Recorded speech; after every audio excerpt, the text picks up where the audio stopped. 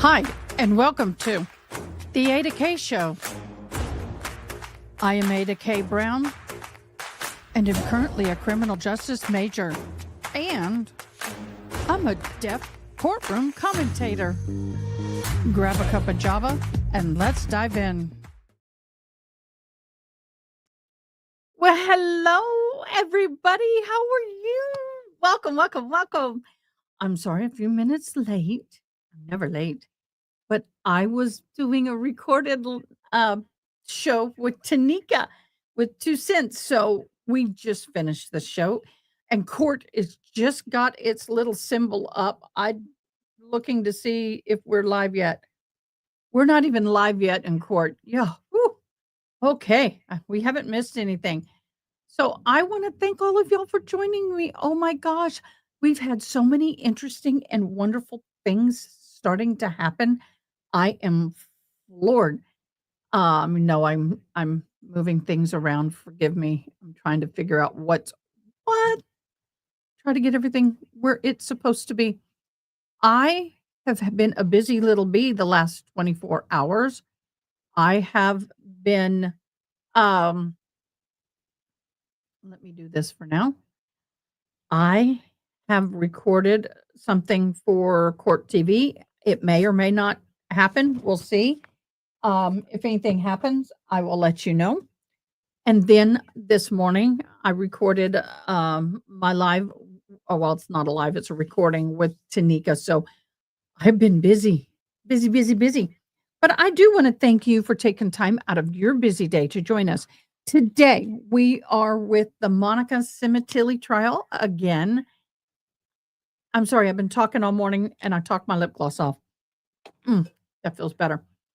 By the way, I went and got me some new Kendra Scott. That is the same brand that I wear all the time. Same company. So I've got some new earrings and always hydrate. So let me see what comments are coming. Hello, Britt. Oh, one sunny day. Thank you for coming in and commenting. I have just spent an hour talking about the Karen Reed trial. And so I'm trying to get my mind to switch over to the Monica Sementilli trial. So if I remember correctly, we had some interesting, a lot of testimony on Friday, and we had some people brought back from the Monica Sementilli. We had some recalls on some people. I'm trying to clear up my screen. By the way, a lot of you who are Catholic, I want to reach out and say my heart and prayers are with you guys and Pope Francis. His health update has not improved. In fact, he's in early stages of kidney failure. I honestly, from what I'm reading in the medical, he is not doing well at all. And The record for Sementilli defendant is present, all counsel present, jury and all. So, with the Sementilli trial, if you don't know anything about it, she is alleged of hiring someone to unalive her husband. Yeah. And this trial has been going on for 16 days. The judge kind of makes a joking comment. Guess what, guys? I thought this was going to be a long trial. We were going to be together for Christmas this year. It looks like we're going to be together for 2 Christmases. So it has really dragged on. Hi, Crystal. Hello. Well, thank you. When you go on other people's lives, you tend to dress up a little bit more. And I found my ring that I can now wear. This stone is a green and a blue. It's a sapphire, but it's got green. It's custom Russian cut. It was my grandfather's. He got it when he was overseas for the war, World War II, and it was in a ring that he had on, and that ring was destroyed when he passed on in a car wreck with my grandmother. They both passed. And I had it remounted. So it's a very special ring. Very, very special ring. So I'm happy to have it back on. Lost a lot of weight and I can wear it. Oh, thank you, Haley Mouse. You're good. We are all good. Okay. I'm going to bring her on because we do have, whew, we have her, y'all. Let me see if this will work. Oh, I think I like that one better. Let me do some adjustments though. I got to adjust this. There we go. Awesome. All right. Here we Council go. President, good morning. Good Before we morning. start, let me advise you next week for scheduling issues, one of your number has certain scheduling issues, and we're going to be dark, meaning we will not be in session as far as you're concerned on Tuesday, the 4th, and Wednesday, the 5th. So you're off those days. The letter that the juror wrote me is very, very nice. And I thought, we've become close in these last few weeks. In fact, I think Oh. we were family. And he misspelled my name. There's no H in my name. But I won't hold it. All right, this time you may call the next witness. He has a sense of humor. He's so freaking stern. He has a sense of humor. Oh, honey, thank you. It's very special. Now this one's Native American made. I got it 7, yeah, 2007. Special. I do. I met the artist or the jewelry maker. And for the record, spell your first and last I name, need to please. take a complicated. I have literally been on all morning. Richard, R-I-C-H-A-R-D, Guzman, G-U-Z-M-A-N. 1 2 1 2. Thank you, Ron. Sir, are you currently retired? I am And where are you retired from? from the Los Angeles Police Department. And how many years were you employed by the LAPD? Just short of 28 years. What year did you retire? January of 2021. And where were you assigned prior to your retirement? Robbery Homicide Division, Special Investigation Section. What is the Special Investigations Section, or SIS? It's a surveillance unit that's available to any entity on the police department. We assist investigators by making connections in their cases. Sometimes they need a little help connecting people to other people, people to locations, people to cars. We do kidnap for ransoms and those sort of things. Okay. And how many years were you assigned to SIS, or the Special Investigations Section? Just under 14 years. Approximately how many personnel were assigned to SIS back in 2017? It would have been 20.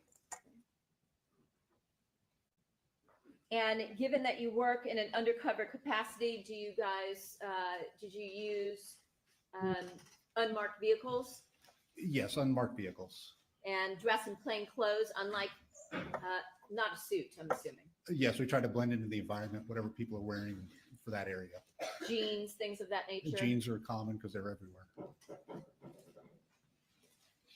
I want to direct your attention to Thursday, March 9th, 2017. Were you part of a surveillance operation that went on that day? Yes, I was. And were you briefed on March 9th about 2 o'clock by a detective from SIS, I Detective was. Rowe? Yes. And were you briefed regarding a surveillance operation that was going to take place regarding 2 targets Yes. to locate and follow? Yes. And one of those targets, was that a female by the name of Monica Sementilli? Yes, Do you see her here in court today? I do. Can you She's- identify her, please? She's seated over at the defense table wearing like a light colored jacket, maybe a brown shirt. Does she look much different today than she did back in 2017? Facially, she's recognizable. Maybe the hair's a little longer.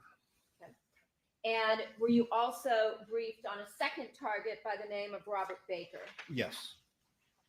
Were you also given residence locations? Yes. Was one of those residence locations in both in Woodland Hills, one at 5012 Queen Victoria? Yes. and the other at, I think it was 6817 Independence, That's correct. an apartment building? Is an apartment building, yes. And were you also given vehicle descriptions? Yes, I was. One for the defendant being a black Ford F-150 truck, Yes, the other being a black Ford Expedition. yes, Were you also provided with photographs of Yes. individuals, their residences, and their vehicles? a photograph of each of the individuals. I don't recall if we got residence photos or vehicle photos. Probably did not. You typically would look those types of things up. Yeah, I mean, if it's an unusual car, I would just Google it. No, I'm talking about the residents. Yeah, you could look up in Google Street View and see the residents. Trinity has been previously marked as People's 14. You recognize the individual you see here. Yeah, that's Robert Baker. And showing you People's 142. You recognize what you see here. Yes, that's his vehicle, the 2000 Ford Expedition. And were you told that this D584 GO was the license plate of that vehicle at the time? Yes, And were you also shown a photograph of this vehicle that you see here in People's 141? I don't know that I was shown a photo before the surveillance began. Okay. And during your surveillance operation, did you observe this particular vehicle, the Ford F-150, belonging to the defendant? Yes, I did. And did you also go to, during your surveillance operation, Baker's apartment at 6817 Independence Avenue in Canova Park? We did end up there, yes. Your Honor, if I could have a photograph of the exterior of that building and the interior parking garage marked as People's 188. Yes. Thank you. Showing you People's 188. Do you recognize what you see here? Yes, that's the front of 6817 Independence Avenue. On the left? On the left, which would be the south side of the building, that's the entry to the underground parking. Thank you.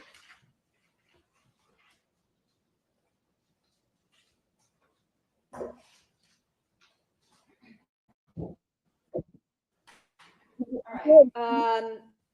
Was there a number of personnel from SAS involved in this operation that took place on March 9th of 2017? Yes, and on March 9th, everybody was working by themselves, no one was solo. So everyone was in a separate vehicle? Yes. And how do the members of SIS communicate while you're on a surveillance operation? The primary way would be via radio, primarily the one installed in your car, or if you're out on foot, you have what's called a footman radio, which is a fancy way of saying a handheld radio that has a very limited range. Or we could communicate by cell phone, text as a backup as well. Do you often have individuals in the unit take photographs? Yes. And those tend to be cell phone photographs or cell phone video as well? A lot of them end up being that way just because they're spontaneous and that's what's on hand. But Yeah. we do have cameras if we're prepared to take photos. But if we just arrive at a location, it's hard to get the camera out that quick. Did you locate Robert Baker that day on March 9th at approximately 4:40 in the afternoon? Yes, I did. And where was that? He was driving westbound on the 101 freeway right around at Haskell. And at that time, was he driving the black Ford F-150 that we looked at in the photographs in People's 142? That's correct.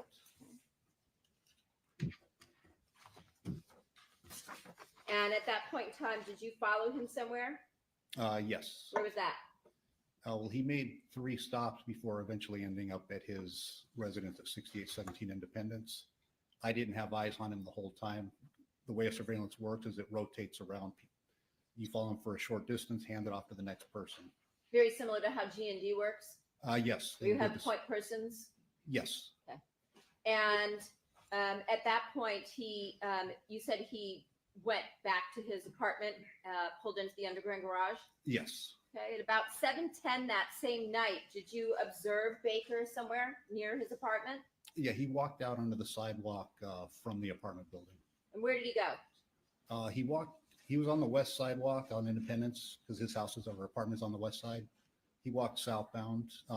He was texting on a cell phone, like what we call a candy bar style phone, all screen, no physical keyboard, Like a smartphone, like a smartphone. as opposed to a flip phone?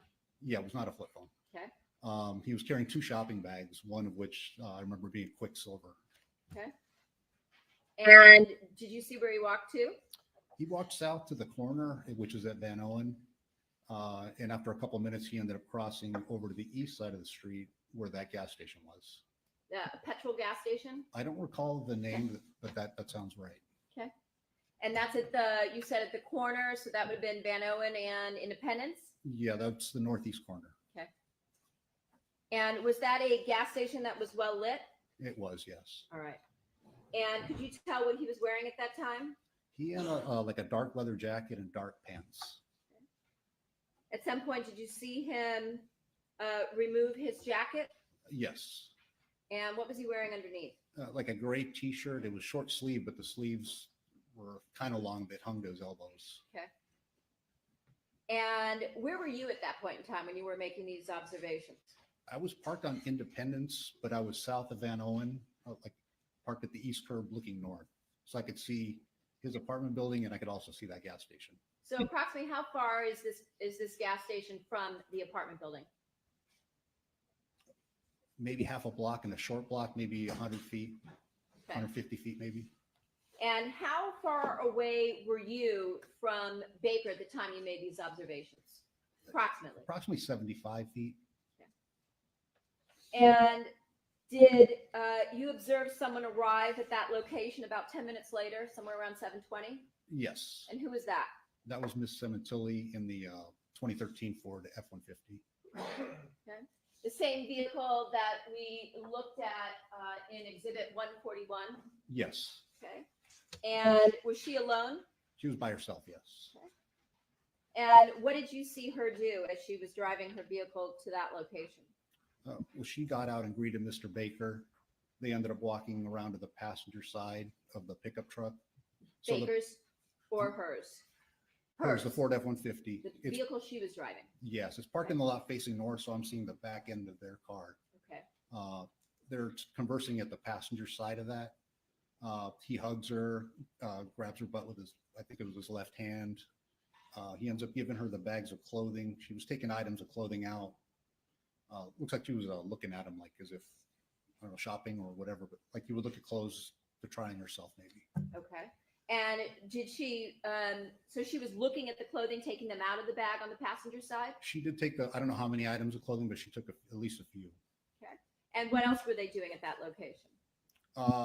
It looked like they were talking and there was obviously that hugging and stuff. And eventually they got in the car and drove away. Okay. Did you see them also kissing? Yes. Okay. And what was she wearing? She was wearing like a light color, So like a light colored dress. I don't remember like the pattern or the color.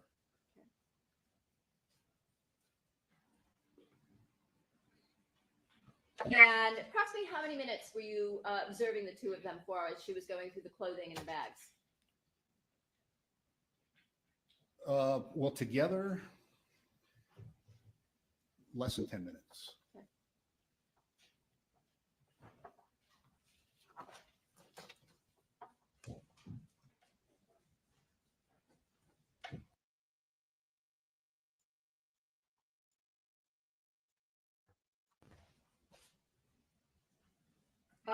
When they drove away, did you see where the defendant got into the vehicle?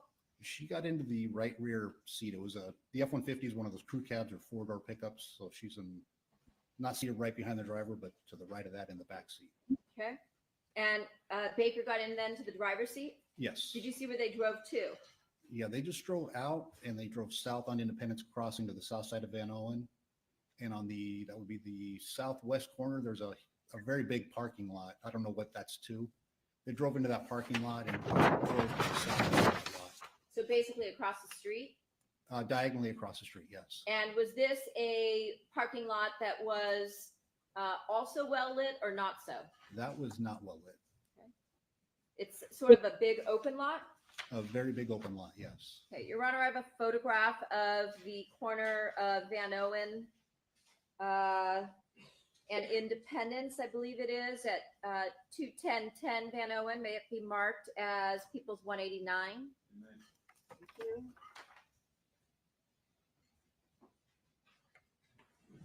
Showing you Exhibit 189. Do you recognize what you see here? Yes, I do.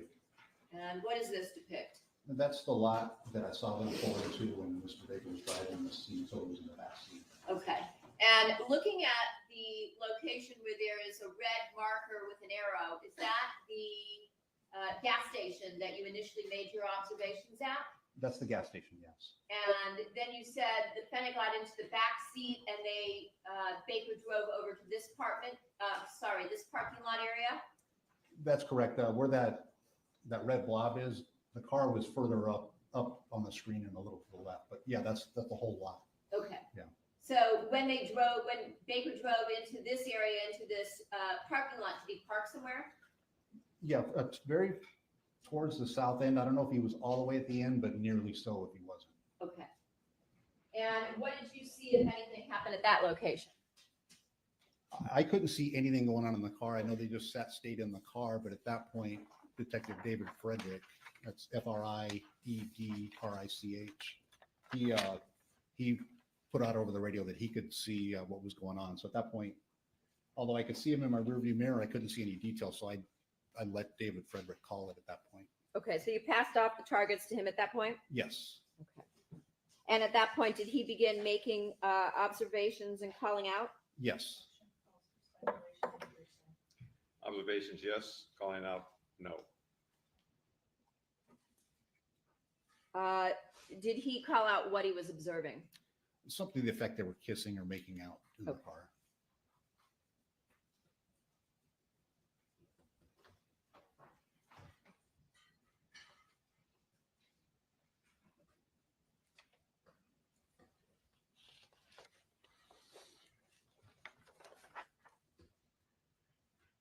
All right, so you were not in a position to be able to see what they were doing at that point, correct? No.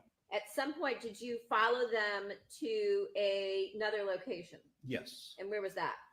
It's the Goodnight Bar on Burbank Boulevard. Is that located at 10721 Burbank? That's correct. All right, and approximately what time did they arrive at that location? Approximately. Maybe close to 8 o'clock. I'm not sure the exact time, but that's fairly close. And did you see them enter the location?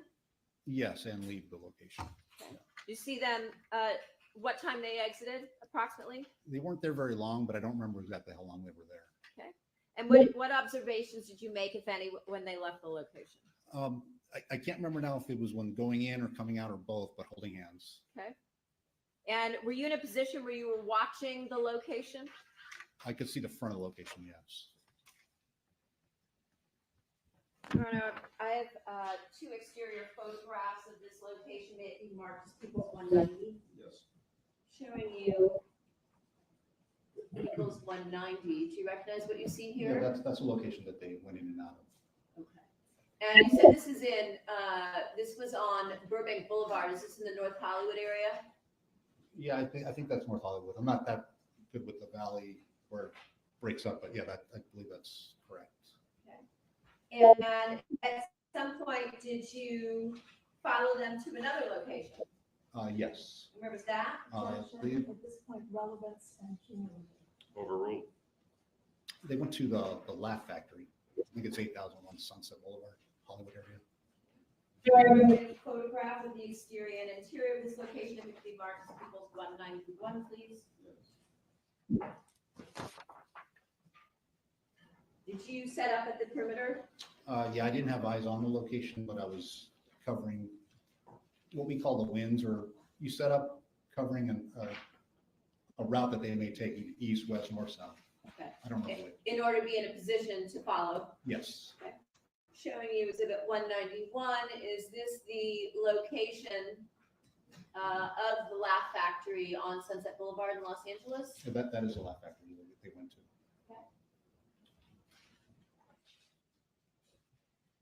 I haven't had breakfast or anything. And did you I'll make omelet. stay at this location until the end of your watch that night? Yeah, I think we stayed until approximately 10 p.m. And they did not leave before that time, correct? No, we left them there. Okay. On the date of June 14th of 2017, were you asked to be a part of, again, a surveillance operation that was going to end in the arrest of these two targets Yes, by robbery homicide division detectives? yes, So at about 1:20 in the afternoon, did you observe Robert Baker somewhere? yeah. He arrived at the Queen Victoria address in the Miss Sementilli's black Ford Mustang. Is that a new vehicle at this point in time? New to us, yes. You hadn't seen it before. You had been advised or informed about the black Ford F-150. The prosecutor is testifying, and this is all reading. It was a compound question. To stand on that ground. Overruled on others. You indicated you had previously been informed of the black Ford F-150 that we looked at in the other photographs, right? Yes. But not Ford Mustang. No, on the March 9th, I had no knowledge of this Mustang. Okay. Showing you People's 64. Is this these photographs that we see in People's 64 depict the vehicle that you saw Baker driving over to the defendant's home on Queen Victoria? Yes. And did you see where Baker pulled in? Just on drive onto the property and out of my view. I can't see when he's on the property what's happening. When you say on the property into the driveway area? Yeah, I'm trying to recall exactly how it was, but I think I'm parked south of location looking north, so I'm only seeing things that drive in and out, but I can't see what's happening on the property. And a few minutes later, did you see the Ford Mustang drive away from the Queen Victoria location? Yes. And did you see whether or not the defendant was in the passenger seat at that point? I couldn't see that. Okay. Were you informed that Baker had picked up the defendant and that she was now in the front passenger by another member of the team? Yes. Overruled. And then did you follow them to the location of a traffic stop by robbery homicide division detectives around 1:30? I did. I didn't see the stop. I was hearing the traffic on the radio. Okay. Thank you. I have nothing further. That's my cross. Good morning, Detective. Good morning. Former retired detective. Thank you. Detective Guzman, the observations you testified to earlier, they were all recorded on video on March 9, correct? I'm only aware of the gas station activity being recorded on video. That was the activity that you personally observed, correct? Yes, from a different angle, that video matches up what I saw, yes. And in fact, you testified before a grand jury about the observations you made in the petrol gas station parking lot on March 9. Yes, I don't know if I knew that it was a petrol gas station, but it was a gas station. Fair enough. And at the grand jury, Ms. Silverman actually showed you a video that depicted accurately the events that you observed, correct? Yes. And on March 9, 2017, which I guess now is about 8 years ago, you observed Robert Baker carrying shopping bags, 2 shopping bags across the parking lot entrance. Is that correct? From his apartment south and then crossing over to the gas station, yes. Okay. And I think you testified earlier that at least one of those shopping bags you identified with something, store name Quicksilver on it. And it was Quicksilver. I don't know if I read the name or recognized the logo, but it was Quicksilver. Fair enough. Showing you what will be marked as, Let's start with that first. Please, yes. What is it you wish to have marked? please, if I may, as Defense 618, I think is next in order. It is next. What is it, please? It is a 5-page document of gas station surveillance camera stills from a video from March 9, 2017, beginning at 7:19:49. So moved. Thank you.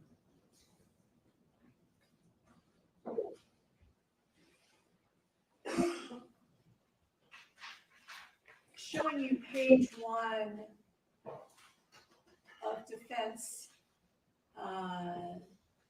618. Do you recognize that, Detective Guzman? That was the approximate angle that the surveillance video I was shown was, where they met, where Mr. Baker and Ms. Sementilli met. Okay. And when you described earlier seeing Ms. Sementilli in the Ford 150 truck, do you see the truck in this screen capture? I'm assuming this is the same. While the video's that I going, saw. I'm gonna eat. It's kind of grainy, but that looks like where the truck is parked. I just can't identify that.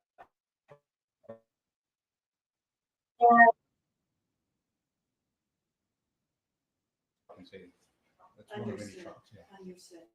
And when you, if, I think you have a pointer. Yes, Okay. If you could show us, when you described seeing Mr. Baker with those bags, do you see him there? yes. Okay, can you I point see, out? I see better.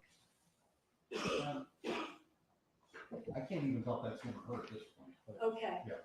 But you see someone walking towards the truck with bags? yes, And when you described the bags earlier, the one you say was Quicksilver, that's the light colored bag? I don't know which of the bags. So there was two bags and one was Quicksilver. No problem.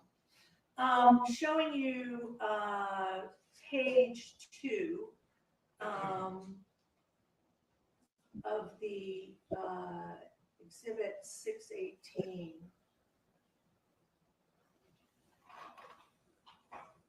You testified earlier that you observed Miss Sementilli get out of the driver's side of the truck and walk around towards the passenger side where she met Mr. Baker? Yeah, I do. I don't remember if she walked in front of the truck or behind, but I think it would have been behind. And they met up and she started removing clothes from the bags that he had brought her? Removing them and holding them up to her as if trying them on for size, kind of like imagine what they look like on her. Okay. And she then pulled out different items from the bags? I don't know if it was all of them, but at least a couple of items. It may have been more, but that's what I remember. Okay. And showing you page 2 of 618, does this accurately represent a portion of what you observed yourself? That looks like it would be taken from the video, like the still of the video, yes.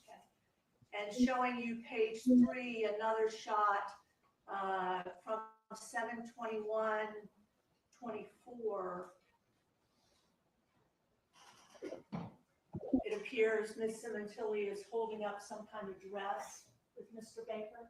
I can't even tell what she's doing from this. It's too rainy for me to really see what she's doing, but that's what she did that day, so that's probably what this is. Okay. And it looks like some kind of item of clothing she's holding up. I can't tell what she's holding it from this still. It's too rainy for me.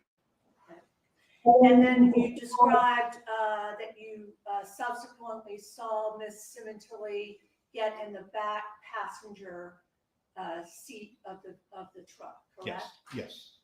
And showing you page 5, I realize it's very grainy. You sort of see I see her arm on the door as if to get in the car. Is that what you're saying? Yes. yes, and that's the back passenger seat you described earlier that you saw Ms. Sementilli enter, correct? Yes. And then you saw Mr. Baker driving Ms. Sementilli's truck away? Yes.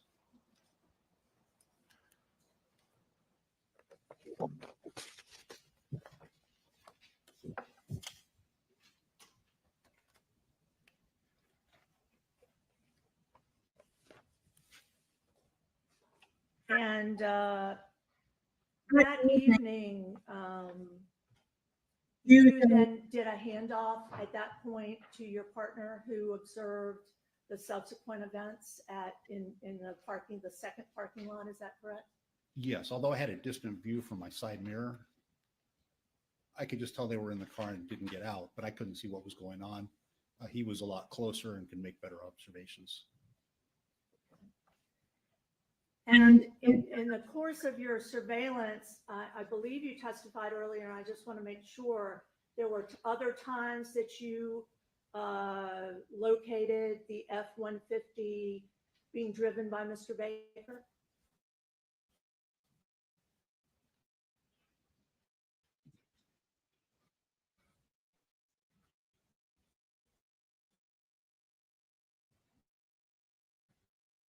I don't know that I testified to that night in the F-150 to each location to the best.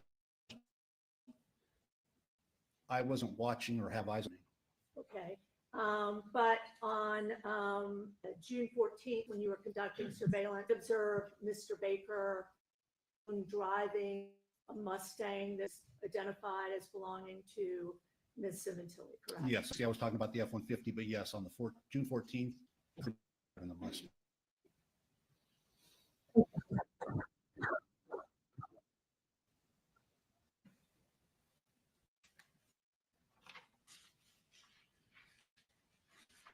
Thank you, Detective.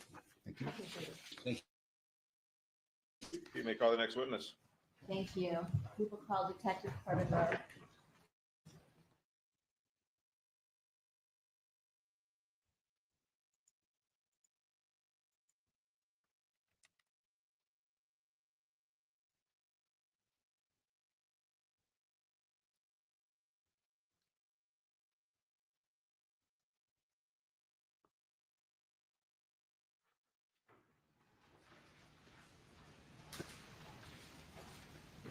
Please state your name, right hand.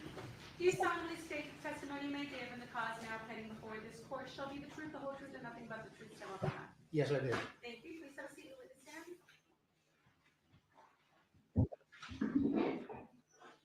And for the record, say spell your first and last name, please. Corbin Rowe, Corbin. My last name is Rheault.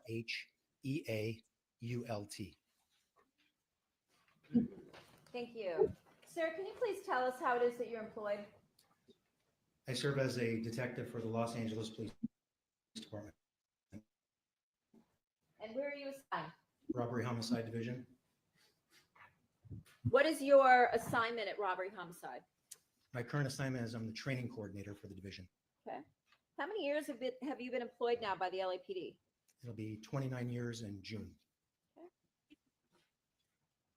What does being in charge of the training coordinator for robbery homicide mean?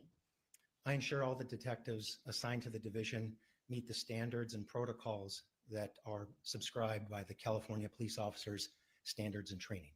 And do you also run schools regarding undercover work? I do. I coordinate and lead and train the department's undercover school. Were you previously assigned to an undercover section based out of RHD? Yes, And what section is that? that's the Special Investigation Section. How many years were you assigned to SIS? Approximately 13 years. And during that period of time, did you work in an undercover capacity? I did. How many years have you been assigned to RHD, homicide? I spent 2 years at Homicide Special Section before being assigned to the Special Investigation Section. Did you also work for the cold case homicide section? I did. How many years were you assigned there? Approximately just under 2 years. And did you also previously work as a narcotics agent? I did. I served as a special agent for the California Department of Justice. I want to direct your attention back to either late on the night of Tuesday, March 7th or early Wednesday, March 8th. Did you have conversations with Detective Chris Gable and Barry Tellis, who were assigned to the Homicide Special Section at RHD at that time? March of 2017. Thank you. What did I say? Okay. Yes, I did. Thank you, Your Honor. And did they request that you, along with other individuals from SIS, conduct an undercover surveillance operation on a couple targets? Yes, And who were those individuals? Robert Baker and Monica Sementilli. Do you see the defendant, Monica Sementilli, here in court today? I do. Can you identify her, please? She's seated to the left of defense counsel. She's wearing a tan blazer and a maroon blouse. So indicating. Thank you. Does she look much different today than she did back in So rule. March of 2017? Significantly different.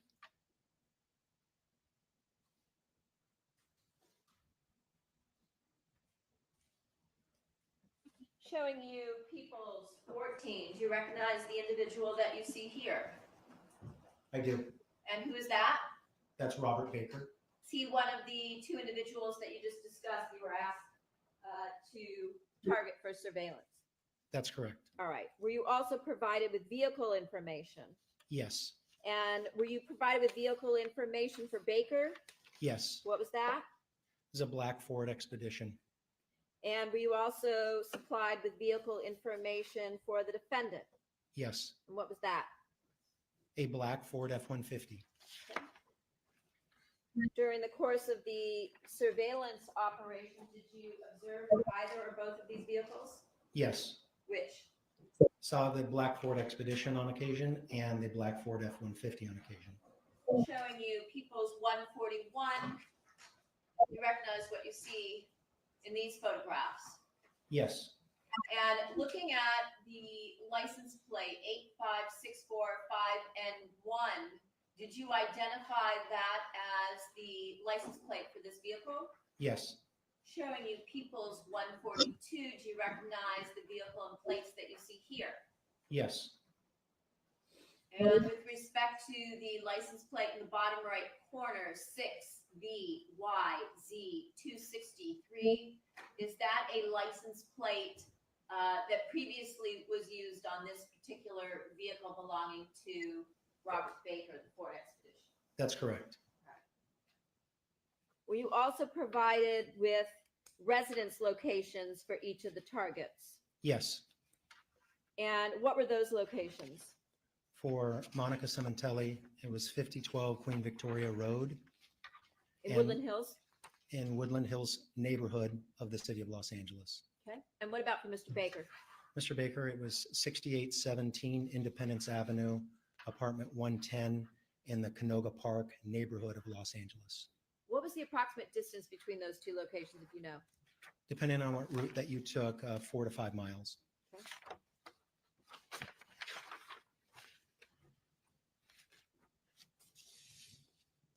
On the date of Thursday, March 9th of 2017, did your unit begin surveillance operations on the defendant and Mr. Baker? Yes. And prior to the surveillance operation, did your team have a briefing that day at 2 o'clock? Yes. All right. And were you informed that and did you go to a location where a tracker was installed on the defendant's Ford F-150? Yes. And where did that take place? That was adjacent to the Laugh Factory comedy store off of Sunset Boulevard in the Hollywood area of Los Angeles. Were you on the perimeter at that particular location that night? I was present at the surveillance on the perimeter, although I did not witness the tracking device being installed. And the next day, on Friday, March 10th of 2017, at about 2 in the afternoon, again, did your unit conduct a briefing regarding the surveillance operation for that day? Yes. Okay. And did you locate Baker's Ford F-150 that day, you or someone in your unit? It was actually Baker's Ford Expedition. Sorry, Ford Expedition. Thank you. Was that around 3 in the afternoon? Yes. And did you follow him in his Ford Expedition to a particular location? The surveillance did. Okay. Did you follow to a location as well? Yes. Okay, where to? It was a strip mall off of Ventura Boulevard near Penfield. And there's a Ralph's there and also a Asian food restaurant.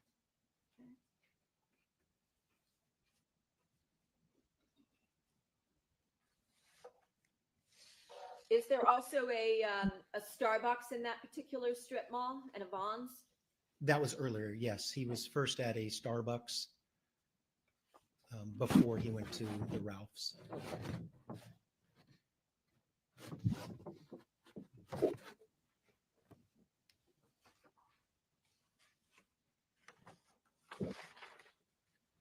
Now, at some point, did you make observations regarding the defendant on that same date near that location?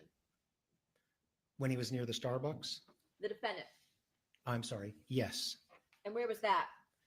I observed her in her black F-150 get gas at a 76 gas station that was near the northwest corner of Penfield and Ventura. Okay. And was that the same location where Baker had been observed just a short time prior? That's correct. Okay. And that was near also the Ralph's Market? Yes, Okay. And at that point, did you follow the defendant somewhere?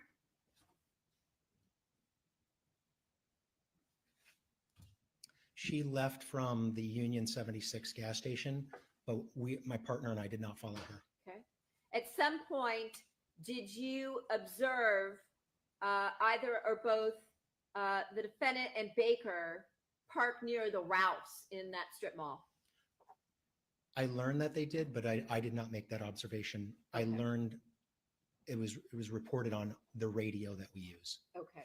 At some point in time, was it reported to you that both the defendant and Baker met up in the parking lot behind the Ralph's? Your Honor, I would object, calls for hearsay. Explains what this is substantive conduct, it's overruled.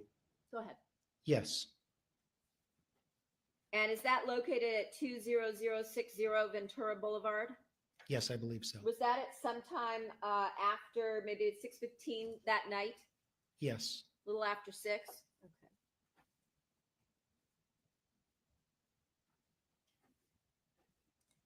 And at some point in time, was it also reported to you that both the defendant and Baker left from the parking lot behind that Ralph's in her Ford F-150? yes. And who was driving at that point in time? I don't recall. Okay. Do you have notes with you? I do. Can you identify those or look through your notes and see if that refreshes your recollection? I can. Thank you. Let me know when you've had an opportunity to do that.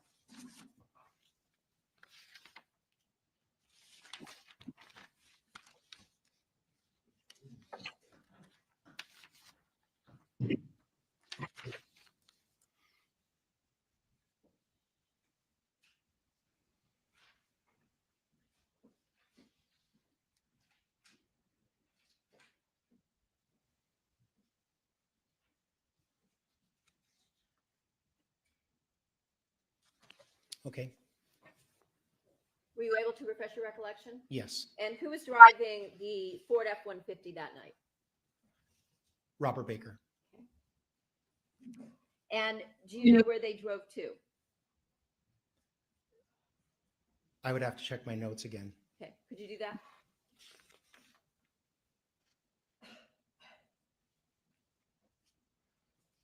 Okay. Did that refresh your recollection? They went back. Yes. Where did they travel? They went back to the Queen Victoria residence. The two of them together in her Ford F-150? Yes, Leaving his vehicle then in the parking lot of the Ralph's? correct. I want to move on to Monday, June 5th of 2017 at about 9 in the morning. Once again, did your team have a briefing that day regarding Yes. the surveillance operation to take place on the defendant and Baker? Yes, Okay. And at some point later that morning, did you set up on the Queen Victoria location? yes. Approximately what time is that? I don't recall. At some point in time, did you observe the defendant leave the location driving a new vehicle? I did not make that observation, but I learned that she was. Okay. At some point, did you see her driving to that same, did you ever see her driving that vehicle, the new vehicle, the Ford Mustang, to the Ralph's location? No, Okay.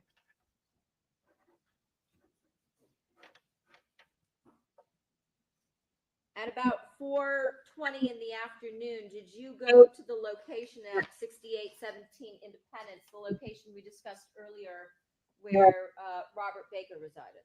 yes, Showing you exhibit 188. Do you recognize the apartment building in the photograph on the left? I do. And at some point in time, did you go into this underground parking location? Yes, And what was your purpose? to surreptitiously place a tracking device on Robert Baker's black Ford Expedition. And if we look at the photograph to the right, does that appear to be the interior of the parking garage? And I believe, is this his vehicle here, the black Ford F-150? Yes, Okay. Is that, I'm sorry, I said it again, the black Ford Expedition, did he, is this the vehicle onto which you placed the tracker? that's correct. What's the purpose of the tracker? Two purposes, but specifically, generally, trackers are used for two purposes. One is to find the location of the vehicle when you're not physically surveilling the car. Where was that vehicle at? And the route of travel it took and how long it stayed at a particular location. For this particular case, we use the tracking device as a locator to find out where the vehicle's at so that our surveillance would be more effective and efficient. And the reason for that is if we check known locations for the suspect and his vehicle's not there, we would have no other locations to check. So having a tracking device on the vehicle puts us generally in the direction of the suspect as quickly as possible. And does that tracker also allow you, through an accompanying program, to track where the vehicle goes when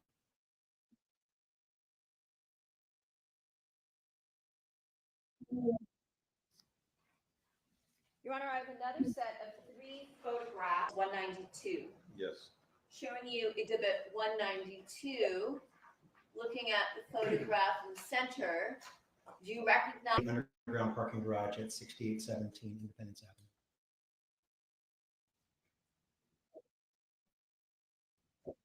Avenue. Wow. Wowza.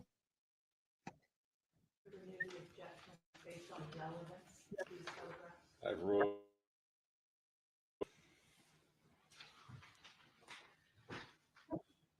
Detective, am I correct that you have, as a part of your extensive work with SIS and surveillance operations, you also have the ability to place listening devices when you're placing tracking devices to secure warrants? Like an overhear listening device? Yes. No, Okay.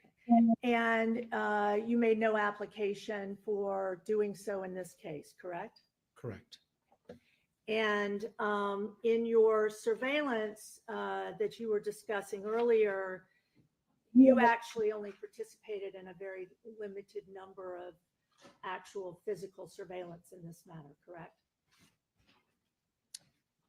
Please let me think and I can count the number of days. Of course. 4 days of surveillance, and then the 5th day was the arrest.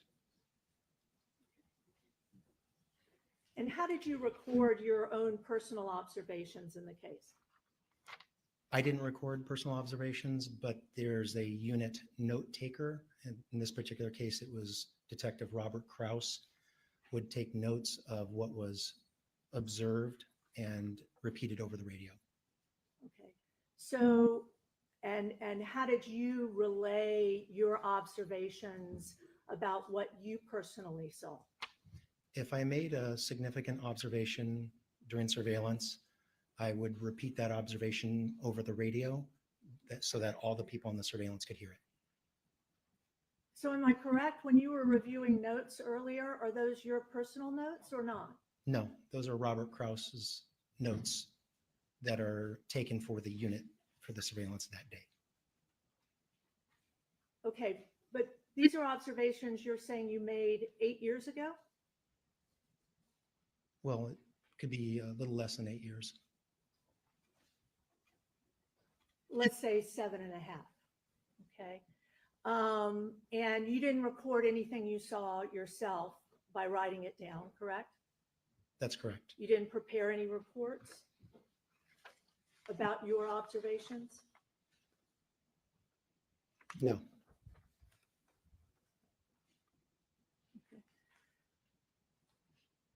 So when you're talking about observing Ms. Sementilli in a basement in, when was it? When in the People's Exhibit that they just showed you? I believe it's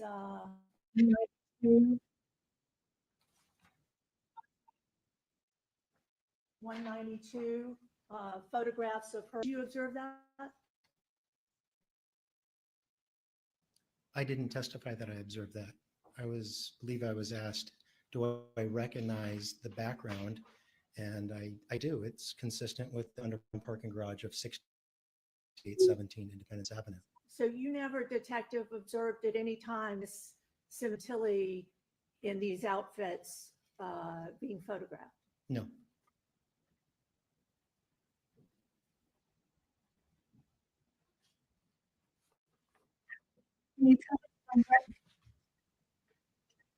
And days of participation in surveillance were?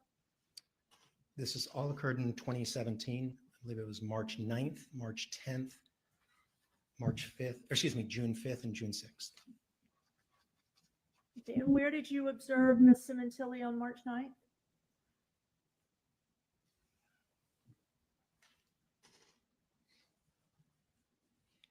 I don't believe I observed her on March 9th. My observation of Miss Sementilli would have been on March 10th when she was at the Union 76 gas station at Penfield and Ventura. Okay, so you didn't make any observations at any time during March 9 of Ms. Sementilli? No, I think at various times during the surveillance, I may have been behind her vehicle, but it was not a significant observation. It was merely watching the vehicle travel from point A to point B. It's not unless something significant, if they stop, if they have a conversation with somebody, things like that. Okay. And how long did you follow Ms. Sementilli on March 9th? Me personally, Uh-huh. I don't recall the duration. The whole surveillance, I'd have to check the notes on how long we conducted surveillance that day cumulatively as a team, but I don't track how long I'm behind her vehicle or vehicles that she may be in. We don't track that. But at no point in whatever you were participating in on March 9, did you ever see her outside the vehicle?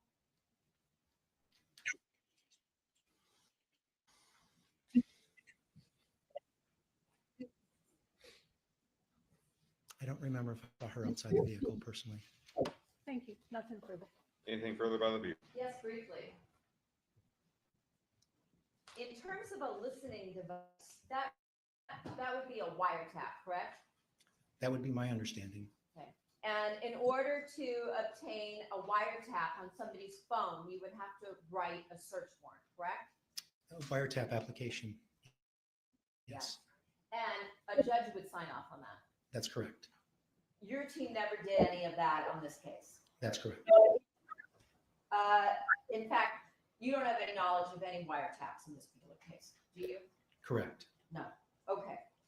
In terms of the documentary questions regarding the unit note takers, you explained surveillance operation that the point person is passed off depending on the location of each of the individuals in your team and the direction the targets travel. That's correct. And various individuals on the team will call out, as you explained on direct, over the radio as they're making their observations so that the rest of you can put yourself in a particular location. Correct.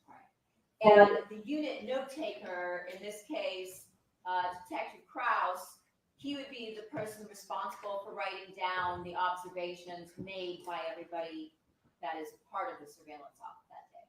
That's correct. And it's not a transcription of what occurred, but rather the significant events that were observed. Okay.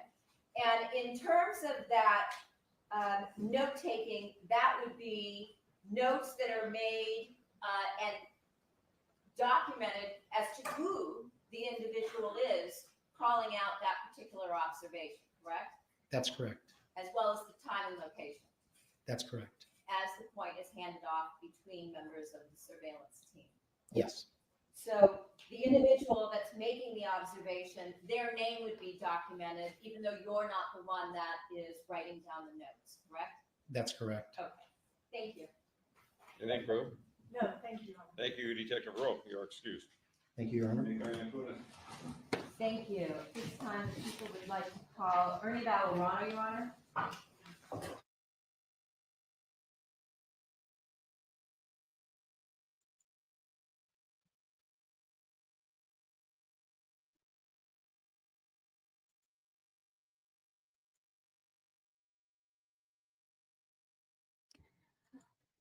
Okay, guys, I don't know why my caption is not showing up.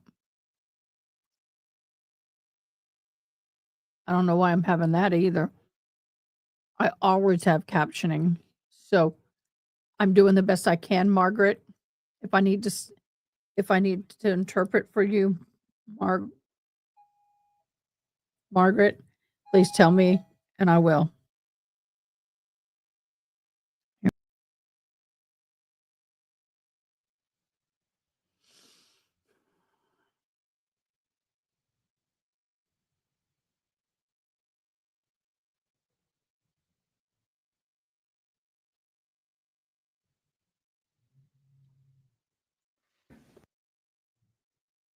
Proceed to the witness stand.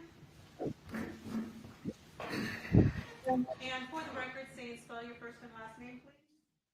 Ernest Valorano III, Ernest Vallorano. Thank you. Mr. Valorano, did you know somebody by the name of Fabio Sementilli? Yes, I did. And who was Fabio Sementilli to you? A very good friend. Would you consider him to be your closest friend? Just looking for a photograph that's previously been marked. I believe was that 93? I believe so.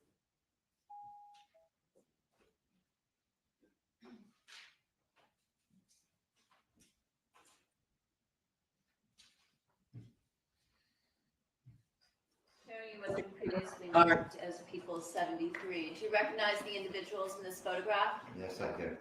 Fabio, his two daughters, with Luigi, his son. You knew his entire family? Yes, I did. And who introduced you to Fabio?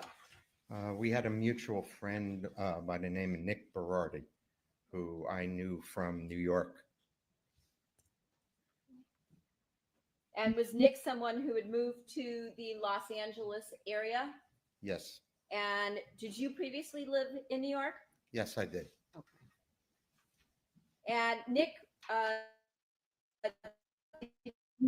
where did he work? Did he work for Wella, the I same think company? Nick was an independent contractor for Wella. Okay. And at some point, he introduced you, Fabio? Ooh, let's see. I think it must have been around, I moved to LA from China actually in 2012. So it was probably a few years later that I got in touch with Nick and then met Fabio. So approximately how many years had you known Fabio at the time of his death? Probably 3 to 4 years.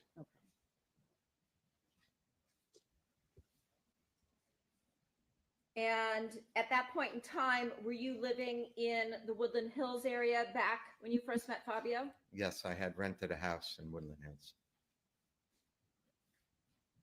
And was there a group of you that formed a close bond? You, Nick, Fabio, and a couple other gentlemen? Yes, Did Fabio introduce you to another individual? I think the way I was introduced to the group was Nick Berardi introduced me to Fabio Sementilli, and then Nick also introduced me to Diego Raviglione. And then Fabio, we became fast friends, and then I met his family. And Diego was also somebody that was working with Fabio well at the time? Yes, And did you speak to him almost on a daily basis, if not every other we day? spoke a lot. All right. And did the two of you often get together? Yes, we were at each other's houses quite often. Sometimes would he call you on his way home? Yeah, from just work? call me on the way home. You want to come by for a drink, or I'd call him. We met a lot. And where did you typically hang out, the two of you? Either at my house or his house. And if you were at his house, where would you and he typically hang out? On his back patio, he would be in his favorite chair, and I would sit across from him. Showing you what's been previously marked as People's 9, page 20. Yes. You recognize this location? Sure, that's his patio, and to the right, the closest chair to the right, that's Fabio's chair. So you would sit across from him and the two of you would sit outside? Either on the red cushion or directly across. And the two of you would sit out there and smoke cigars and Yes. talk? Have a drink, smoke cigars, and talk.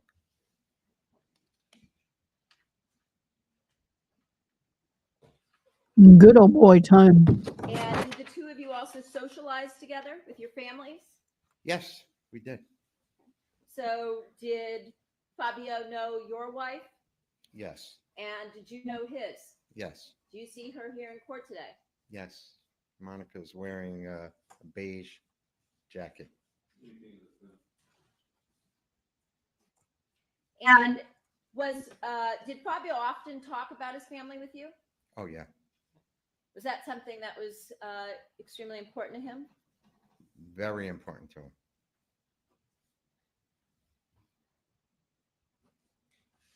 And did you also meet his extended family from Canada? Yes, I did. On Monica's side and Fabio's side. Okay. And did he also meet your family? Yes, he did. My And- mother loved him, Your mother loved him. for sure. He And reminded her of her oldest brother. He would come in and give her a big hug and, hey, Jeannie, how you doing? And she just melted. and did you also meet his mother before she passed? Yes, I did. Sustain. At some point in time, did you also meet Fabio's sisters, Morella and Lori? Yes, I did. And did you often spend holidays yes. with Fabio and his family? Yes, I did. At some point 11. towards the beginning Their of time. January of In my time. 2016, a year prior to his death, did the two of you travel together? Oh, yeah, we went on a golf trip together. And was there something that he would do every night after dinner? Yes, after we had finished playing golf, we would have a drink and he'd rush to his room to FaceTime with his wife and kids. Did he ever say anything to you or mention anything to you about whether he suspected his wife of having an affair? Did he ever mention anything like that? Not in those words, but issue of trust came up and he made a statement that you can't trust anybody but your mother.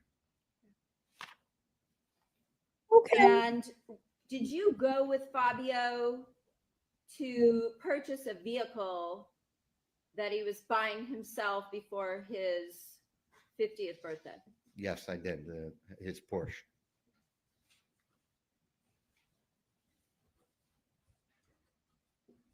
And were you and Fabio and a number of close friends planning a golf trip for his birthday that was coming up to several golf courses in California, like Pebble Beach? Yeah, it was, yes, I did.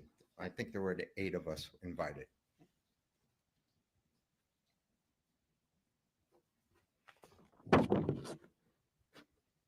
And did you, along with the others, receive an email from Fabio about paying Monica for this upcoming birthday trip? Yes, And did you, in fact, pay Monica a certain amount of money for this trip? yes. How much money was that, if you recall? I think it was around $3,000. So, Each? yes, well, yes. Did you ever get to go on that trip? No, Did the defendant ever return the money to you? no. The weekend before Fabio was killed, that would have been January 21st and 22nd of 2017. Did you receive a call from Fabio? Yes, I did. And did you go over to his house to help him with something? Yes, to repair, I think it was a power washer he had just bought. And did the two of you go somewhere to try and fix this, get this power washer fixed? Well, actually, that day we tried to fix it right in his driveway. Were you successful? And we got it to run. Okay. And did the two of you go somewhere? That day, Did you drive somewhere in his Porsche to Manhattan Beach? oh, yes, that's right. We went, I introduced him to a mechanic that I trusted to service his Porsche and check it out for him.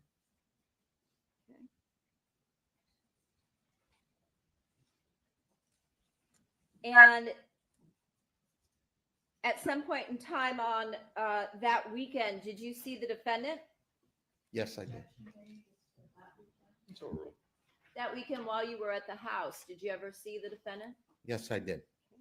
And can you describe the relationship that you commonly saw between them? Did it appear that they had a good relationship? What did you know? Yes, it seemed like a very loving family.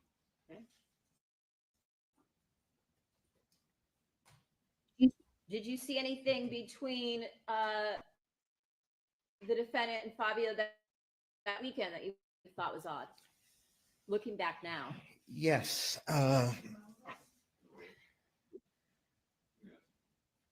Yes, I did. What was that? While we were repairing the power washer, Monica came out and had made sandwiches for us, which I thought was great. So she gave us a sandwich. I was all happy. And Fabio didn't seem happy. He kind of ignored her.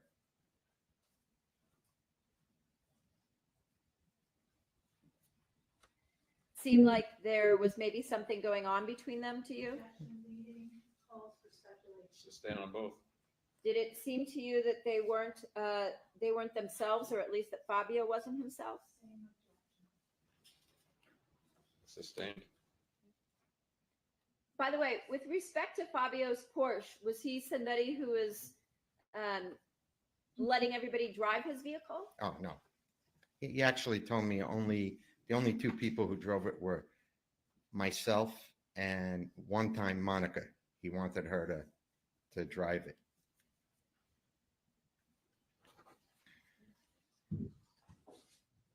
So you don't suspect that Fabio would have let any of... Not at all, no. Sustained. After that particular weekend, did you leave to go on a trip with your wife to London? Yes, I did the next That morning. microphone kills me. And Sorry, guys. when you landed in London, did you receive news about Fabio's death? Yes, I did. And did you call the defendant to talk to her about what had happened? Yes, I did. After you returned, did you cut your trip short because of this? I tried to, but Monica said that it was going to happen right away. I couldn't get back in time, That what was going to happen right away? that they would be having the funeral right away. Once you got home, did you try to help Monica? Oh, yes. I Did you speak to her on a regular basis? Yes, I tried to, yes. Approximately how often? Every I couple was days? checking in, 2 or 3 times a week for sure. And did you also go to the home on Queen Victoria every week? Yes, I did. More than once a week? It's hard to recollect, but I think it seemed like I did, yes. Okay.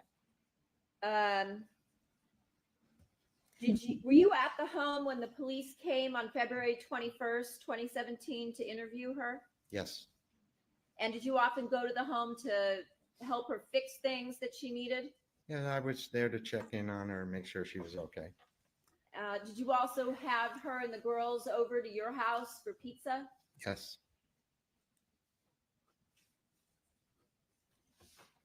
And when she came to your house, did she generally come with the girls and leave with the girls or not? I remember one incident really distinctly. She left without the girls.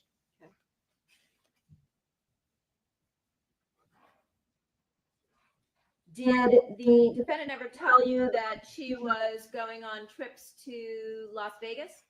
Mm, No, Did she ever tell you she was going on a trip to Myrtle Beach? It's overruled as well. Did she? no, She ever tell you that she was seeing someone? oh, no, She ever tell you that she had been seeing somebody for over a year? no. After Fabio's murder, was there a central issue that the defendant would bring up with you on a regular basis? Just that the insurance money wasn't coming in fast enough. And was that something that she complained to you about often? When I contacted her, yes, that because I would ask, did you hear anything? And no, And was that was that something she brought up with you? It's overruled. I'm sorry, repeat that? You wouldn't know to bring it up with her if she didn't bring it up to you, correct? I'm sorry, ma'am. I already ruled on this. Go That's, ahead. yeah, she would bring it up or I would bring it up. It was a big topic. For her. Yes, And did she tell you that she was running out of money and was going to need to sell the house?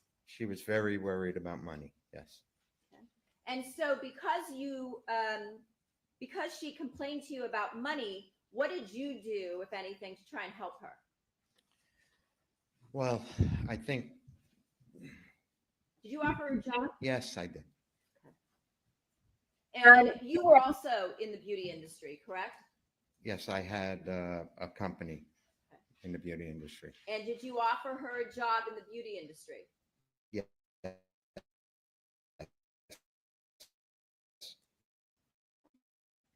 And was that being worried about money? Sustained. Why did you offer her a job? So she could have a way to support herself and her kids. Okay. And what, if anything, did she say when you made her this offer of a job? She said she needed to think about it. She ever take you up on your offer? No, She ever tell you that she didn't know how she was going to survive without Fabio's money? yes, she said she didn't know how she was going to survive. Did you, at any time, did she tell you that she was actually receiving Fabio's full salary for 6 months? No, That's low. She never told anybody. Did you and Fabio ever talk about money? Sure. Did Fabio ever talk to you about the fact that he collected Bitcoin? Yes, he was one of the first people who was speaking about Bitcoin and encouraging me to start investing in it. Did you ever take Fabio to buy Bitcoin? Ye- Hello. Yes, I did. And approximately how much Bitcoin did he purchase that particular date? That day, I distinctly remember he purchased $500 worth of Bitcoin from a vending machine on Laurel Canyon Ave that was in place at the time. And did Fabio indicate to you that he was investing every month in Bitcoin? Yes, he did. Because of that, when the defendant was complaining about having money issues, did you talk to her about Fabio's Bitcoin? Yes, I did. And what did she say, if anything, in response? She said, I remember her saying that she knows about it, like she knew about it. Okay.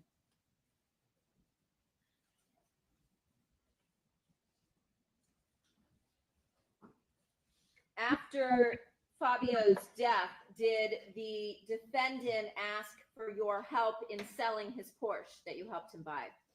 Yes, she did. Did she tell you why she needed you to sell the Porsche? She said it was a bad memory for her and she didn't want it around.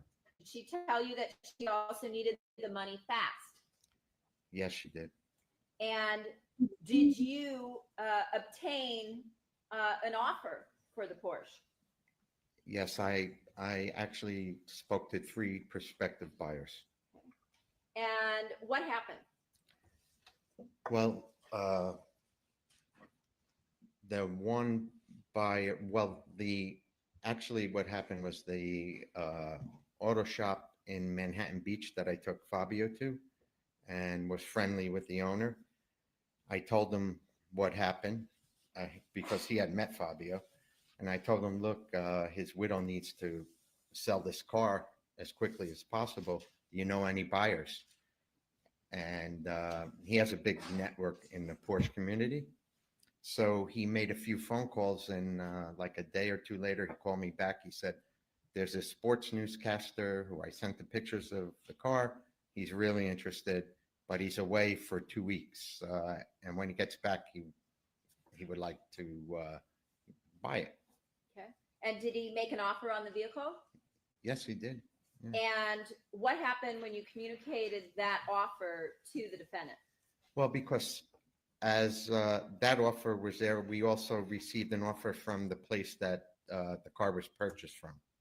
Eurolux? Yes. And was that offer higher or lower? It was about $15,000 lower. And what happened? Monica elected to sell the car to the Eurolux to get the transaction done quickly. So she gave up the $15,000 higher offer to go with a. I'll take your objection under submission. You may finish your question. She gave up the $15,000 higher offer for the lower offer because it was quicker. Take our morning recess now for 15 minutes. The admission applies. See you back here in 15 minutes. Wow.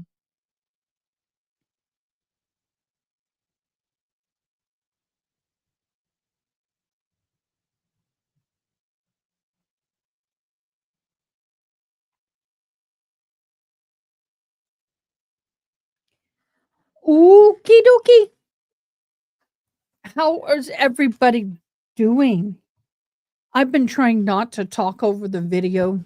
I've been told that people aren't liking it. Well, this is just a normal day in court. Nothing really big going on.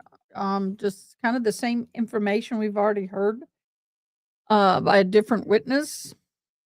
I have set up tomorrow's Karen Reed's trial in my StreamYard. So that live is waiting for you guys to go push the notification bells. I'd greatly appreciate it. And y'all keep an eye out. We're going to have that interview I did this morning on Karen Reed with Tanika go live sometime tonight. Yay! Sometime tonight. I'm looking forward to it. I had a great time being on with her. Really did. She's a love. And I'm going to be having, let me do this. Let me do this. Come on. I'm going to be having Tanika back on Sunday night, and we're going to be discussing the Adelson case.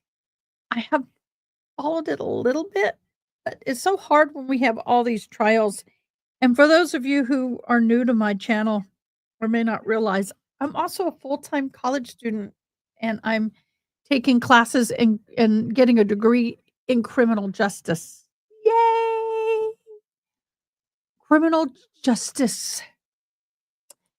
And so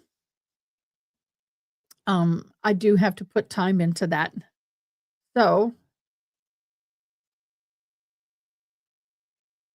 no, I haven't. And if we weren't in this, we'd be watching it. Yeah. Let me see if I can. Yeah.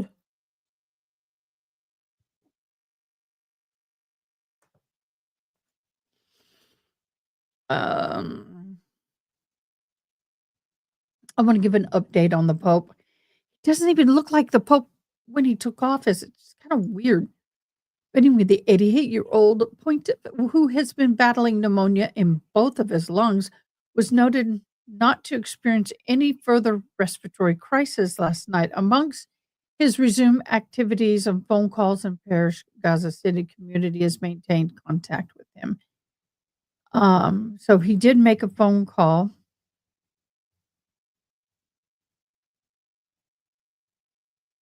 So he has a slight kidney insufficiency detected on Sunday. They don't think that's cause for just any kind of concern. He still remains critical. He has slowed down stability since Saturday. His blood test confirming the early kidney insufficiency was under control.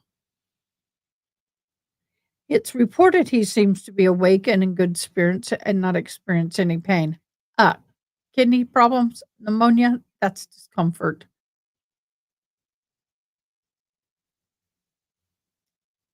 So I just wanted to, I know a lot of people are Catholic, and I wanted you guys to know that our hearts and prayers are with the Pope at this time. And it's a big deal. There it is. So I did a little slide, as I always like to do. Don't ask why. I do them all the time. But we did a real quick, our hearts and prayers are with Pope Francis and all the Catholics throughout this time in the world. And I hope I didn't misspell that. If I did, somebody tell me. Notification set for KR. Yay! So let's go into and get a catch up on the Iowa.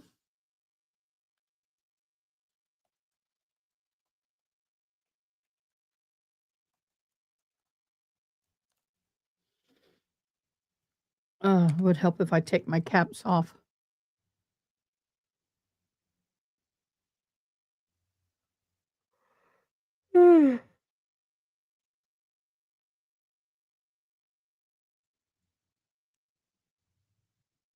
Amy Mullins unalived. Who killed her? How did she pass away? 48 Hours is a flagship investigation magazine. Okay, never mind. How did she die? Amy Mullins was born in January 23 of 1979 in Ames to Robert and Peggy Fuller. Her obituary read that she graduated from a high school in 1997. She went to college, community college, to become a nurse. Was married to Todd Mullins for 14 years. She was a mother of 3. The family lived in Earlville, Iowa, where they worked as farmers. In fact, she had also left her job as a registered nurse to help out on the hog farm. Her hobbies were hunting, fishing, and spending times outdoors. My kind of gal. November 10th of 2018, Amy breathed her last breath about 9:30 in the morning. Both her and her husband and her sons, Tristan, had started work at the farm. They were awaiting a delivery of baby pigs. Amy joined them. Todd had stated that this was his first time she had stepped out of the house after an outpatient medical procedure. That day, then 13-year-old felt that something was up with his mother. She said she was getting dizzy when she got into a bucket. She had to hold herself from falling off. And she got down and her legs was kind of shaky. Although she insisted she was fine, Amy felt dizzy again, so her husband asked her to go rest in the house. From a shed nearby, he also asked her to pick up a pet carrier. Amy left.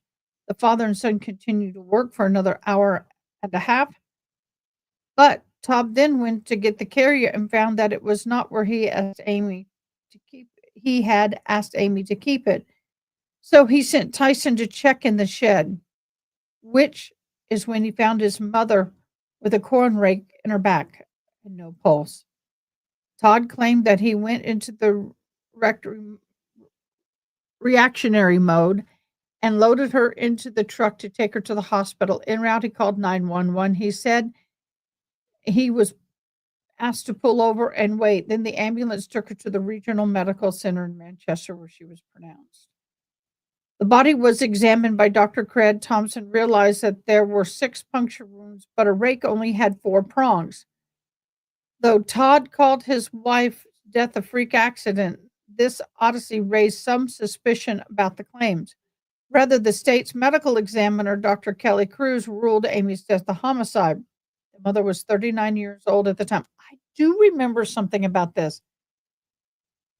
It was actually Todd Mullis who was convicted for unaliving his wife. It was revealed that Amy wanted to leave her husband and that their marriage had been rocky for some time. But she was also afraid of how he would react. Her friends told authorities that Todd discovered in 2013 that she had cheated on him. Ever since then, he became paranoid, controlling, and was what reported that she told her friends if she ever went missing, then the plot of land that the couple had purchased should be searched for her body.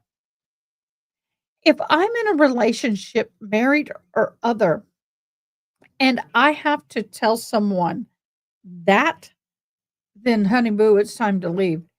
Me begun an extramarital affair with Jerry Frazier. Oh, honey, you shouldn't have done that. The farm's manager around May of 2018.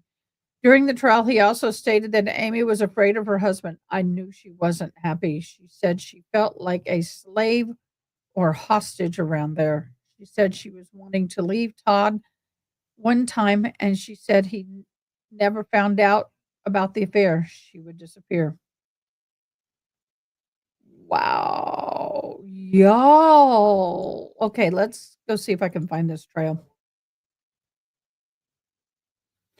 Maybe we'll start watching it in the breaks. Oh, we got the bedtime unalive trials.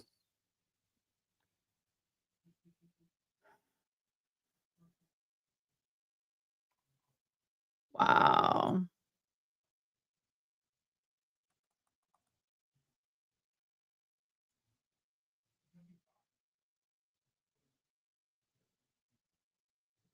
I'm trying to find the trial.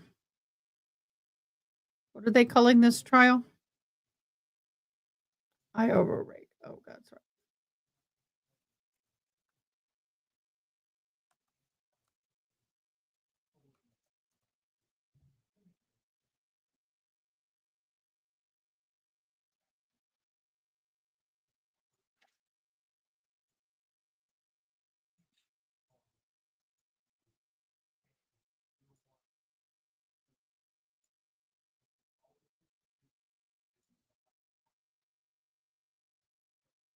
Okay, so we'll watch a little bit of this.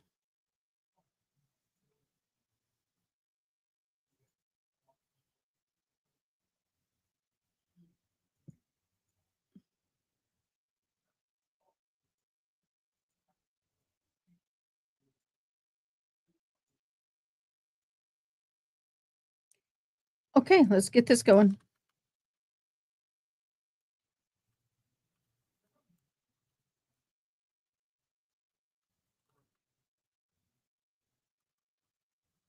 He's in.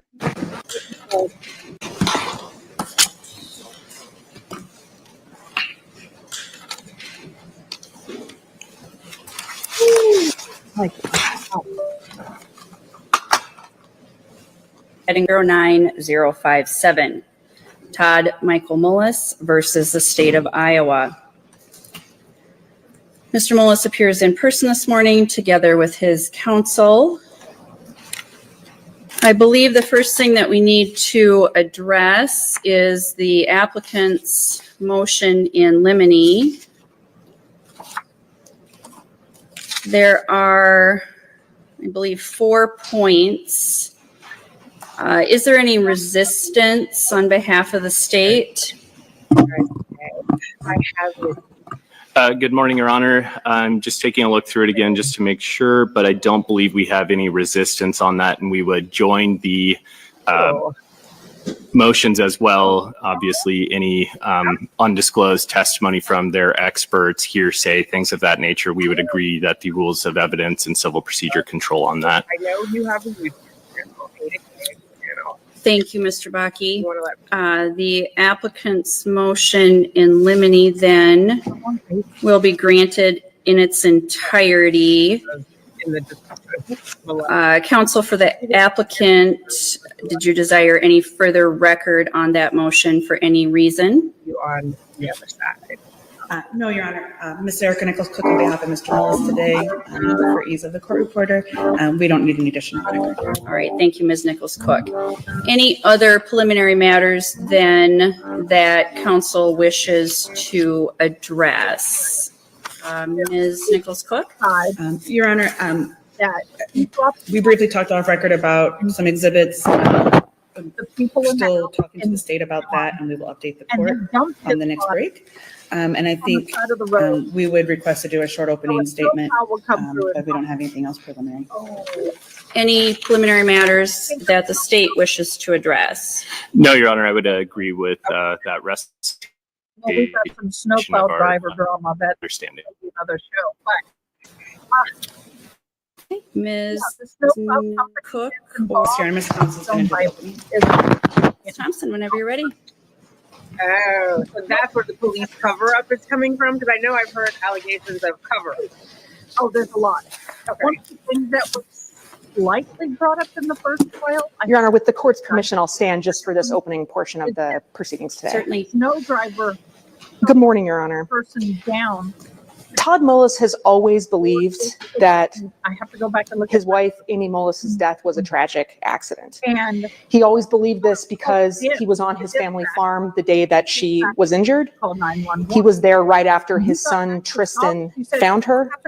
He was there as he and his son Tristan tried to give Miss Mullis emergency aid and rushed her to where EMTs could get her to the hospital. He was there when first responders treated her injuries like they were the result of an accident. And he was not aware of any information that would tell him that what happened to her was anything other than an accident. Even when police began an investigation and began to treat him like a suspect, he did not stop believing that what happened to Miss Mullis was an accident. He knew he had nothing to do with her death, and he didn't believe that there was any evidence that anyone else did either. Because his account of what happened and his beliefs, unlike the accounts of some of the people that you're going to hear in this post-conviction trial during this week, has always been the same. But at trial, he did not have any way to present evidence to the jury that this was an accident. And that issue is what the court's going to hear about over the course of this hearing. The court's going to hear evidence that he begged his attorneys, begged them all through pretrial preparation to investigate this case as an accident. The court's going to hear evidence that his lawyers disregarded what he was telling them. Which is the wife. The court's going to hear evidence that his lawyers did not talk to experts or fact witnesses that would have helped them understand and present a case that this was an accident. And the court's going to hear evidence that his lawyers did not listen to his explicit direction to investigate these issues and to pursue this case as an accident. And because his attorneys did not listen to him, because his attorneys did not investigate or present these issues, the jury did not hear important evidence that they needed to hear to understand that the state's case was simply wrong. The jury heard the exact opposite of what Todd Mullis asked his lawyers to present. They heard his own lawyer in opening statements tell the jury that Todd didn't know what he was talking about, that Ms. Mullis was murdered. They heard his own lawyer, in effect, tell the jury that Mr. Mullis was not credible. They heard his own lawyer make these concessions on day one, right when this trial began, and then really have no defense to present on Todd's behalf. His lawyers conceded guilt in this case without any plan to present another defense. The court is going. Whoa. Wait. His own attorney? I may drop I call her Sementilli out of sarcasm. Sementilli trial. This sounds a whole lot spicier. Going to hear evidence that Todd didn't agree to this plan. He didn't know this was the plan. He'd actually asked his attorneys to do the opposite. And at this point in the proceedings, the court has heard in various pleadings at other hearings that we've had, the PCR team for Todd repeat this to you over and over again in all of the filings, that this was an accident, that this is what this case is about. And we've repeated that to the court because it's true.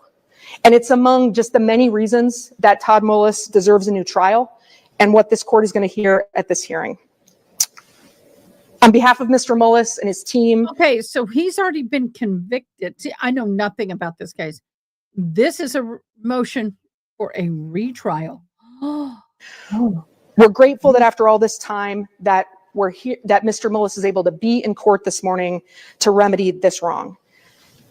Nobody listened to Todd at trial, but this week he'll have an opportunity to be heard through this case. And the court is going to hear other important evidence as well that the jury never heard, that is going to create at least the reasonable probability that the outcome of his trial would have been different if the jury had heard everything that the court is going to hear over the course of this trial. The court also knows that this is the rare PCR case here in Iowa with an actual innocence claim. And that is what the court is going to believe and know about Todd after this hearing.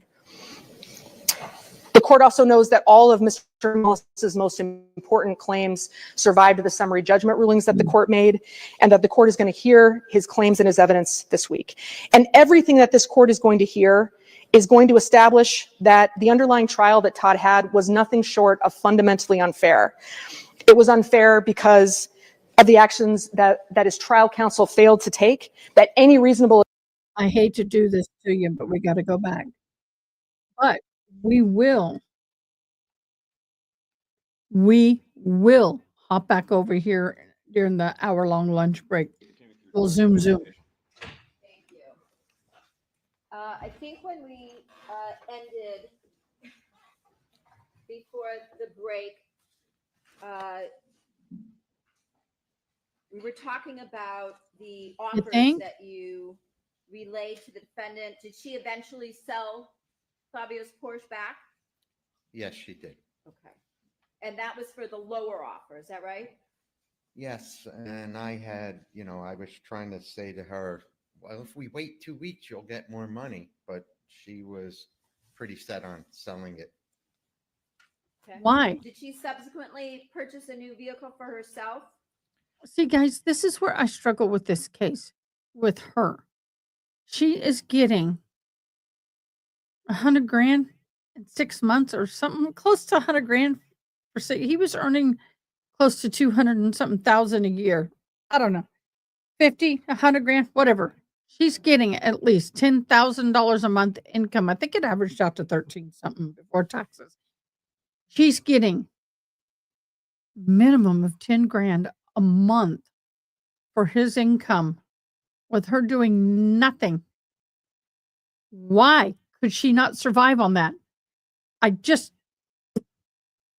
You you want to get away with Redrum, you don't start begging for money for the insurance policy. You let it do its due course. Oh my God. I, I don't recall, but I guess she did, yeah. Well, did you ever see the Mustang? No, because prior to that, I was a little stunned because Fabio, Sustained. You weren't aware that she purchased the Mustang? Is No. that what you're saying? Did you and Fabio often go with Nick and Diego to car shows and things like that? every year, Sustained.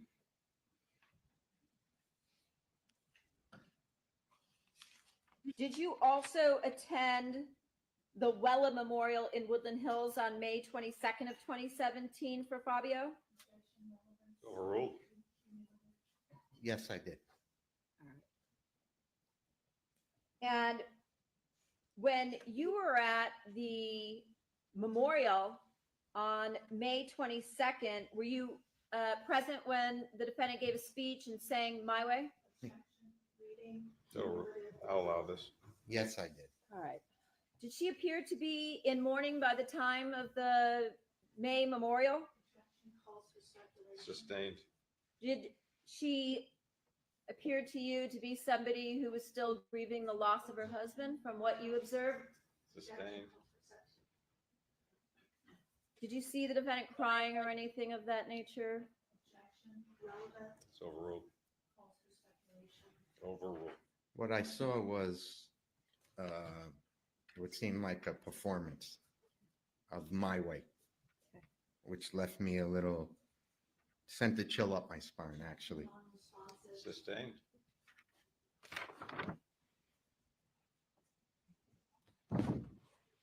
Did you also attend the funeral and the catered luncheon in Canada at the beginning of February in 2017?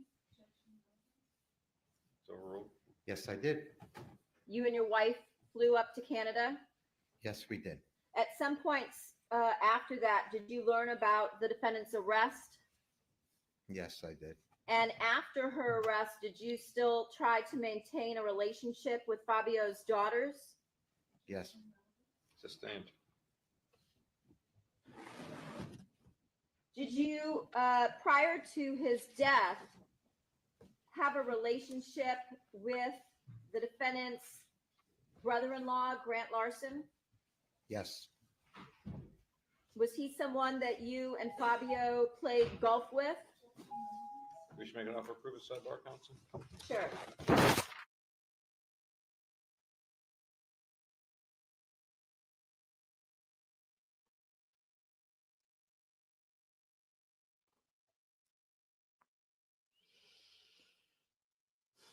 What is the deal with her getting all these cars? I'm struggling with this. She had a vehicle. He had a good vehicle. She got rid of it.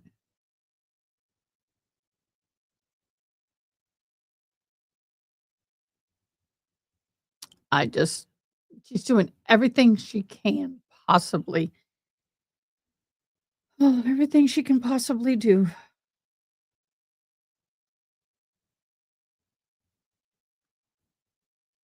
I just don't get it.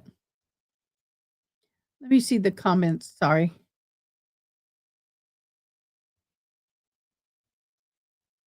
Okay, he's suing the state for bad counsel. That makes sense. I look forward to seeing that. Plus she and the kids get a Social Security death benefits. Exactly. And that starts pretty quick, doesn't it? I mean, that doesn't take a long time to start. So this is what greed gets you. Definitely what greed will get you. Y'all. Proceed. Thank you. Again, the relationship between you, the defendant's brother-in-law, Grant Larson, Fabio, did the three of you often get together, play golf, things of that nature? Yes. Whenever Grant was in town, Fabio and I would meet up with him. We'd play golf. We'd have lunch, drinks. We were together a lot. And did you also have various conversations with him and the defendant's sister after the defendant was arrested for Fabio's murder? Yes, I did. And did Selfie time. you and Grant and the defendant's sister often discuss, subsequent to her arrest, the fact that everybody was aware she was, at that point, had been having an affair? Counsel, I wish you to get to the point that we talked about a sidebar, please. All right. At some point in time, did Grant come into town after the murder and come by to your house for drinks? Yes, he did.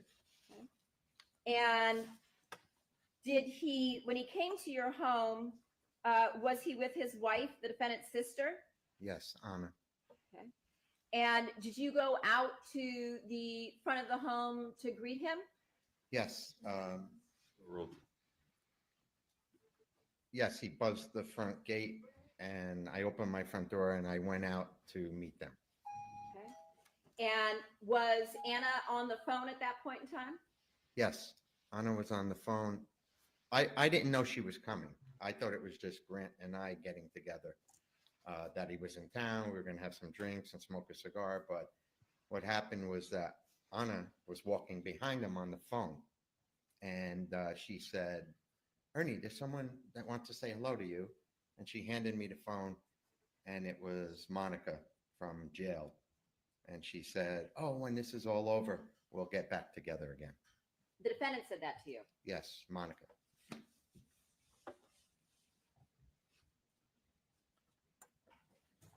Were you shocked?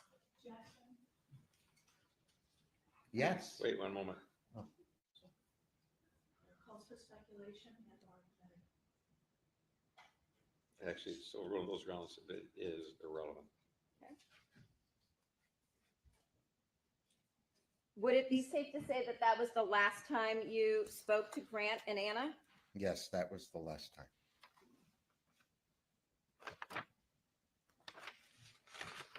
I have nothing further. Thank you.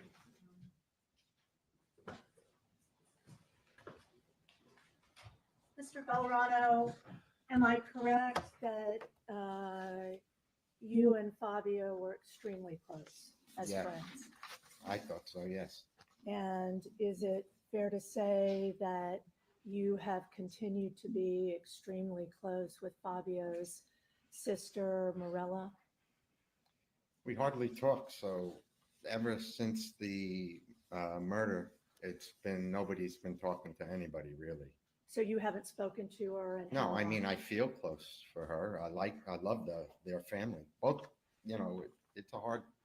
it's a really hard situation when you feel for the people that you knew, Grant and Anna, and also both sides of the family. My heart was bleeding for everyone. Yes, yes. When was the last time you spoke with Morella Rota? Probably today. Okay. Yeah. And What? before today, when was the Today? last time you spoke to her? So rule. Before today, Yes, sir.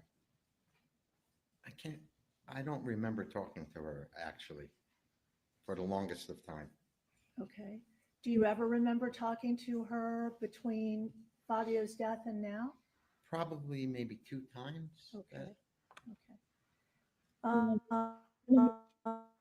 You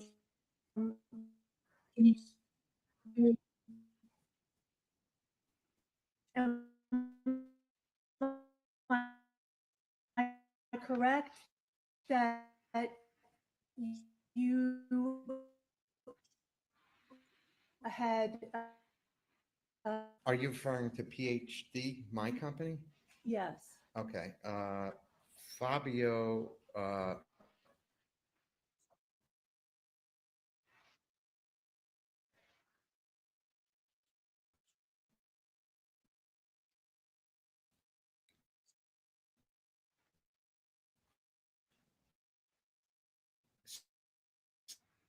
And she came on the phone and we asked her, what do you think about this? I don't remember, the details, but what do you think about this brush and what the length should be and what would you use it for and things of that nature. And did you ever pursue that business? I made prototypes, yes. Okay, and when was that? Allow it. And when did I make the prototypes? Yes, when did you start the business? You started the business? Oh, yeah. Okay. It was a registered business. I actually was doing it for probably right around the time I met Fabio, actually, because Okay. I did sell to Wella. And he was your partner? Partner? No, Yeah. It wasn't, any piece of the business was not no, involved it's Fabio? 100% mine. Okay. Yes.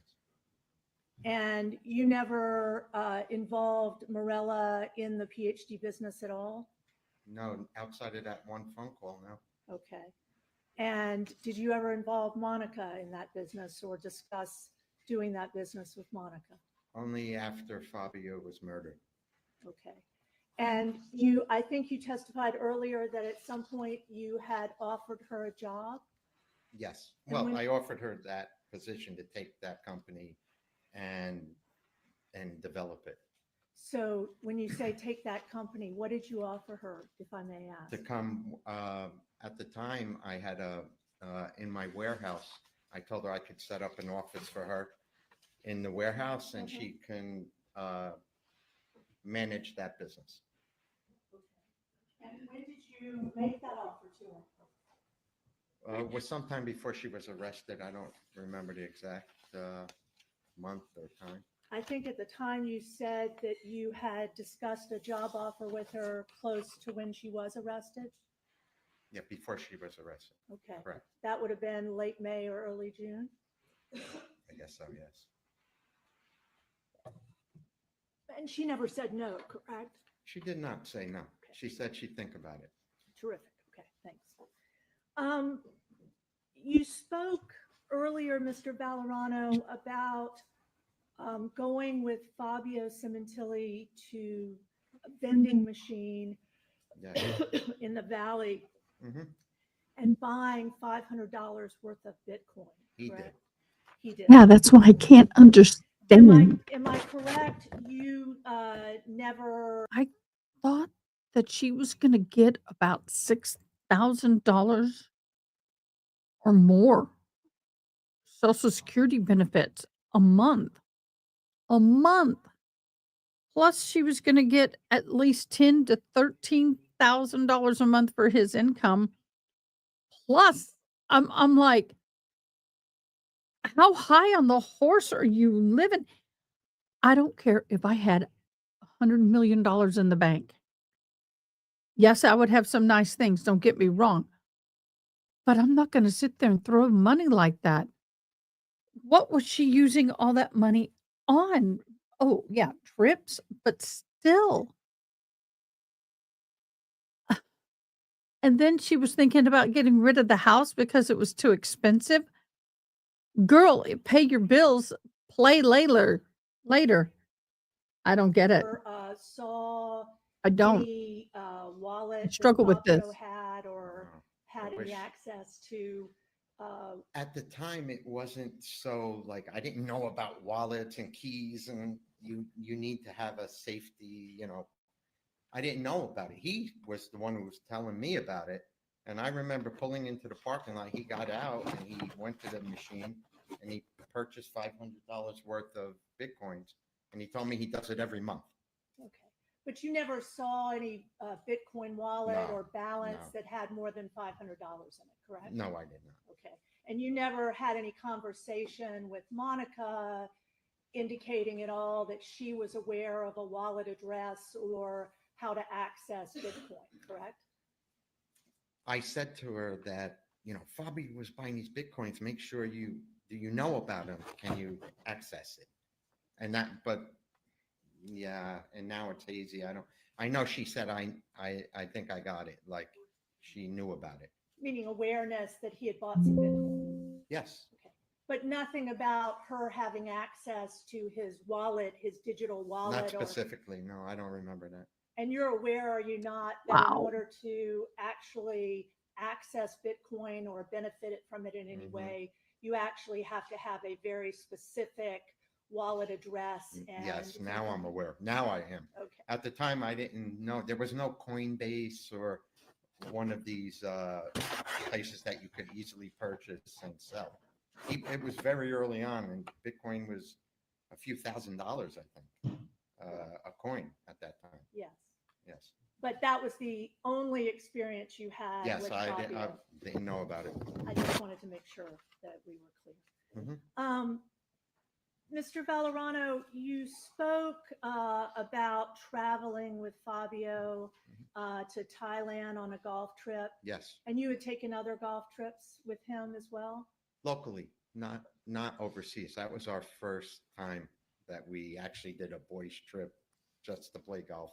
And that was just you and Fabio, correct? Just the two of us. Okay. Oh. And you spoke earlier, and I think you mentioned when you spoke to the police back in 2017 that Fabio was not a guy who went out and partied. In fact, on this trip, he would go home every night to the hotel and FaceTime or Skype with Monica, correct?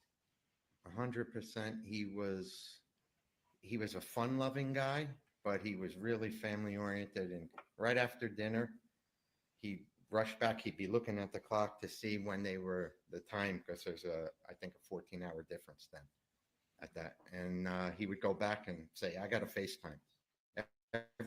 Every night. And you said that he would share intimate stuff about his, correct? Yes, expect family life. Yeah. And you, I think back in 2017 at least, you described, told you he was happy and that Monica was very dedicated. Is that right? I don't know if he said those particular words, but if you looked at them, it looked like an ideal, I mean, that's why we. Relationship, he would have talked to you about it. You would hope. If I want to believe that if he specifically knew, I would hope he would, and then I can talk to him about it. But if he just suspected, I doubt he would, because he was a kind of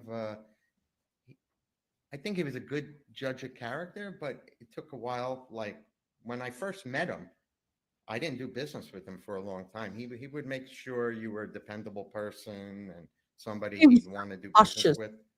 It was just social with us for the first year or two. Got it. But at no time did he ever mention or say to you that he was unhappy with Monica or complained about Monica in any way? No, that's why that one night in Thailand, when he said you can't, and if you knew Fabio, to hear a statement like that after seeing the way their relationship was, to say to me, you can't trust your wife, you can only trust your mother. That really bothered me, and it didn't hit me, and it made me think about it like for a long time afterwards. It really hit you, but you didn't follow up with any questions, correct? No, because right after he said that, he got up and went to do the Skype or whatever it was with his family. With Monica? Yes. And you never mentioned it again to him? No, I didn't. Okay. And when Could've you been having a bad socialized with them after you got back from Thailand, Mhm. you went over to each other's houses, Yes. correct? And you had an opportunity to observe Monica, correct? Yes, I did. And everything you observed was loving and attentive to Fabio, correct? After his murder, you mean? No, Or- before. Oh, before, yes. Yes. Yes, for sure. Just that one time with the sandwich, that was the only time I ever seen him act like they might have had a fight the night before or something was off. But prior to that, never. And when was that? That was I guess it was the day before he was murdered, because I left that morning while he was murdered. I was in the air. So it had to be the day or the day before, 2 days before. So that would have been Saturday, January 21st, 2017? Yes, right around then. Okay. That was the only time I saw something that looked like they weren't getting along. Okay. But I think you described earlier that she made sandwiches for the two That's of you. the time I'm talking about. Yes. I accepted it gladly, but he didn't. He just like it was weird. She had to put it down and he just ignored her. Like it wasn't the normal reaction that you would see from Fabio. Okay. I'm confused. Are you saying he didn't eat the sandwiches? No, he didn't eat the sandwich. I ate mine. He just left his there. Okay. And then we went, I ate it and then we fixed it and that was it. Okay. I'm a little confused, Mr. Valorano. You spoke to the LAPD. You were in fact interviewed. Yes. Were you not, on the 21st of February, about a month later? Yes, I was correct? there. Yes. Okay. And you described to them specifically about the power washer that Fabio had bought, correct? And that he'd asked you over to the house to fix the power washer, correct? Correct. And you came over to fix the power washer and you thought it was really nice that Monica had made sandwiches and brought them out. I did. But nowhere in there did you ever describe this incident you're testifying about today, where you say that she brought out the sandwiches and Fabio looked upset. Correct? That's true. And when he asked me, I was shocked. I was a little appalled that I remember distinctively, he said, do you know if Fabio had an affair? And I said, no, he would never. And he said, do you know if Fabio suspected Monica of having an affair? And I was kind of upset that he even asked me that. I said, no way. I would have never believed that she was, capable of that. Okay. That would have happened. Okay. Mr. Valorano, am I correct that at the same time you spoke to the police and you were actually interviewed yet again, correct? You spoke to a detective Roberts and a couple of DAs at some point? I don't recall that, but I guess I did. I remember there might have been one phone call after that initial meeting in person. Okay. Well, let me go back to this 50th birthday golf trip that you spoke of earlier. Okay. Fabio had told you specifically, I think you mentioned in at least a couple of your interviews, that Fabio had told you that Monica was planning his 50th, which would have been in July, correct? He did. He said that Monica was going to arrange a townhouse for all of us, and that she was going to, I don't know, I kind of remember that she would we'd be able to play twice a day and have lunch, and it sounded great. Okay.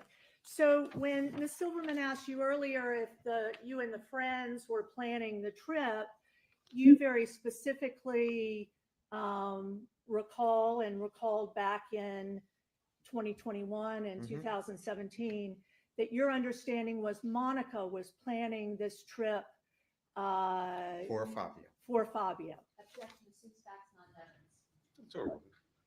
Is that correct? Say it again.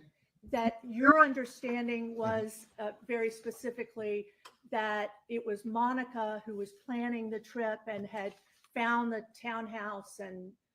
Yeah, she was involved. You're right. But they both, I guess they both planned it because he's talking to me about it. And back in 2017 and again in 21, Mhm. you very specifically remembered that it was Monica, after Fabio died, who approached you and offered to give the money you had contributed back, and that you had declined. Yes, I remember we were in her kitchen and she brought it up. She said, "Oh, you paid for this trip, take the money back." And there was no way I was going to take the money back from her when, I didn't know if she had any income coming in, or it just didn't seem right. So I said, "Don't worry about it. Don't worry about it." And that was the last I spoke of it. Understood. If we could touch on the Porsche for a minute. I think you testified earlier that you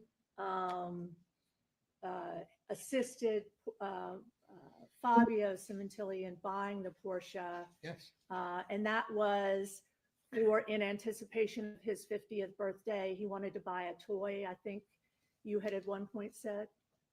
Yeah, I don't know if I use that word toy, but I had been buying and selling Porsches for a while, and sometimes on the way to the golf course we would switch cars, and I'd say he had a really nice BMW at the time, and he said, "Why don't let's switch cars," and I would drive his car, he would drive mine, and then he started to fall in love with the Porsche car, so he was like, "Oh, I think I want to get one." So then I would introduce him to certain people. I think at the time we were trading like info on cars that were for sale, and that's how it happened. And he was actually at first considering a different car. He was considering the Camaro, which was coming out in a year, and the Z1. Mustang. Not the Mustang. I specifically remember him saying he doesn't like the Mustang. At the car show with Nick and Diego, Fabio loved to have his photo taking in everywhere we went. Like if we were riding bicycles, Right. he'd say, "Ern, take a photo here." So at the car show, I liked the Mustang. I said, "Fabio, this is kind of cool." He said, "No, I don't like it, the new Mustang. I want to look in the Z1." And I think I even had a photo of him. He made me take a picture in the Camaro, and also the Chrysler, I don't know the name, Demon or whatever that big Chrysler car is. And he made me take pictures in both of them. Okay, so when you told the police in February of 21 that Fabio was deciding at first between a Mustang and a Camaro, that wasn't what he was looking at? I You don't said you remember. test drove him? He test drove the Camaro, not the Okay. Mustang. I don't recall the Mustang being in the conversation. Okay. Would it refresh your recollection to read the transcript of your Sure. recorded statement? Sure. Showing you What I said. page 110 and 111. I need lots. Oh, good. It's big. Yeah, It's it's big big. enough. Okay. Directing you to Here? 111. It was between a Camaro. He wanted the Camaro. Right. And the Ford. He bought her a Mustang. He liked the Ford. Oh, okay. Okay. Oh, but didn't he buy his daughter the Mustang? Or I remember didn't one of the kids have a Mustang? Yeah. Yeah, for them he liked it, but not for him. I think that was it. Okay. But when you referred to the detective saying he liked the Ford, you just had forgotten that he Yeah, I was probably, understood. it wasn't specific, so. Understood. And when you bought the Porsche, helped him buy the Porsche, am I correct? He financed a large part of the car. He made a down payment and then financed the rest. I don't recall that. We went And I wasn't in on the actual negotiation. I was outside looking at the cars and when he decided he was going to buy it. Okay, so when you told the police that you helped Fabio negotiate the price, Oh, yeah, with the salesman, yeah. But I didn't go into that sales managers to do, or maybe I did sit in on it, but I don't recall numbers or, that was quite a while ago. okay. But you do recall when you helped Monica sell the Porsche, Oh, yeah. that there was a significant amount of money that had to be paid on the financing, to pay off the finance company, correct?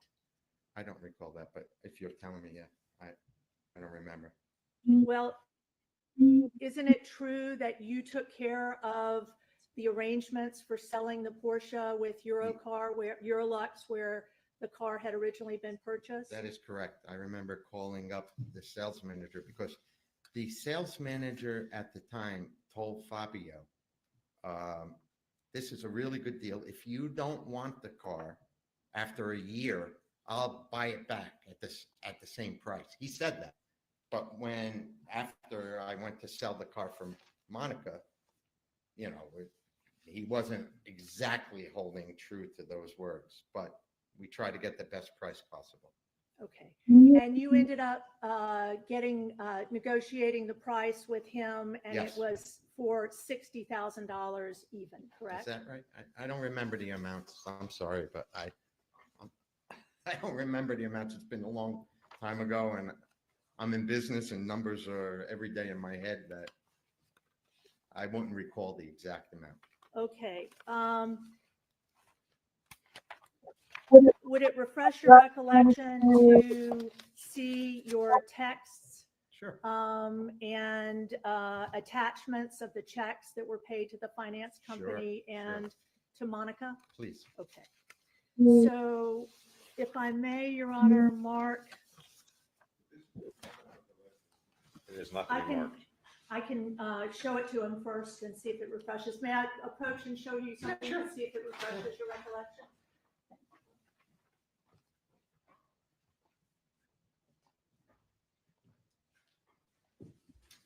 There's a text. Okay. Is it big? Oh, no, I can't read that. You can't read that? I'll try. Okay. Harry, I'm disappointed you haven't answered me.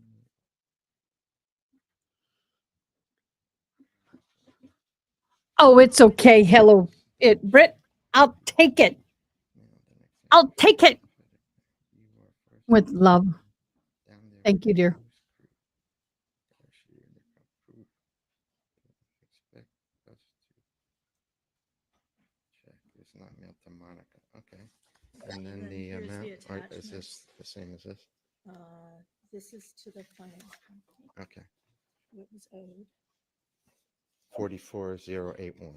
Right. And this, Ask that the witness be allowed to read it to himself. It's meant to refresh recollection. That's correct. So it shouldn't be on the record. And I would ask that everything, if there was any, I would move to taken strike. Very good. It's true. You having trouble reading it, sir? I'm sorry? Are you having trouble reading it? Just the texts are really small, but these I can see.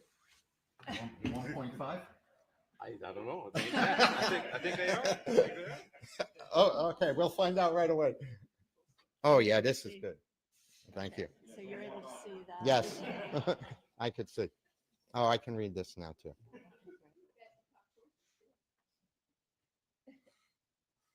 Okay, so he made a check to Monica for. This is, again, Your Honor, I'm going to ask that.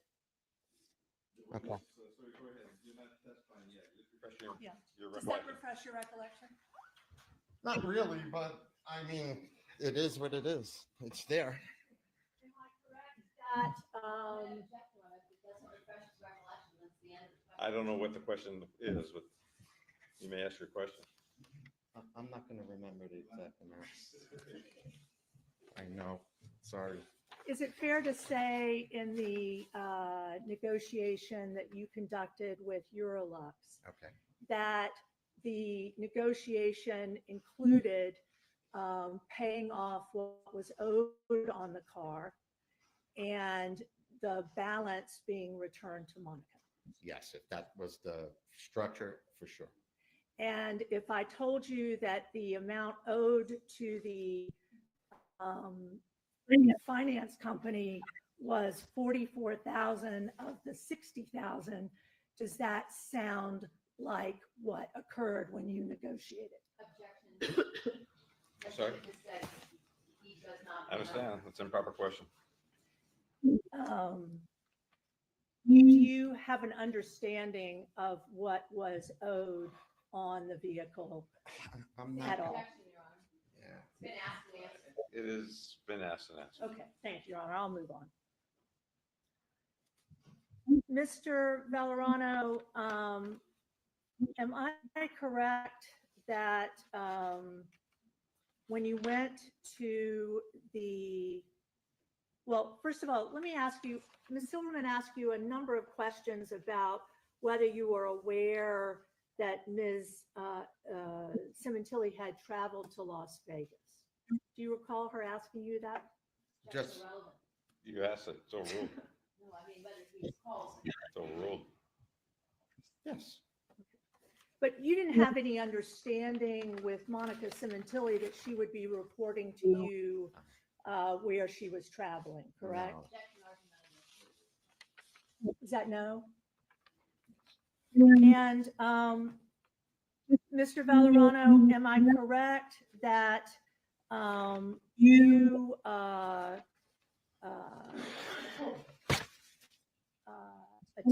attended the memorial at Wella Yes. in May of 2017? I did. And you interacted with both Monica Sementilli and her daughters? What do you mean interacted? You saw? Oh, I all saw three them of there. Yes, of course. And in fact, when Monica was on stage, her daughters, Jessica and Bella, were up there with her when you testified earlier, they were singing My Way, correct? On the objection, six facts not in evidence. It's overruled. As to the daughters. So what was the question? The daughters, Jessica Oh, and was it Bella. on the stage? Yes. Yes.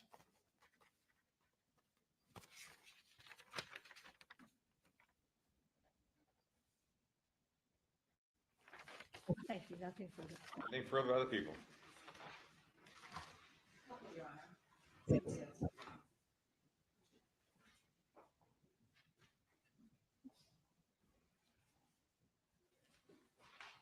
You declined to take money from the defendant because she had been telling you that she was strapped for cash after Fabio's death. Sustained. Why did you decline to take back your money for the birthday trip that never happened? Objection and relevance. It's overruled.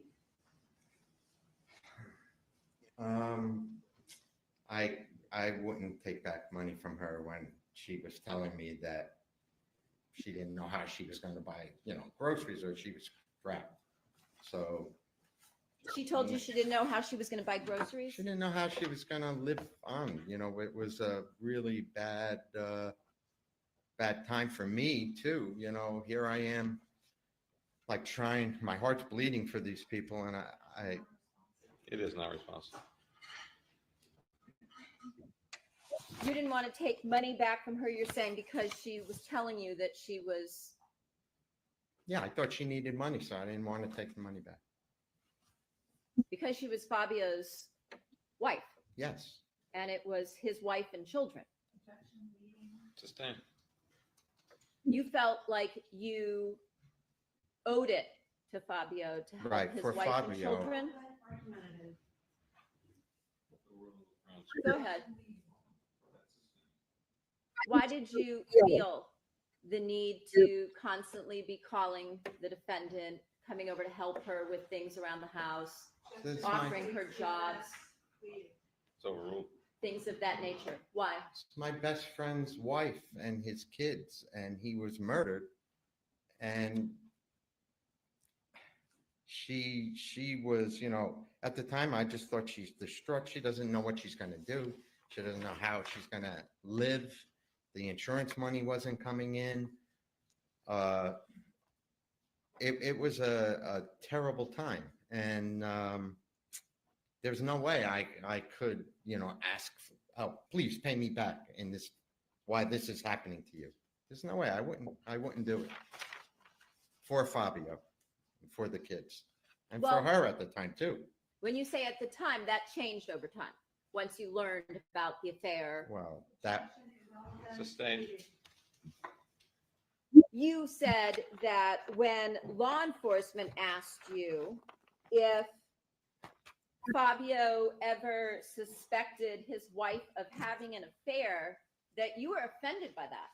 Objection, Ms. Gates, the evidence is irrelevant and to the extent asked and answered.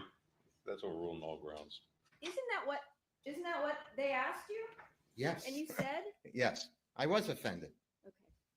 I And- remember going home like pissed. I was really offended that he was questioning my friend and also Monica. It was beyond my comprehension that this could have been, what he was saying. And I remember my cousin is a detective. That part is. Because in your mind, from, again, as what was asked of you on cross, you believe that they had a committed, loving marriage. Relevance calls for speculation. That's an argument. I'm sorry, wrong grounds, counsel, but it is cumulative, and I'm sustaining the objection as to that. Let's move on. Well, I want to redirect as to what was asked on cross. So I'm assuming that when law enforcement was asking you these questions, you didn't have any thought in your head that perhaps the defendant had been having an affair behind Fabio's back. No way. No, it's overruled. No way I thought that. No way. And when you learned that the defendant had been arrested for his murder with her lover, that again, would that have been something you never would have thought of when the police were interviewing you in I February? was devastated. I A couldn't moment, believe it. sir. Close the objection. Irrelevant, Sustained. argumentative.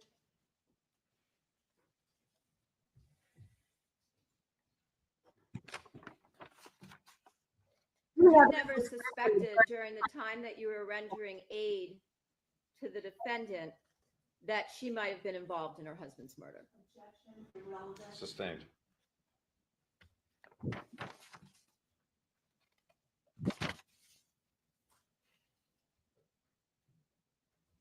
I have nothing further. Anything further? No, thank you. Thank you. You are excused. Prepare your next witness. Thank you. People would like to recall Corbin Rowe.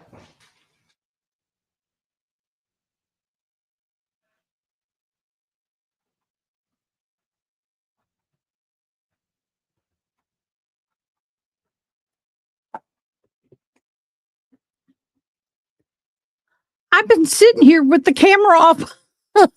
I'm so sorry. Hello, it's Britt. You are so thoughtful. Hey, Haley Mouse. Yes, I want to see pictures in Discord. I am thinking about throwing a roast on for dinner. What do you think? I need to do something.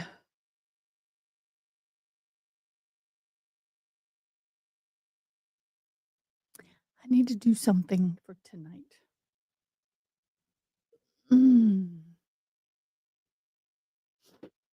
Y'all. Oh, yum. I've never done it in a pressure cooker, one of those pressure cooker things. So I think I'm going to do that. We have a little kitchenette here.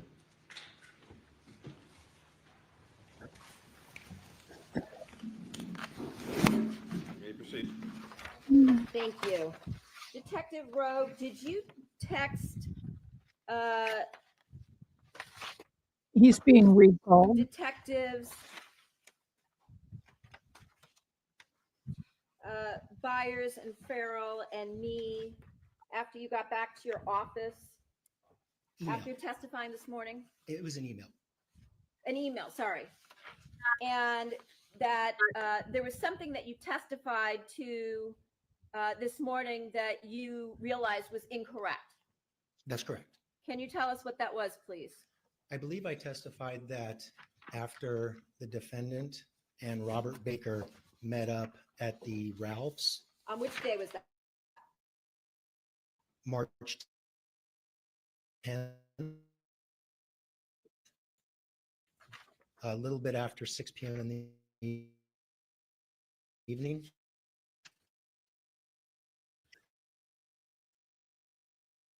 I believe it up. The notes indicated that it was the number 2 suspect, and the number 2 suspect corresponds with the defendant. Okay, so the defendant's the one that drove Baker back in her Ford F-150 from that Ralph's location parking lot back to her home on Queen Victoria on March 10th. That's correct. Thank you. And I'm sorry. yes, and to be clear, I did not make that observation. That observation was made by Detective Montoya Which was relayed to you, as we discussed this morning. over the radio. Yes. Thank you. No, thank you. Thank you, Detective Rowe. You are excused. Thank you. You call your next witness. Thank you. People called Jane Kwan.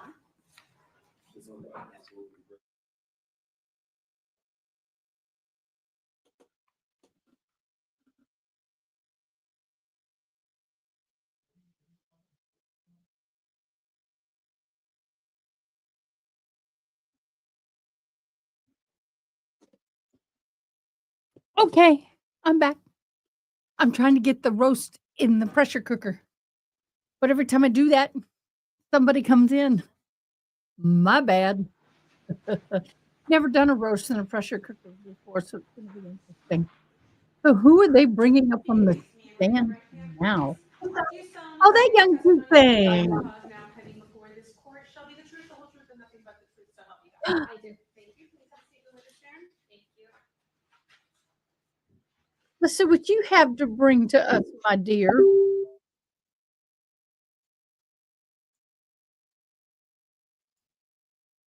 Uh-oh. What just happened? I'll get it.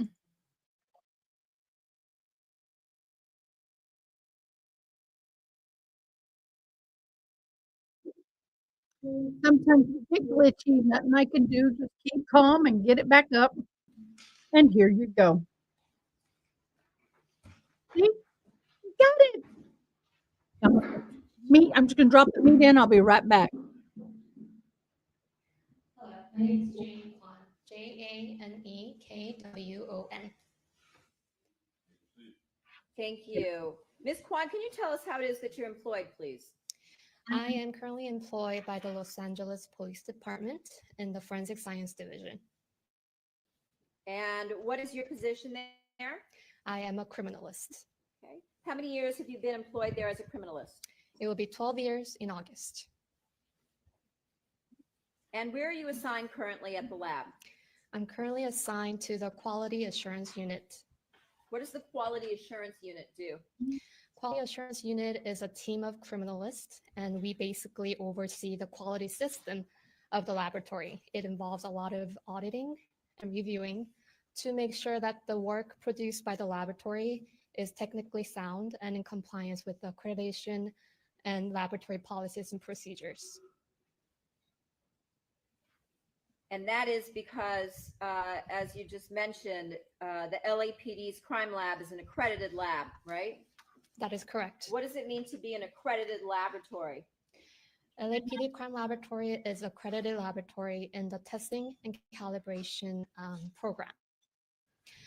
We have undergone voluntary third-party auditing program, and it involves making sure that the lab follows all the standards within ISO document 17025 and AI 3125.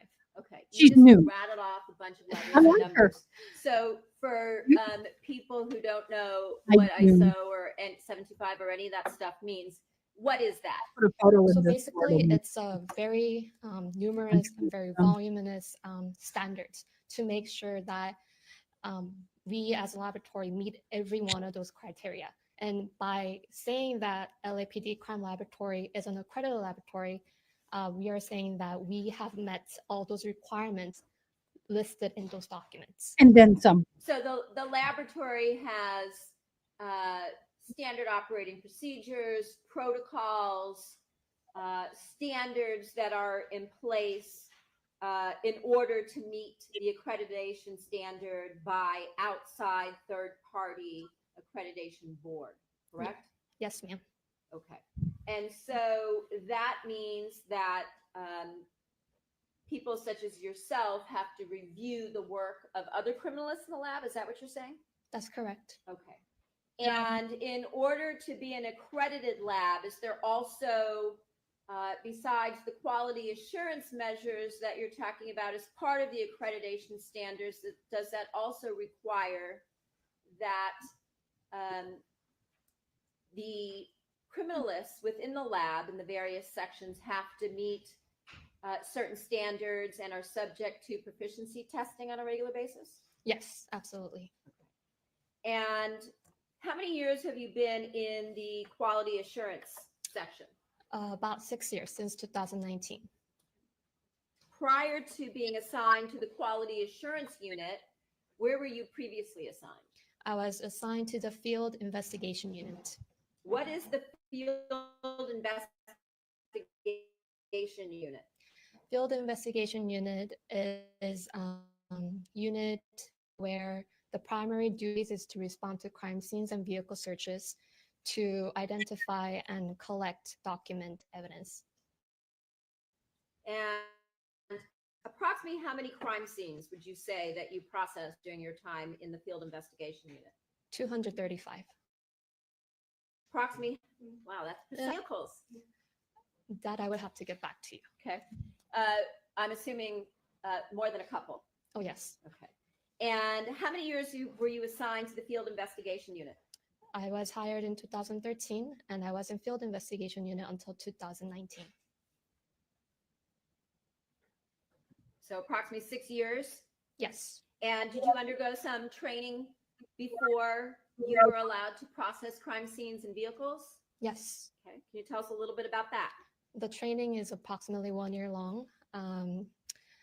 Basically, it involves reading, taking tests, and actually working with the senior criminalists.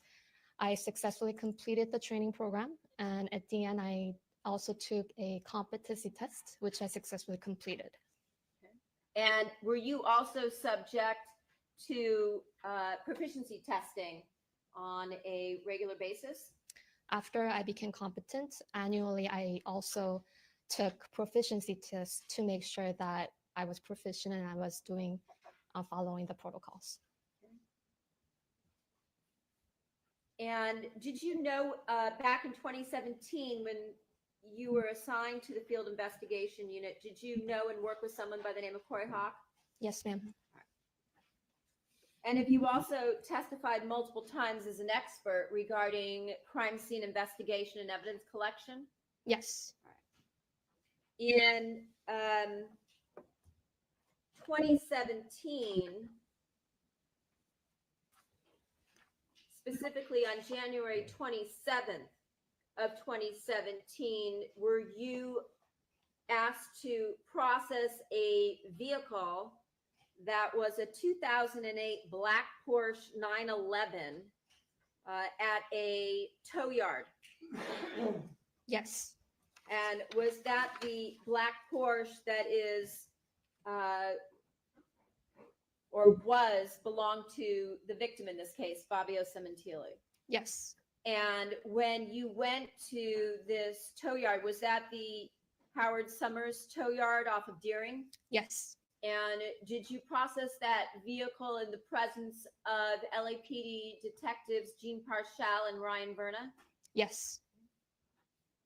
And prior to even processing the vehicle, did you discuss with them what the investigation to that point was so that you would have some idea as to what to be looking for? Yes, I received initial information that was known at the time so I can do the search that I need to do. And when you were processing the vehicle, did you also do so in conjunction with a laboratory photographer? Yes. And did you direct her to take overall photographs of what you were doing? Yes. And is that something that was, again, standard protocol when you either processed a crime scene or a vehicle? Yes. Let me interrupt you. Yes. Take our lunch and recess at this time. We'll be in recess until 1:30. Of course. The admonition applies. Don't discuss this case either among yourselves or with anyone else, or perform or express any opinion until the cause is finally submitted to you. Have a good lunch. What is everybody having for lunch? I've got a roast with, of course, potatoes and carrots and all that good stuff. All the good stuff. Okay. So we're on lunch for this one. Let me swing this over here so I can keep kind of a side eye on it. And now we're going to go back over to that hearing for the Cornrake murder. Fundamentally unfair. It was unfair because of the actions that his trial counsel failed to take, that any reasonable attorney would have done on Todd's behalf. It was unfair because the state withheld from Todd important favorable evidence that would have undermined confidence in the outcome of this trial. And it was unfair because the trial prosecutors did things that resulted in misconduct in how they presented the case and what they presented. And the court's going to hear evidence that makes clear that Todd Mullis was right.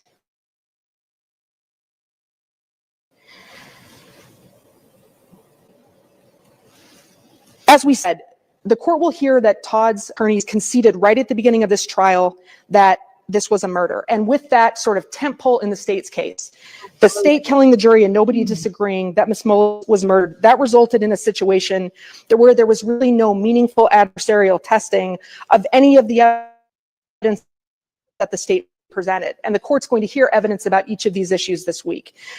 The court's going to hear that the state then was allowed to present witnesses giving contradictory hearsay and innuendo that painted Todd in a bad light.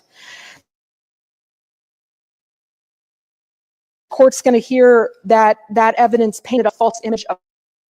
Without Dr. Cruz, the state's main witness, telling the jury that this was a murder, that evidence is what it is, which is kind of silly, meaningless, evidence that really doesn't explain to anyone what happened to Ms. Mullis.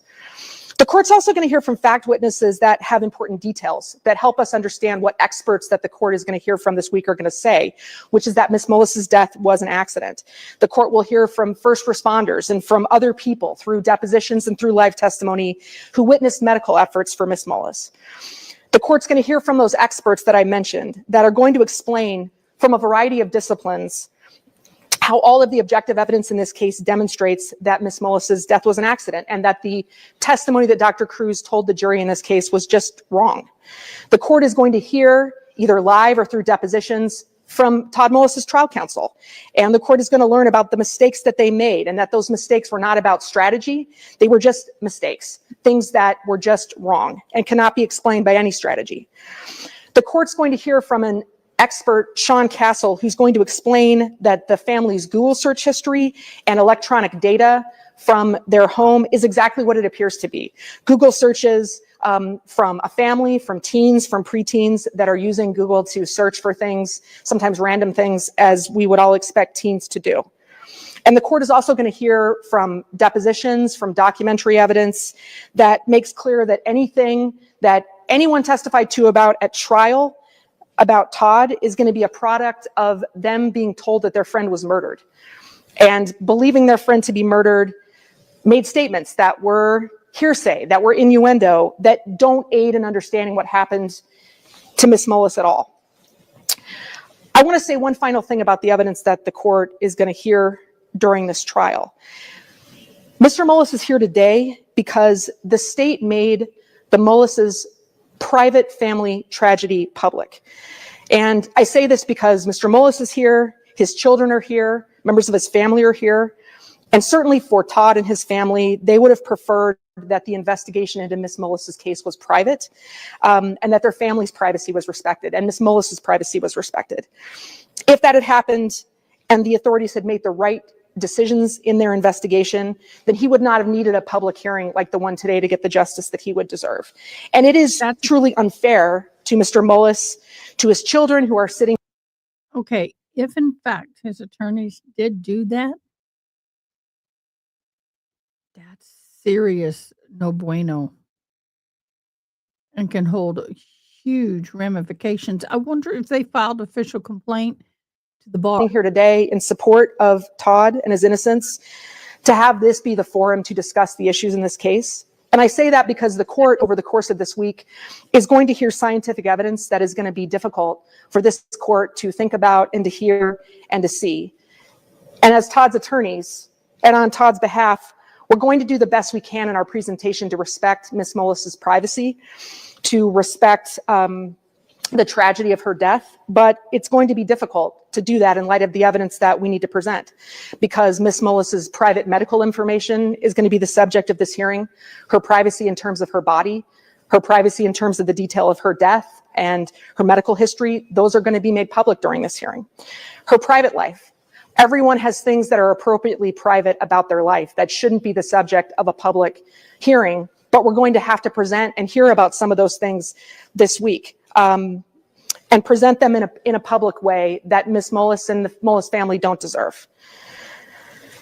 This is not how Mr. Mullis would choose to have this resolved. But that said, because this is the evidence that the state relied on to charge him, because it's the evidence that was wrong, that was relied on to convict him, because his lawyer was ineffective in combating all of this evidence, all of the errors at trial that led to us to be here today, this public venue is the only way that Todd can achieve justice. And that's why he'll be presenting about these issues this week, because he does deserve a fair trial, a trial where the jury hears the truth about what happened, a truth that's grounded in science and that's grounded in what knowledge,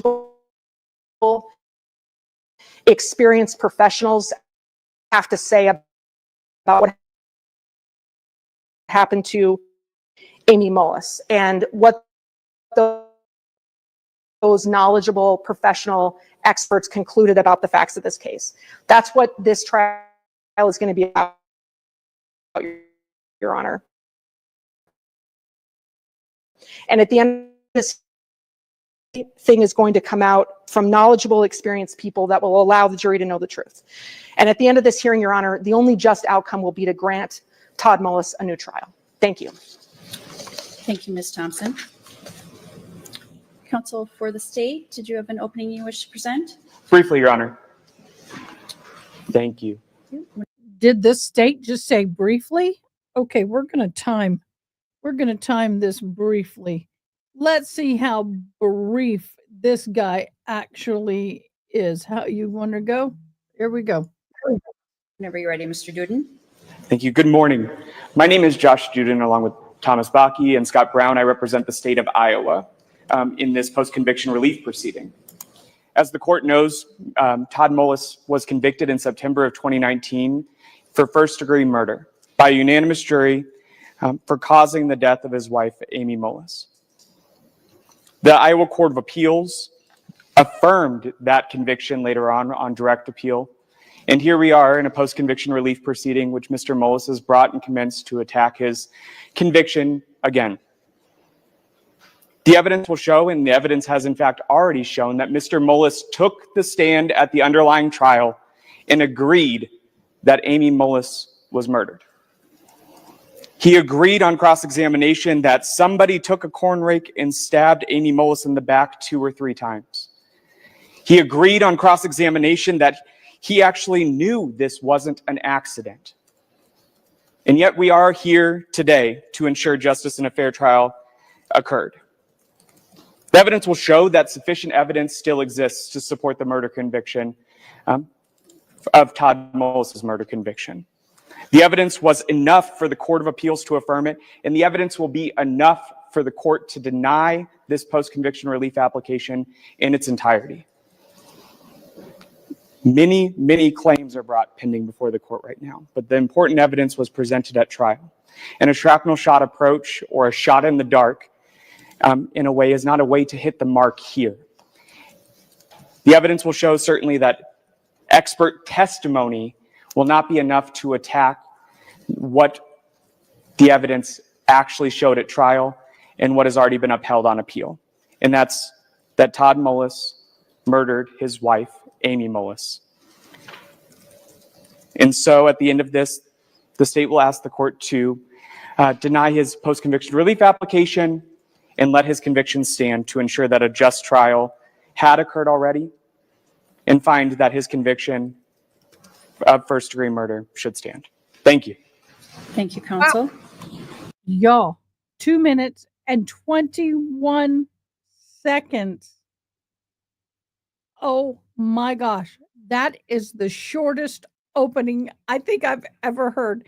And Miss Lady Di, our fabulous interpreter, is in the background. When she gives me the ready sign, I will bring her on. Hello, Miss Di. Hi. Hello, beloved. We were on a lunch break for the Sementilli trial, Sementilli. Her first name, Monica. I'm just doing MS. Perfect. Okay, but this is a different trial.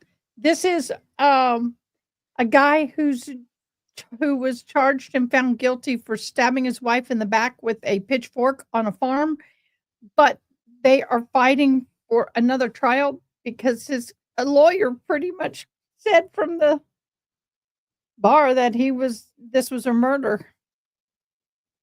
So anyway, we're just getting into it. All right, love. Oops, didn't mean to do that. Meant to do this.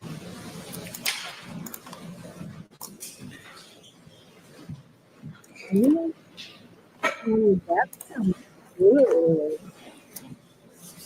Yeah. Are you ready to call your first witness? Good. Yes, Your Honor.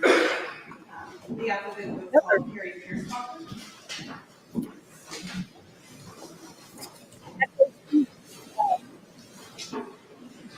For some reason, Your Honor, there's this is happening the when they're first reference that exhibits be put on the screen for everybody and the witness to see. see the green cap. We can do it that way if you have them on your computer. We do. We Okay. just- I feel like you also have to allow or hit a special button. So. I do. Let's see if we can get that rolling.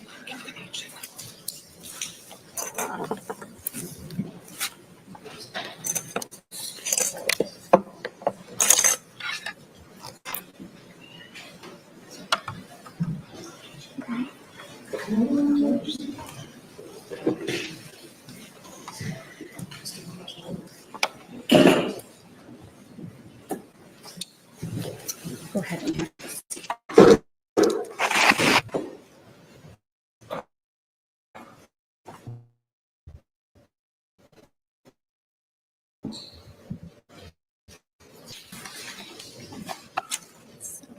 Ms. Piercebacher, if you want to pull that screen up in front of you just a little bit, because that's where the exhibits will display for you. Okay, thank you. Okay.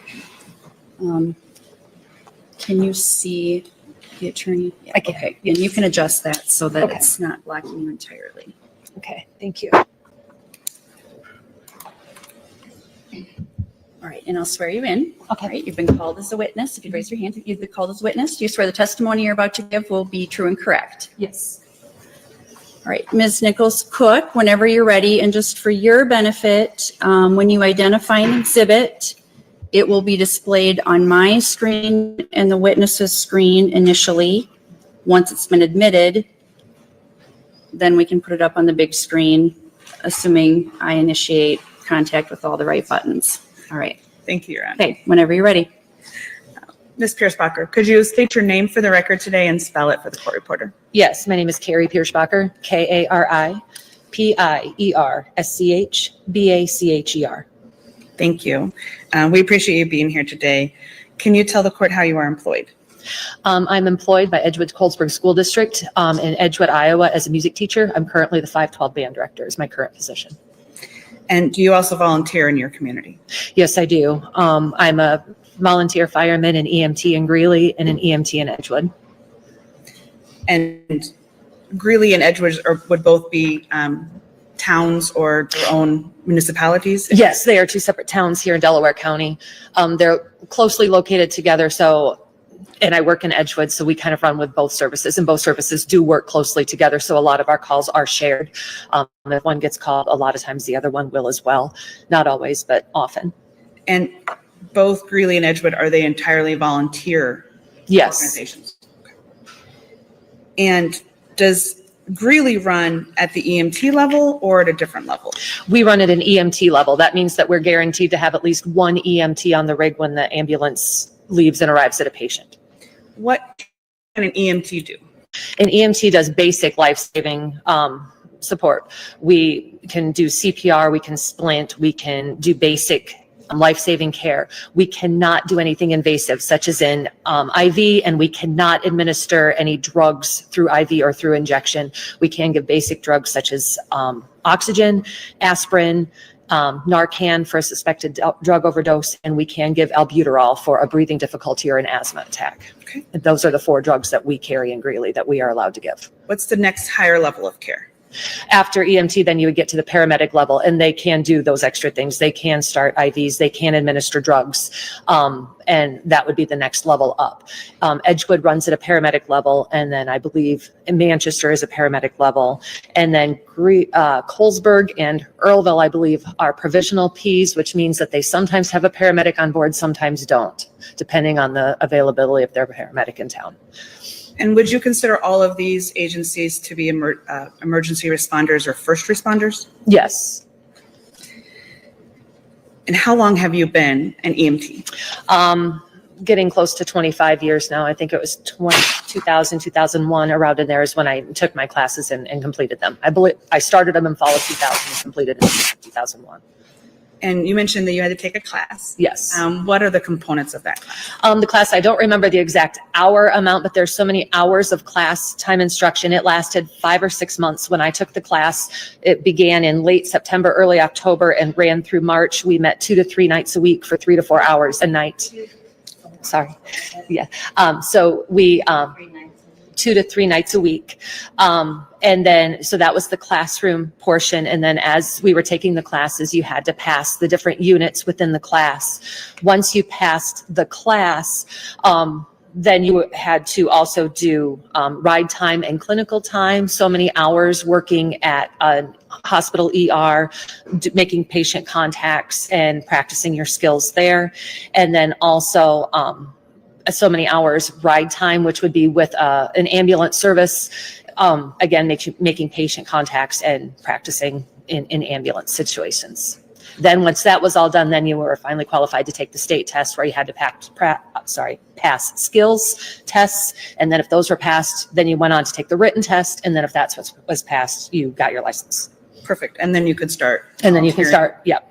And do you also like recertify or have continuing education? Yes, we have to do the certifications just changed recently. Now the current level is it's 20 hours of recertification every 2 years for an EMT, but there are certain categories that have to be met. You have to do certain hours of cardiac, airway, trauma, etc. It used to be, it was just a blanket 24 hours of recertification, any topic. Now they have different topic categories that you have to hit in order to recertify. Great. And for the paramedic services like Manchester, are they also volunteer or are they employed or full-time employees? Most of the services in Delaware County are volunteer, except Manchester is a paid service. They are run out of the hospital, and that is their job is to be on call in the ER and run with the ambulance. And so as a volunteer, if you're not on a schedule or you're not being paid for certain hours, how are you notified when your assistance is needed? We all carry pagers or radios. Greeley actually carries like radios similar to a walkie-talkie, that if it's set on page, you only get notified when your department is paged, or you can possibly open it up if you want to and listen to everything that's going on in the county. And then you would hear when other towns are getting paged as well. But then when that goes off, then we know that we have a call and we respond to the station. And you also live here in Delaware County? I do live in Delaware County. And did you grow up here? I did grow up in Delaware County as well. And so are you familiar then with the geographic area and the roads and where different landmarks are? Yes. I want to ask you specifically about a call that, and about November 10th, 2018. Okay.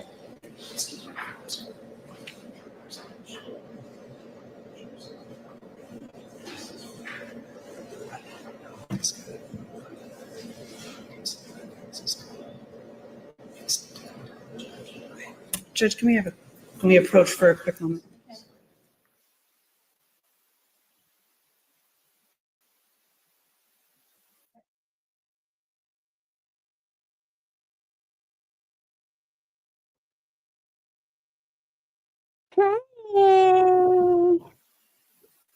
Sorry, guys. I you don't know this, but I'm putting a roast on in the pressure cooker. I've never done a roast in one of those pressure cooker things. And of course, Miss Diane has herself muted. You will find it is extremely tender and tasty.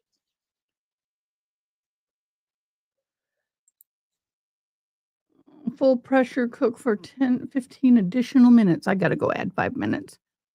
But we'll see. Do you like my new Karen Scott? I got tired of people accusing me of being like somebody, so I thought I'd get something different. Okay, let's get on with this. Is the speed too fast or is it good? It's too fast? That's normal speed. And let me. If photography, videoing, or anything is observed by any non-approved individual, there are obviously members of the media who have been approved, but any other individual who is taking photos or recordings of any sort, if that is observed or it continues, you'll be asked to leave the courtroom. Thank you. Thank you, Your Honor. Yep, you may continue, Ms. Nichols-Cook. Ms. Pierschbacher, you're very fast. Slow down. And I apologize. don't blame you. Nobody wants to be the first witness. Yeah. So if you can slow down just a little bit. I will try. Okay, thank you. All right. Ms. Pierschbacher, I believe we were getting ready to start talking about November 10th, 2018. Yes. Do you remember that day and what you were doing? Yes.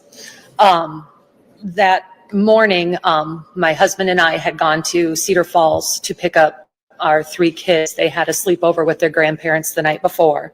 And then as we were coming back from Cedar Falls and traveling north on Highway 38, just about home, my husband did have his pager open, as I'd said, you could, just listening to traffic, and we heard a call from Manchester Ambulance to the Earlville area for what appeared to be a farming accident at that time. And so when you say he had his pager open, are you saying that it was open to the entire Delaware County Yes, traffic? we could hear everything coming across. It's called County Fire. It's the channel that all the fire and EMS are paged on. We didn't necessarily hear what all law enforcement was saying or what anyone else in the county. It was the fire and the EMS paging channel is what he had open. And you were with your husband, Dave? Yes, Dave, my husband. Same last name? Same last name, yes. David Pierschbacher was his name. Can you tell me a little bit about Dave and why he had a pager? He was the fire chief in Greeley. He ran basically the fire side of our service. And at the time I was the EMS officer, which put me in charge of the EMS side of our service, but it was basically one combined service. So yes, we were both members of Greeley Fire and Ambulance. We both carry pagers. His happened to be open to the Delaware County channel at that point in time. Mine was closed to just page. And do EMTs normally work together in twos or in pairs? Our protocols is that you always go with at least 2. You never leave the station without 2. And since we are an EMT service, one of those 2 must be an EMT. I'm going to break that down just for a second. That is what they say the rule is. But this is a volunteer service. So that means, because that's what I do, if you're called out And the accident scene is between me and the firehouse where the ambulance is or the fire truck. Then I can drive my personal operated vehicle or POV to the scene, and the other person can meet you there, and then you both work on together. That is an exception to that rule. I don't, because I know people are going to come up and start dogging me about it. But you always need to have, if you have an EMT guaranteed service, you must have an EMT on scene. We do have members of our service who are fire only. We have some people who are EMRs, which means emergency medical responders, which would be the next level below an EMT. There's a couple of skills that EMTs do that EMRs cannot. And we have a few of those, but our protocols are if the ambulance goes, there's a minimum of 2 people on board, and one of those 2 must be an EMT. And was Dave an EMT? He was as well, yes. And it's my understanding he's unable to be here today. No, he is not here today. And why is that? He passed away in 2022. So while you were driving back from Cedar Falls, I think you started to say you were listening to traffic and you heard a call. Can you tell us about that call? We heard, it sounded like Manchester ambulance getting paged for what at that time appeared to be a farming accident. It said that there was a male subject who was transporting a female subject to the hospital along 170th Street, that she had been hit by forks, and that that Manchester was paged out to intercept with them. But also at some point it was said that the original location was somewhere near Earlville, because I remember Dave asked me, why is Manchester responding to Earlville? And I said, I don't know. Was that unusual? Not kind of. Usually Earlville would have taken that area, but we didn't know, were they out on another call or something else? There are circumstances where different ambulances cover different territories. And is Earlville also a volunteer? They're also volunteer. EMS? Okay. And did you have any impression or recollection of what the demeanor was while you were listening to this radio traffic from dispatch? I just remember everything just seemed very confusing. We were just listening to the traffic, and we heard Manchester ambulance go en route, and we heard them continue to ask dispatch for a location, and that they said that they were coming in on 170th Street. And then at some point we heard them say that the subject had stopped so that they could start CPR on the female victim, that they were somewhere along the road on 170th Street. So Manchester ambulance headed in that direction. And so we were still continuing north on Highway 38 from Delaware to Greeley. And at some point, Manchester ambulance was continuing to ask for more directions, or how far out are they? And they really weren't getting any information. And then Manchester ambulance asked dispatch to page first responders. And that's when Dave and I said, oh, that's us. We need to get to the station, because we even flipped on our blue light, our light that we use to respond to situations. And we started heading right for the station, thinking that it was us getting paged and we had to get there. And then dispatch actually paged Manchester first responders. So we're like, oh, but we were already at the station at that point. So we just waited for a minute to see what would happen. And for those of us that didn't grow up in Delaware County, how close is Manchester and Greeley, or along 170th Street? Along 170th Street. 170th Street, it's also known as the Oneida Blacktop. It is a long road. I don't know, probably 12 miles, I'd say, between Greeley and Manchester-ish. I know it's 17 to my house, but I live a little bit further than Greeley, so. At some point, while you and Dave were at the Greeley station, did you prepare to respond or leave the station? At some point when we continued to hear the voice traffic back and forth of where are they located, how far out, Dave did get on the radio and ask Manchester ambulance if he would like Greeley to respond from that side of 170th to see if we could find them. And figuring between Manchester and us coming from the two directions, eventually we would run into them at some point. And Manchester ambulance responded yes. So Dave and I got in the ambulance and took off, and we radioed to Manchester that we were en route. We radioed to Manchester dispatch that we were en route. Okay. And so is it a fair characterization that the people needing help were somewhere on 170th Street? The Manchester ambulance left from the hospital in Manchester, and then you left from Greeley. Went from Greeley. And you guys, did you eventually meet? At some point, we were going to meet up. We actually found the victim first. They ended up being very close to Greeley, actually. They had not gotten as close to Manchester as you had thought they had maybe gotten. We actually found them just south of Greeley, 2.5 miles, at kind of the intersection of 38 and 170th. Great. What did you see when you got to that intersection? When we got to the intersection, the first thing we noticed is the flashing lights from the deputies' cars. At that point, the deputies had arrived. We had just passed that location a few minutes before, but didn't notice anything. Now we saw the flashing lights, and so we're like, that's where it is. And we radioed to Manchester where we were. We went to turn into the driveway, and one deputy ran to the road to meet us to make sure that we saw them and that we knew that's where we were going. So we pulled into the driveway. It was a driveway of a home that was under construction at the time. So there was nobody who lived there. And the driveway was very rocky and muddy. It was under construction. And so when we pulled in, we could see a deputy was performing chest compressions on the female victim. And there was a forklift nearby for the construction of the home. And so after being paged that we had heard somebody hit by forks, I was still thinking bale spears from a tractor. And then I started to think, oh, that forklift was somehow involved in this incident. And so Dave and I pulled the ambulance over as we pulled into the driveway to the left to get out of the way for the other approaching ambulances. I went directly to the victim to relieve the deputy who was giving compressions.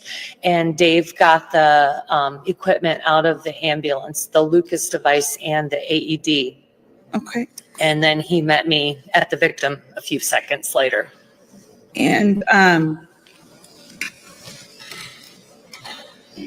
if I missed this, did you know who was building that house or whose property you were on? I did know whose property we were on. It's the property of Brian and Rachel Krogman. And you mentioned that from the radio traffic and from the dispatch statements that you thought you were going to a tractor baling fork accident. That's what I thought. For those of us that aren't farmers, a baling fork, a larger item? It's a large attachment that goes on the front of a tractor to move large round bales. And did you have any concerns about a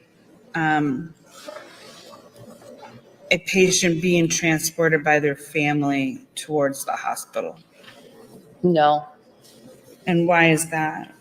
Because it's common in our area. We're very rural. We all know what the transport times are and what the response times are. I know just for our own department, our goal is from the time of the page to be at the patient within 10 minutes. And I think the community knows that too. So, and I know a lot of people kind of think, well, I can be at the hospital in 10 minutes. And so, no, it is not unusual for a family member to just take a loved one on their own, thinking that they could probably get there faster than waiting. And in your 25 years of being an EMT, have you responded to other farming type of accidents? Yes. It's not uncommon in the area. It happens. It's a farming community.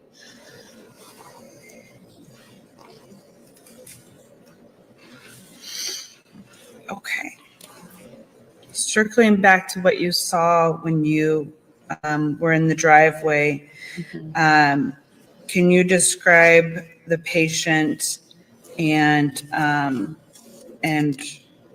what you did next. As I approached the patient was lying on her back. One of the deputies was doing chest compressions.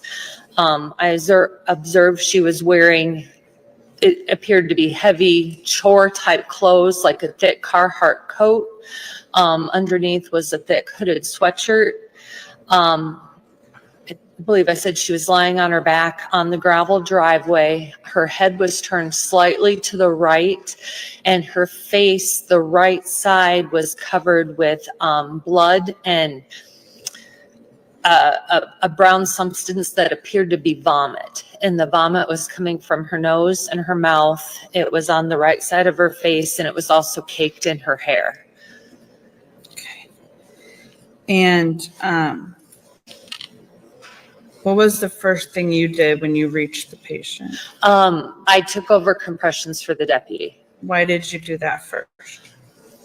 Because 2 minutes is about the limit that anyone can do good chest compressions. It's just standard that you try to relieve a compressor within 2 minutes if possible, just because after that fatigue starts to set in and then the compressions aren't always as effective. I had no idea how long he had been doing compressions. I was guessing probably longer than 2 minutes at that point. So I was trying to relieve him and get a fresh person on her until we could get the other equipment in place. And when you started chest compressions, were you doing them over the sweatshirt or over the coat?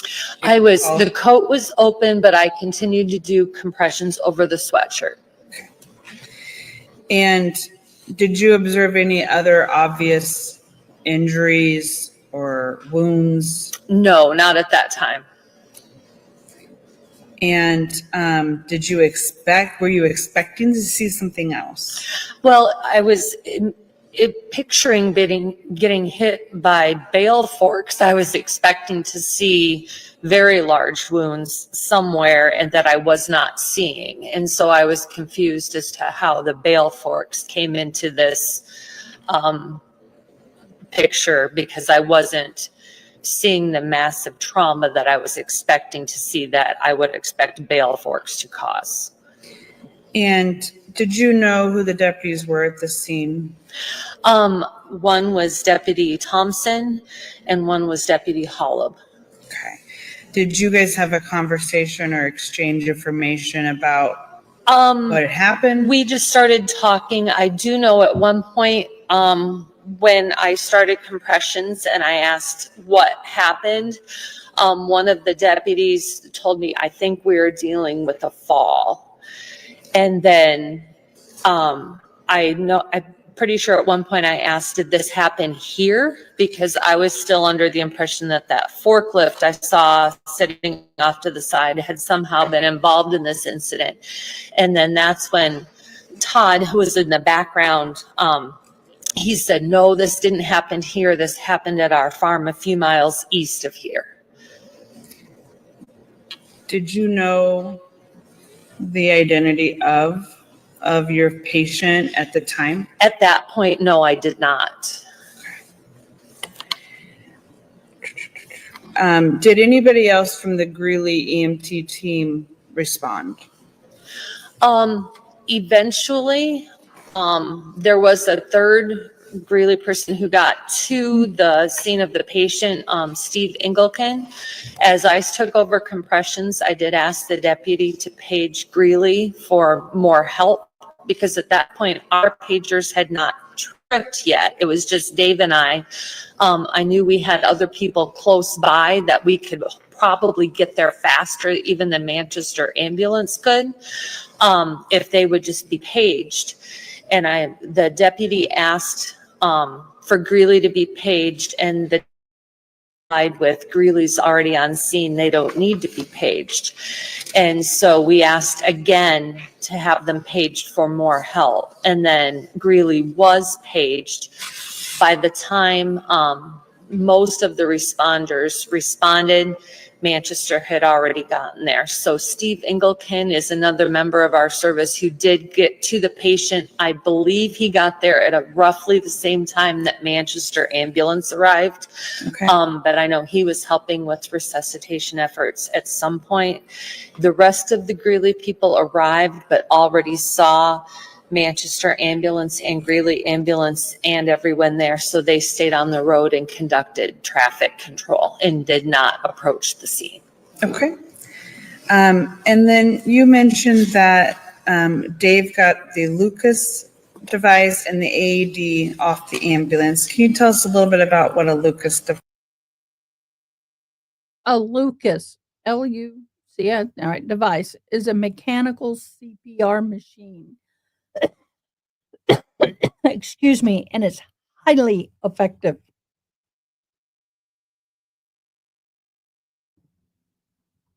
If that's what Device is. A Lucas device is basically an automatic CPR device. There's a board that resembles, I don't know, maybe a snowboard would be the closest comparison I can think of. Has a slight curve to it. It goes under the patient's back, like from armpit to armpit. And then there's another U-shaped device that comes down and clips over top of that. And then from that device, there's a plunger that goes down onto the patient's chest. And then once it's turned on, the plunger does the compressions for you. So then the manual compressions are no longer an issue and we don't have to worry about rescue or fatigue. The Lucas just keeps going with good quality compressions. Okay. And so, looked into buying one, 45,000. and then how is an AED different? The AED is an automatic external defibrillator. That is the part that actually attaches to the person's chest and shocks the heart to try to get it back into rhythm. Okay. And what did you do? What did you guys do first? When Dave got to us with both of those devices, the first thing we did is attach the AED. At that point, we pulled the victim's sweatshirt up and we attached the two pads. The pads go upper right, lower, and then on the right side, and then on the rib, lower rib on the left side. So we attached the pads, we turned it on, it analyzed, and then an AED is looking for a certain cardiac rhythm before it will issue a shock. So as it analyzed, we stopped our compressions and let it analyze, which is protocol. And then the first time it analyzed, it said no shock advised, which meant it did not pick up that shockable rhythm, continue CPR. So we continued CPR. Okay. And when you pushed your patient's clothing up, did you make any observations about other injuries? Yeah, we looked, as we lifted up her shirt, we were looking for some other things to see because I was still trying to figure out how this injury happened. There was what appeared to be possibly a slight bruise on the right rib cage. At that point, it was very faint. We thought maybe it was a bruise, but we weren't 100% sure. And then there was also a mark above her right breast that looked possibly like a very small puncture wound. But again, we weren't 100% sure what we were looking at. We saw something there, but had not, were not able to determine what had caused that. So we made note of it in our report.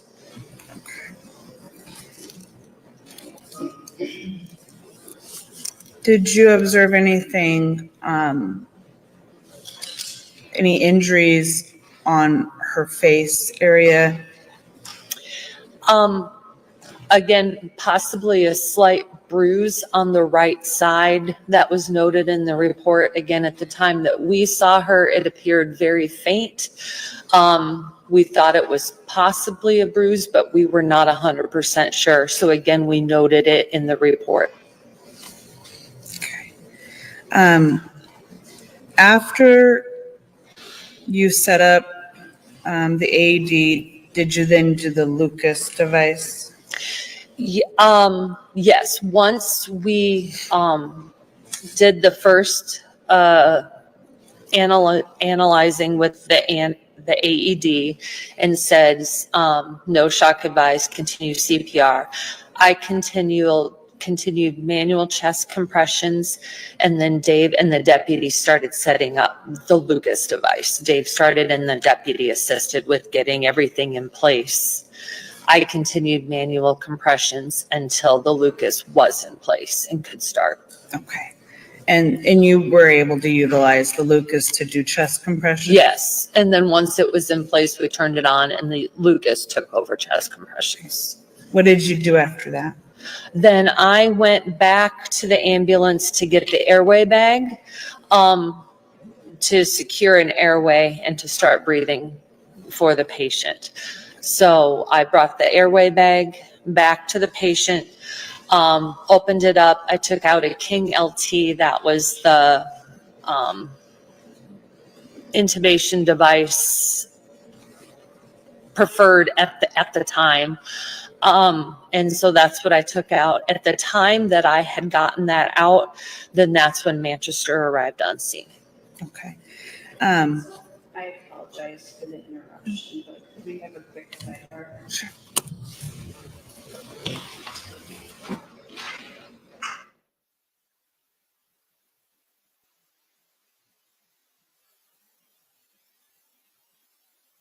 Okay, we have a sidebar. Diane, are you okay? Matt, what are you doing? Bronchitis back with a vengeance. Did you go see the doctor? No, I was out running errands. But I am taking medicine. Oh, my roast is beeping at me. I need to go. I saw one gentleman today. He Oh. sounded like me. And I said to him, I saw one gentleman today, and I said to him, it sounds like we've been drinking from the same water fountain. He said, yeah, this stuff is terrible. You get it, and then it goes away, and the next thing you know, it's back. I said, well, it can stay gone. Part of the problem is we're getting resistant. It's what? Society is getting resistant to the antibiotic.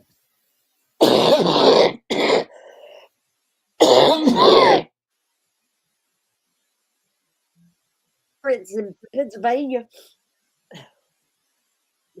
Well, do you need to go, hon? If you're too sick, don't do this. No, I'm okay right now. Maybe another 30 minutes. Maybe. If you see me fall out of the chair, you'll know I'm done.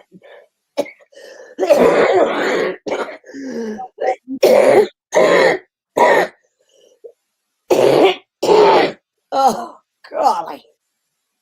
I think you need to go to the urgent care and get seen quickly. Because we don't need you getting pneumonia and ended up in the hospital. That's for sure. Oh, gosh. I got a Not that loud. Okay, y'all, we have a sidebar.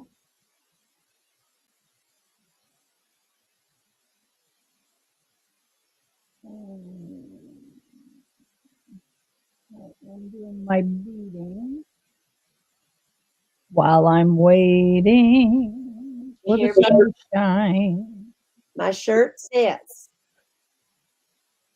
when God made me, he just sat back and laughed and said, this ought to be fun. Oh my gosh. Seriously, girl? I love it.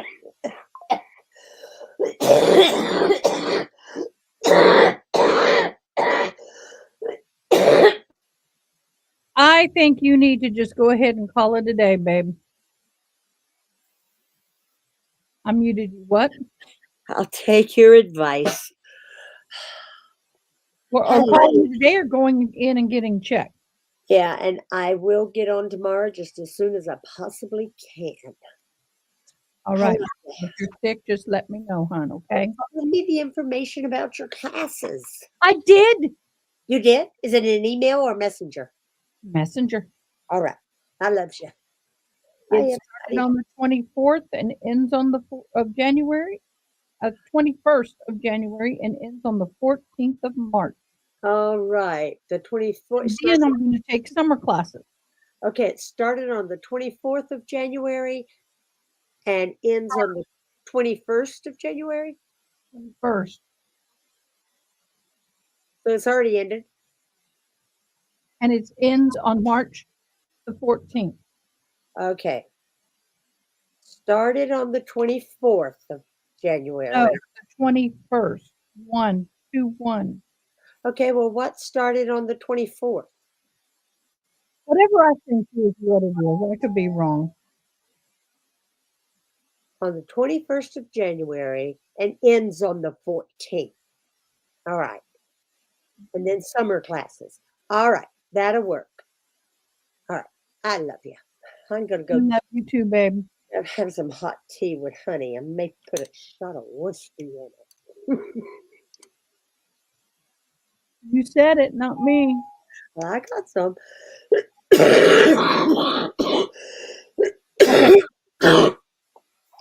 Ah, love. Poor baby. I feel so bad for her. She's been dealing with this. I've had a few good days.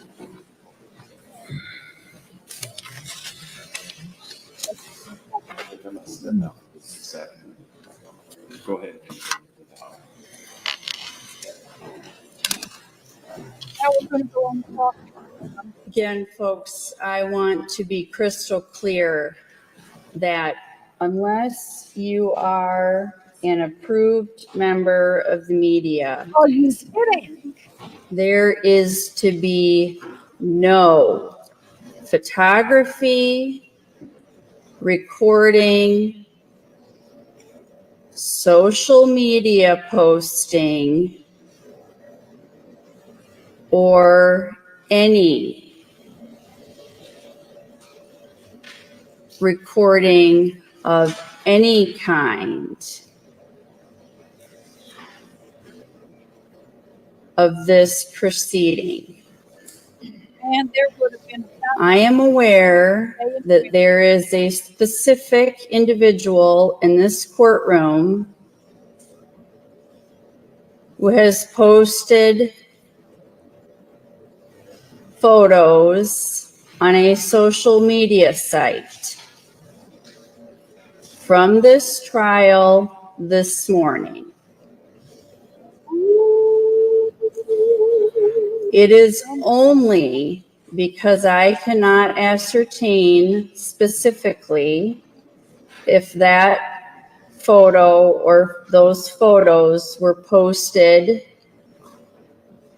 before or after my preliminary warning that that individual is not already being removed from the courtroom by a deputy.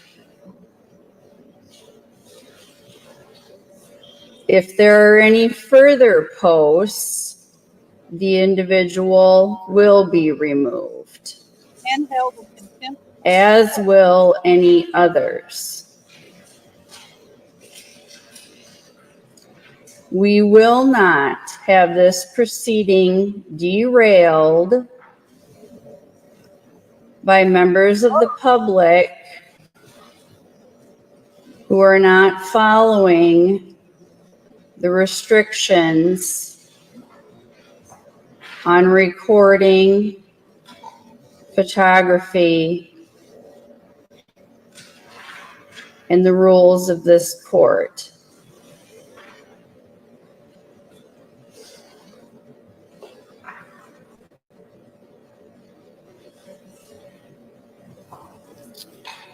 My apologies to the witness and to counsel. I hope we have no further interruptions. Ms. Pierschbacher, again, if you can try to slow down. I think you just get faster and faster. Okay. All right. Ms. Nichols-Cook, whenever you're ready. Thank you, Your Honor. Ms. Pierschbacher, maybe act like we're high schoolers, I guess, and we don't listen the first time and just go slow for us. But we were talking about an airway bag, and could you help us all understand a little bit about what you were using? I think we've all seen mouth to mouth, and so tell me about the airway bag. Okay, so our airway bag specifically carries all of the equipment that we would need if a patient were to have a breathing problem. There is an oxygen tank in that airway bag. There is also it's called an AMVU bag. It's the bag that you put over their mouth and squeeze to help ventilate them, that we carry in there. There is also nasopharyngeal airways, which go into the patient's nose, and oral airways, which are hard airways that go into the patient's mouth that are used to hold the tongue out of the way. Those airways are used for a patient who is still semi-conscious and would have a gag reflex, who would not tolerate anything down their throat. In this particular case, we used a King LT, which is a long tube that is inserted into the patient's mouth, and it goes into their trachea, and there are two balloons that blow up to hold it into place. And then there's a small opening at the top that AMVU bag I was talking about. If you take the mouthpiece off, the round tip goes right onto the top of the King airway, and then we can ventilate directly into the patient's lungs. So that is what I was getting, the airway bag, and that's what we had decided was our best option for that patient at that time. And was your patient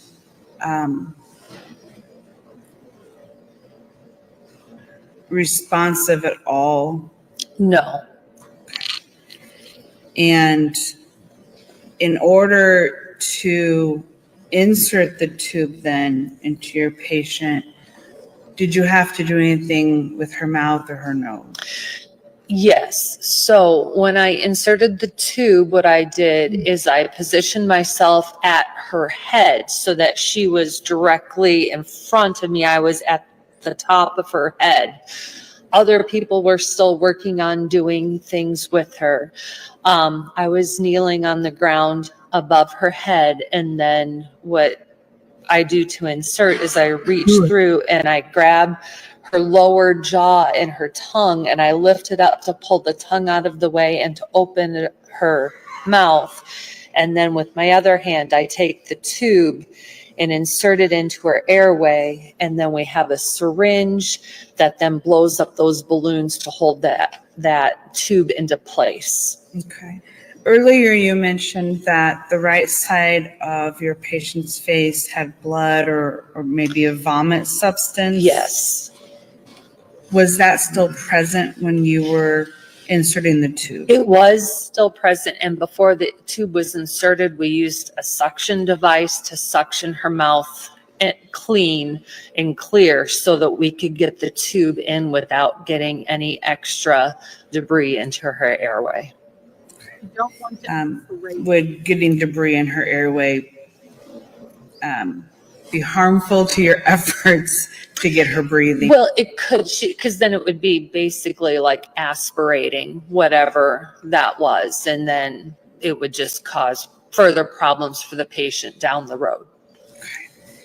And I think you mentioned that as you were working to do this, the Manchester paramedics arrived. Yes, the Manchester crew arrived because at first when they arrived, we filled them in on the situation and told them what we had done so far and what we knew. And then I actually backed off on the airway for a moment just because at that time it was their scene to control. And I just said, we're about to insert an airway. And then that's when they said, well, you are an EMT, you can do that skill, right? And I said, yes, I can. And then they said, please do help us. And so we stayed on scene and continued to help them as they were doing. Because she was hot. Because she was already in the process, tube and everything in hand. She's qualified. They let her do it. That's normal. What they were doing. And in addition to suctioning out the mouth or and the nose, did you also have to move her face or handle or wipe things off of her? I don't remember if we did any wiping. I do know we did have to suction, and then her head was turned slightly to the right, so we would have pulled her head back to center to make it easier to insert that tube. After you inserted the airway tube, what do you remember doing next? At that point, then we hooked up the airway bag, and I started to ventilate for her. The ventilations were going in harder than I expected them to. I was feeling some resistance, which is not normal. But at that time, that's when we were getting ready to move the patient. They had brought a sheet from one of the ambulances. And so the way that we lifted her that day is we did something called a log roll, where we roll the patient onto her side, put the sheet under her, pull it back out from the other side, and now she's laying on a sheet instead of on the bare ground. And then we're able to use that sheet to lift her and get her onto the cot and into the ambulance. So the sheet was the method that we used that day to get her up onto the cot and loaded. So at the time I got the airway in place was the time that we rolled her, got her onto the sheet, and moved her towards the ambulance. I was ventilating the whole way to the ambulance. When we got to the ambulance, I did tell the paramedic, please check this airway. There's more resistance than there should be. Make sure I got it right. And then I handed the airway bag off to one of the Manchester personnel, and they continued care to Manchester. Did you know any other injuries during that log roll procedure? During the log roll procedure, I did not see any other injuries myself. As the patient was rolled, I moved with her face to continue to give ventilations. I did hear one of the Manchester responders say, we have a through and through, when they saw her back. I personally never saw her back at the scene. I don't know what it looked like, but I did hear one of the Manchester responders make that comment. Did you note any other injuries to her mouth, a cut or anything like that? No. And in your experience, is the act of performing CPR or using a Lucas device a traumatic event to the body? It can be, yes. Like this?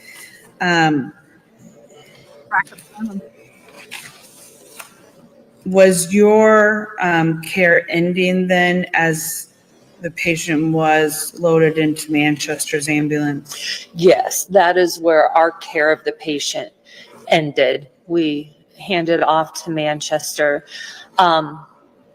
Shortly after Manchester ambulance arrived on scene, so did Manchester first responders because they were paged out after. So between those two crews, they got enough people in the back of the ambulance to continue care all the way to Manchester. So it was Manchester's full ambulance crew. And then I believe a couple of their first responders who came out in the first responder rig also went back with them to be extra hands to help with resuscitation.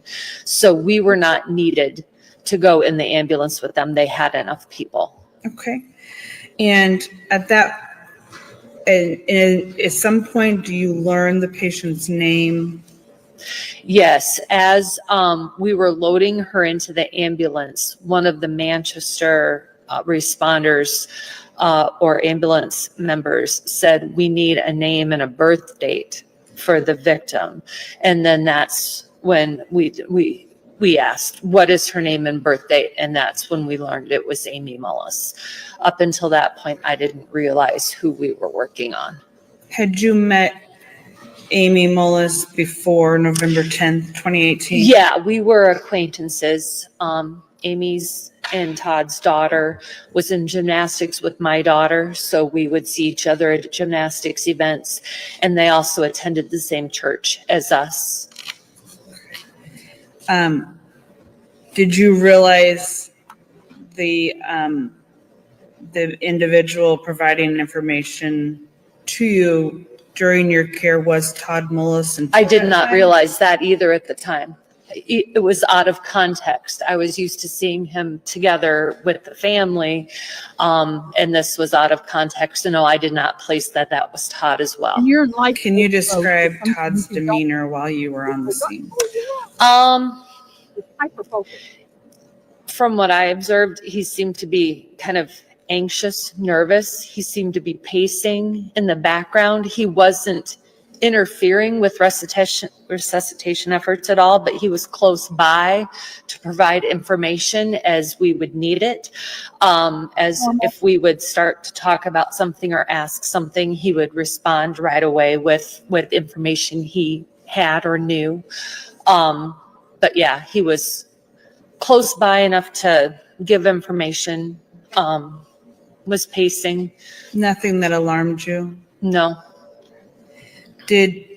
I'm sorry, I'll start over. Did you also then know Todd and Amy's children? I did. At that point in time, I knew the younger two children better. Wyatt and Taylor went to church with us. Okay, June, number one, love you. Discord me. Okay. Number two, what trial are you talking about? So guys, from here on out, when you have, and I'm not mad at you, June, you're fine. When you have information like this, please Discord me and don't put it in here. I would appreciate it. Makes it easier for me to communicate. All right. Thank you. I'm going to go ahead and delete comment, put it in Discord. Thank you, beloved. You're amazing. Was their Sunday school teacher for a while. I knew Tristan also at that point from seeing him in church with the family, but I did not know him as well as I knew the younger two. Did you see Tristan on November 10th, 2018? Yes, a little bit later. Up until that point, I had not noticed him. After Amy was loaded into the ambulance and Manchester took off for the hospital, we turned to start getting our stuff picked up, and that's when I realized Tristan was there as well. He was standing back a lot further than Todd. There was a trailer attached to the pickup that they had been using to try to get Amy to the hospital, and he was on the back side of the trailer. After the Manchester ambulance left, what did you and the other Greeley EMTs do? Because some of the Manchester first responders had left in the ambulance service or in the Manchester ambulance that left a couple of their first responder vehicles unmanned. So our other responder, Steve, who was on scene, he actually helped Manchester to get the rest of their vehicles back to their station. Dave and I took the ambulance and we followed to Manchester because our Lucas device was still being used in resuscitation efforts. And so we said we would just follow and wait for it to be done to get it back. So we proceeded to Manchester. We stopped at the fire station we stopped at Manchester Fire Station to pick our other responder, Steve, up because that's where they keep their first responder vehicles after he helped them drop those off. And then the three of us proceeded to the hospital to wait for the Lucas. Okay. When you Okay, guys, let me show you what we're talking about here as to what went into that poor soul's body. That's what went into her back, clear through and through. And you can see the blood on it. Glad you finished lunch. Maybe it won't make you nauseated. And of course, you see the red. So this is what kind of went into her, through her body. Just giving you information. you got to the hospital, where did you go? We just went into the common area in the ER, the hallways. We were just planning to hang out in a corner and try to stay out of the way until things were. Okay, guys, I'm going to open this in browser.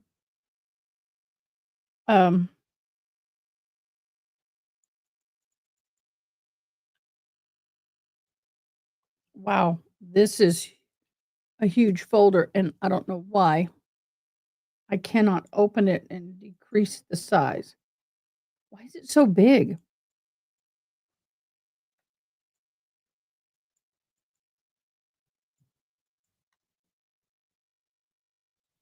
I'll have to just show it this way.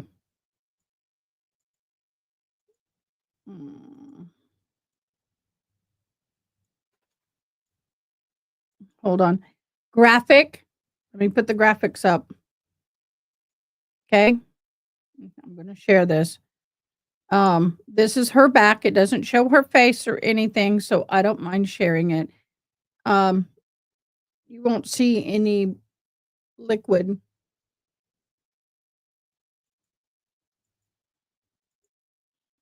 There you go. These three right here were probably why her heart would not start again. This is definitely a lung. That's definitely a lung. But you got two going this way or three going. I mean, that's kind of weird. That's kind of weird.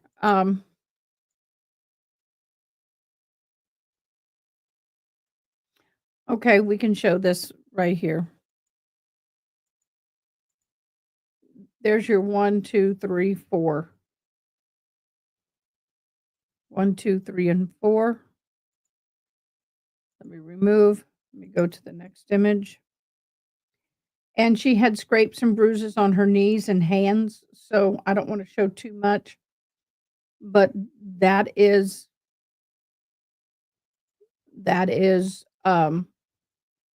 and of course they do bring it into court. Just FYI. So we'll get back to trial. We're done. And did you observe Todd Mullis or any of the other family there as well? Todd, I believe, was there and had a friend with him. And they were in kind of the family waiting room. They had a special waiting room, not the general public waiting room that everyone goes into. There's a separate one back in the ER for family to wait in. And so he was in there with a friend. Okay. Did medical staff approach you and Dave or Steve? One of the RNs came up to us as soon as we got there and calls for your stay on. So same. What did you and Dave do after you interacted with medical staff? We waited. Dave we would take turns waiting in the family room with Todd. Dave spent most of the time in there. I went in, I believe, once for a couple of minutes.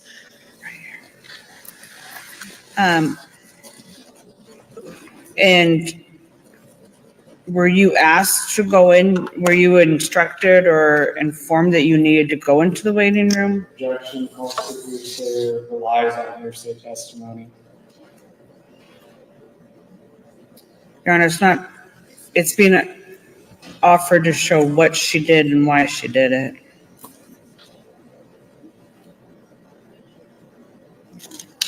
Overruled.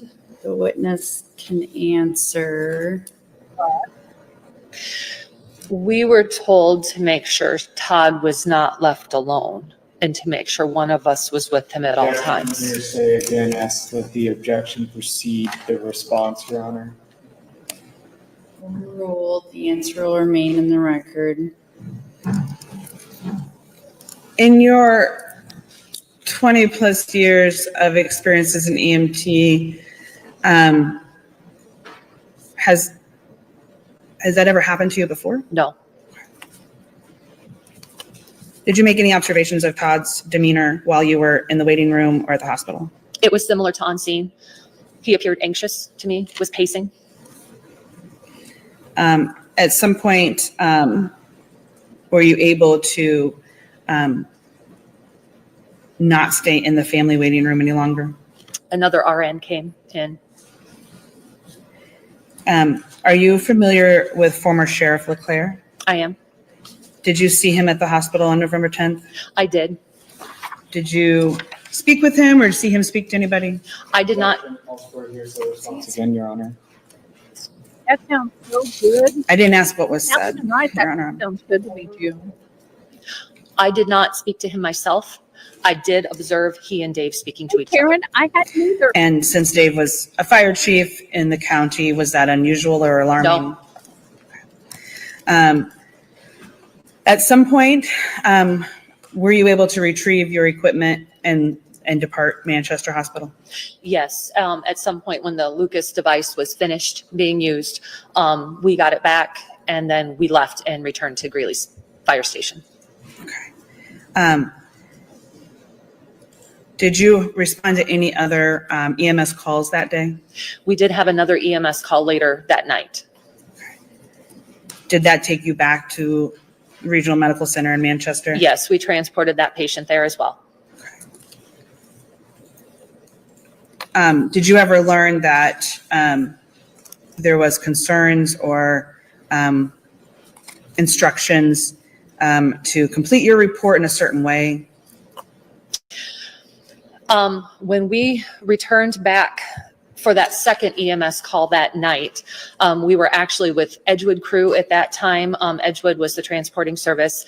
They needed extra help. So Dave and I both ended up being in the back with the patient on the way in. When we got to the hospital, I stayed in the rig and started cleaning everything up. Dave and the rest of the Edgewood crew members actually delivered the patient into the ER. When Dave returned to the ambulance after dropping the patient off, he told me that— Objection, Your Honor, hearsay within hearsay. Sustained. Let me try to rephrase a little bit there. Okay, when you were considered a professional like she is, you are part of the treating team. So the information that you're gleaming as a part of that said treated team kind of is, but not hearsay, in my humble opinion.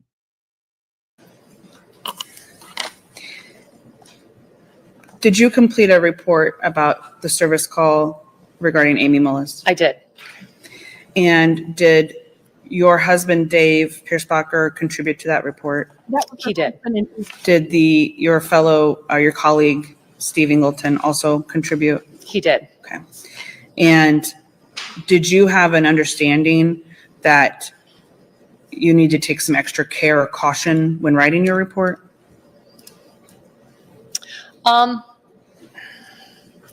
Yeah, most reports are completed thoroughly, though. I usually I always make a point that every report is completed thoroughly.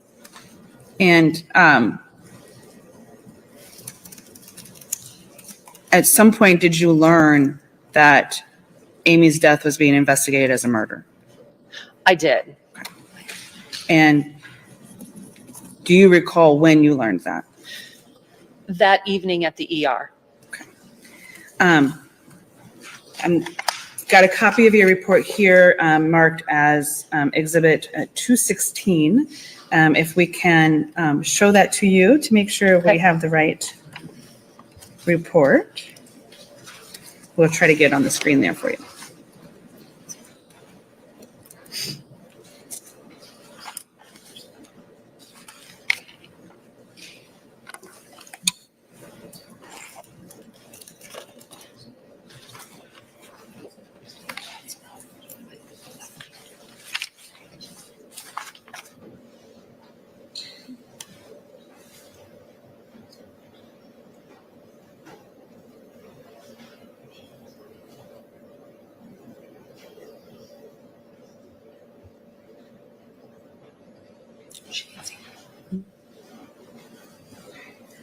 Mr. Clark, have you had an opportunity to look at Exhibit 216? Yes. Okay. And does this appear to be the report that you wrote and submitted regarding? It appears to be. And can you tell the date that you submitted this report?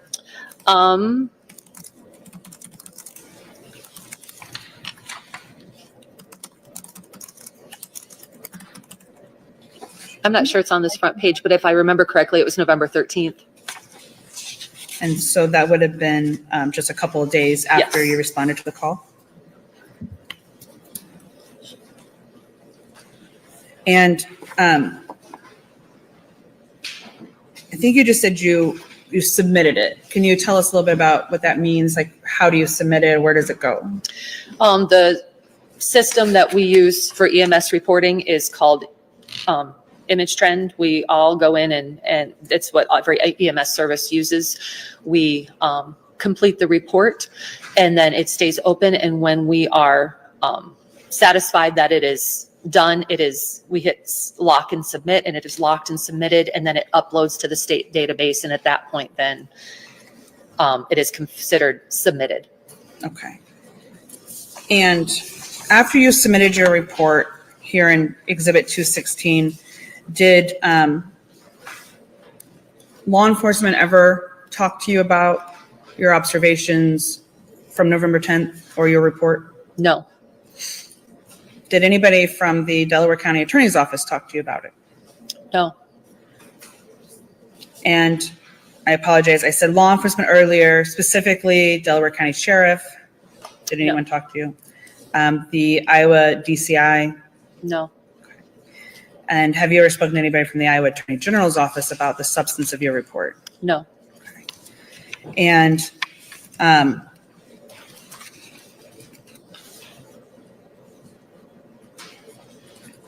were you aware, or are you aware now that Todd Mullis was charged with Amy's murder and tried and convicted of that? Yes, I am aware of that.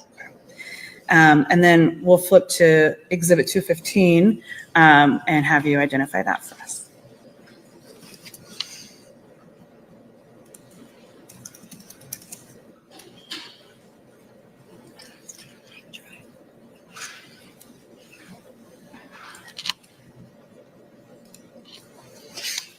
Yeah, this is an affidavit. So 215 is an affidavit that you signed regarding November 10th. Yes. And my copy is a little faint, so maybe yours is a little better, but is it dated in 2023? I believe so. I don't see the signature page on my screen, but I believe that's when it was. We'll scroll for you. Yes, 2023. And prior to this affidavit in 2023, did you speak with any attorney representing Mr. Mullis? No. Any private investigators or anybody talk to you? No. Was there anything about Todd's behavior or demeanor on November 10th that was alarming to you or caused you concern? No.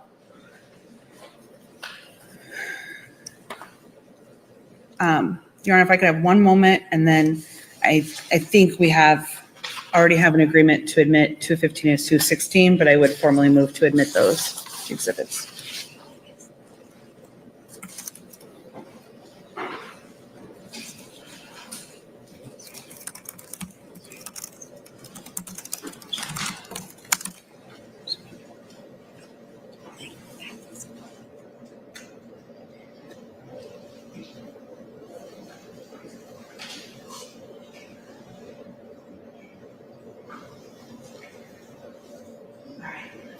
You just got one or two more. I apologize. Thank you for your patience.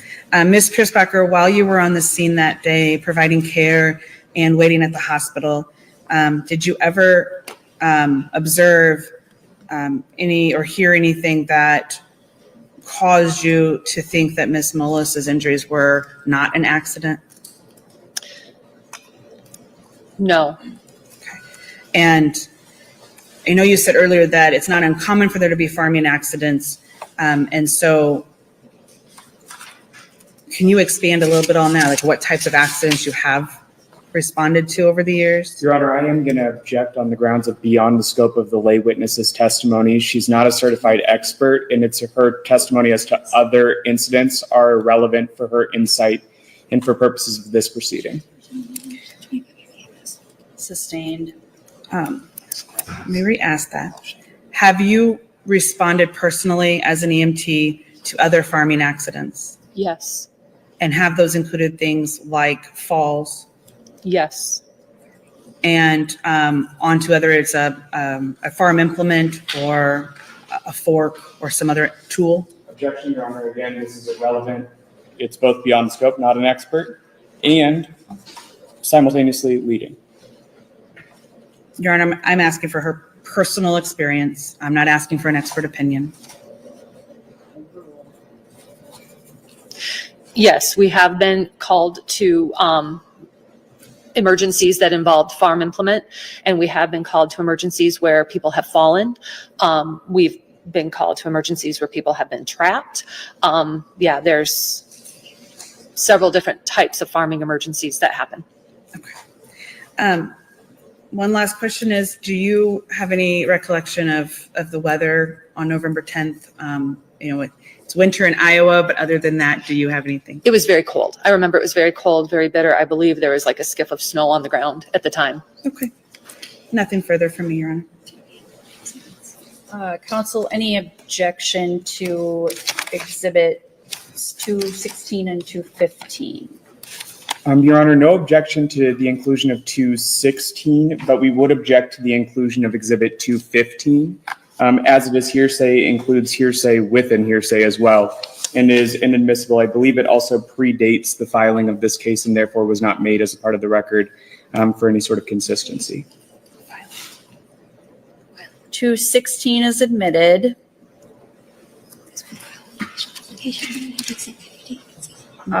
Counsel, did you want to respond to the objections 215? Yes, Your Honor. I think there might be some confusion. I guess it was my impression the state had already didn't have any objections to 215, but additionally, it's a part of the original post-conviction relief application filing in this matter. Ms. Piersbacher has identified it, and I can ask her some additional questions as far as, where the information comes from in it. But I do believe it's an admissible document that this court should consider.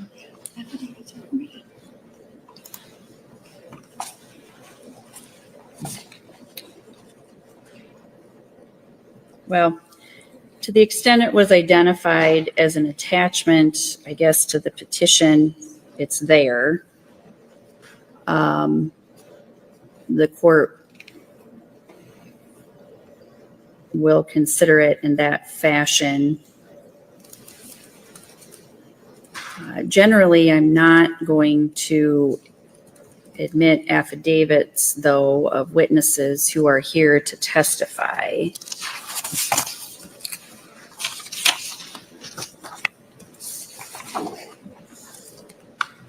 So 215 is not going to be admitted. Okay, y'all. We have a decision to make. We have a decision to make. And that decision is, do we stay on this or go back to Sementilli? Now, Sementilli's not back in yet. So, I personally think we need to go back to that trial and then we'll keep catching up with this. I did get, thank you very much, Angela. She did pass on to me 1, 2, 3, 4, 5, 6 documents that I know of thus far. Let me see.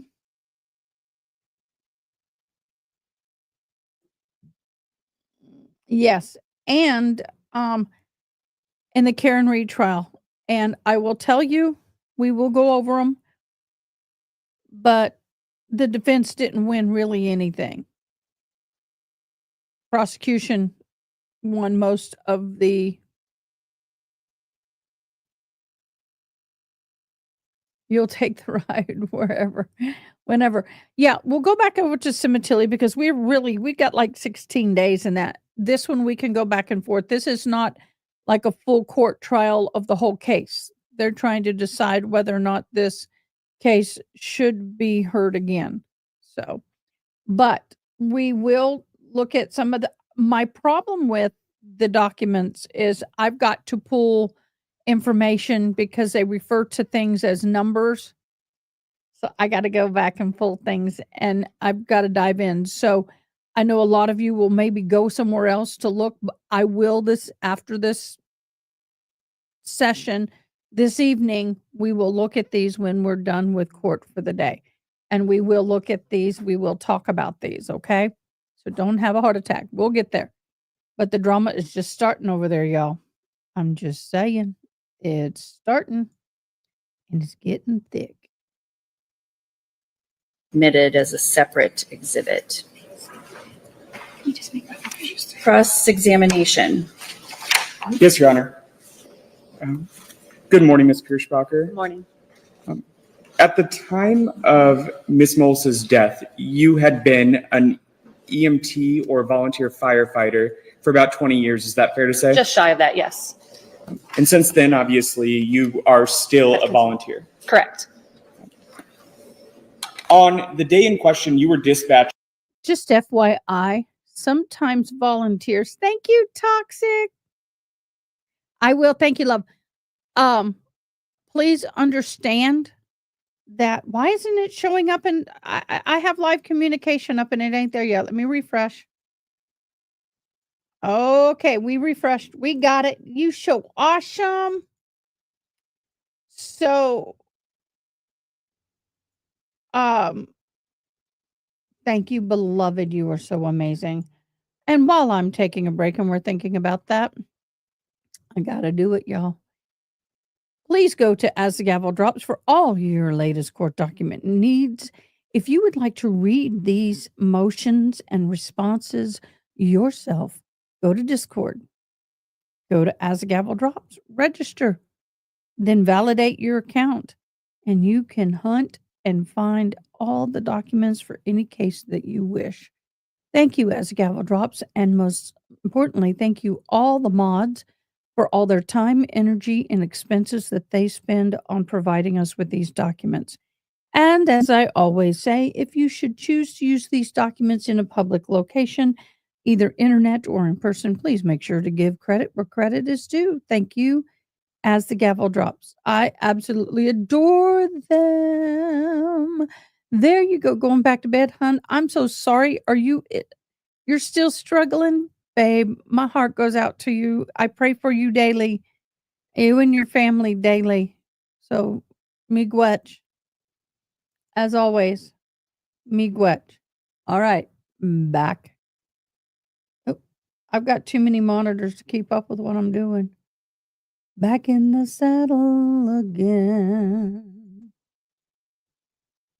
Why isn't it showing? Oh, because that's why. Please tell me I didn't accidentally. There it is. I had that. Okay. Around 11 minutes after noon, right? Yes. And you arrived somewhere around 12:14, 3 minutes later.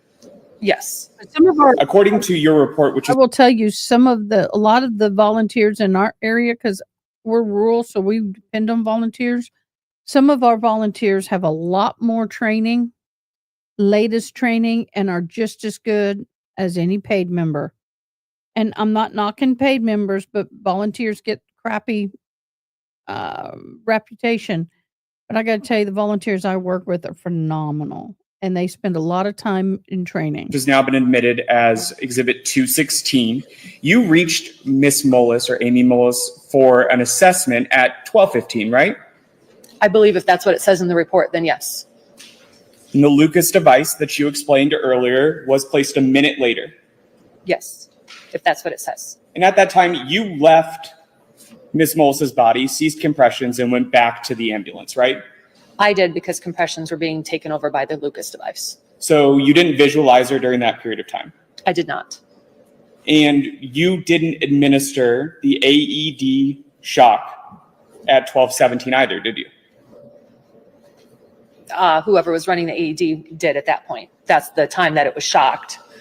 And I believe if we turn to directing your attention to what is page 4 of Exhibit 216, I believe it references that David Kirschbacher was the one who placed that AED shock, right? That is possible. Yeah, I don't have that page in front of me, but if that's what it says, then that's what happened. And 1 minute later, Manchester Ambulance took over the care of and administered the life-saving efforts for Miss Mullis, right?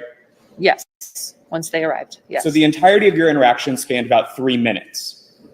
Probably, yes. And for the portion of those 3 minutes, you weren't actually with Miss Mullis the whole time, were you? Not the entire time, no. And according to your report, as has already been admitted, you didn't see the injuries in question, right? I did not. And you didn't observe the full extent of any puncture wounds, right? I did not. You don't document any direct references to Todd Mullis in your report, do you? No. You never once reference Tristan Mullis in your report, right? Correct. And you were familiar with them, as you mentioned, right? Mm-hmm. Because your focus was actually on Amy Mullis and preventing her or administering life-saving care. Correct.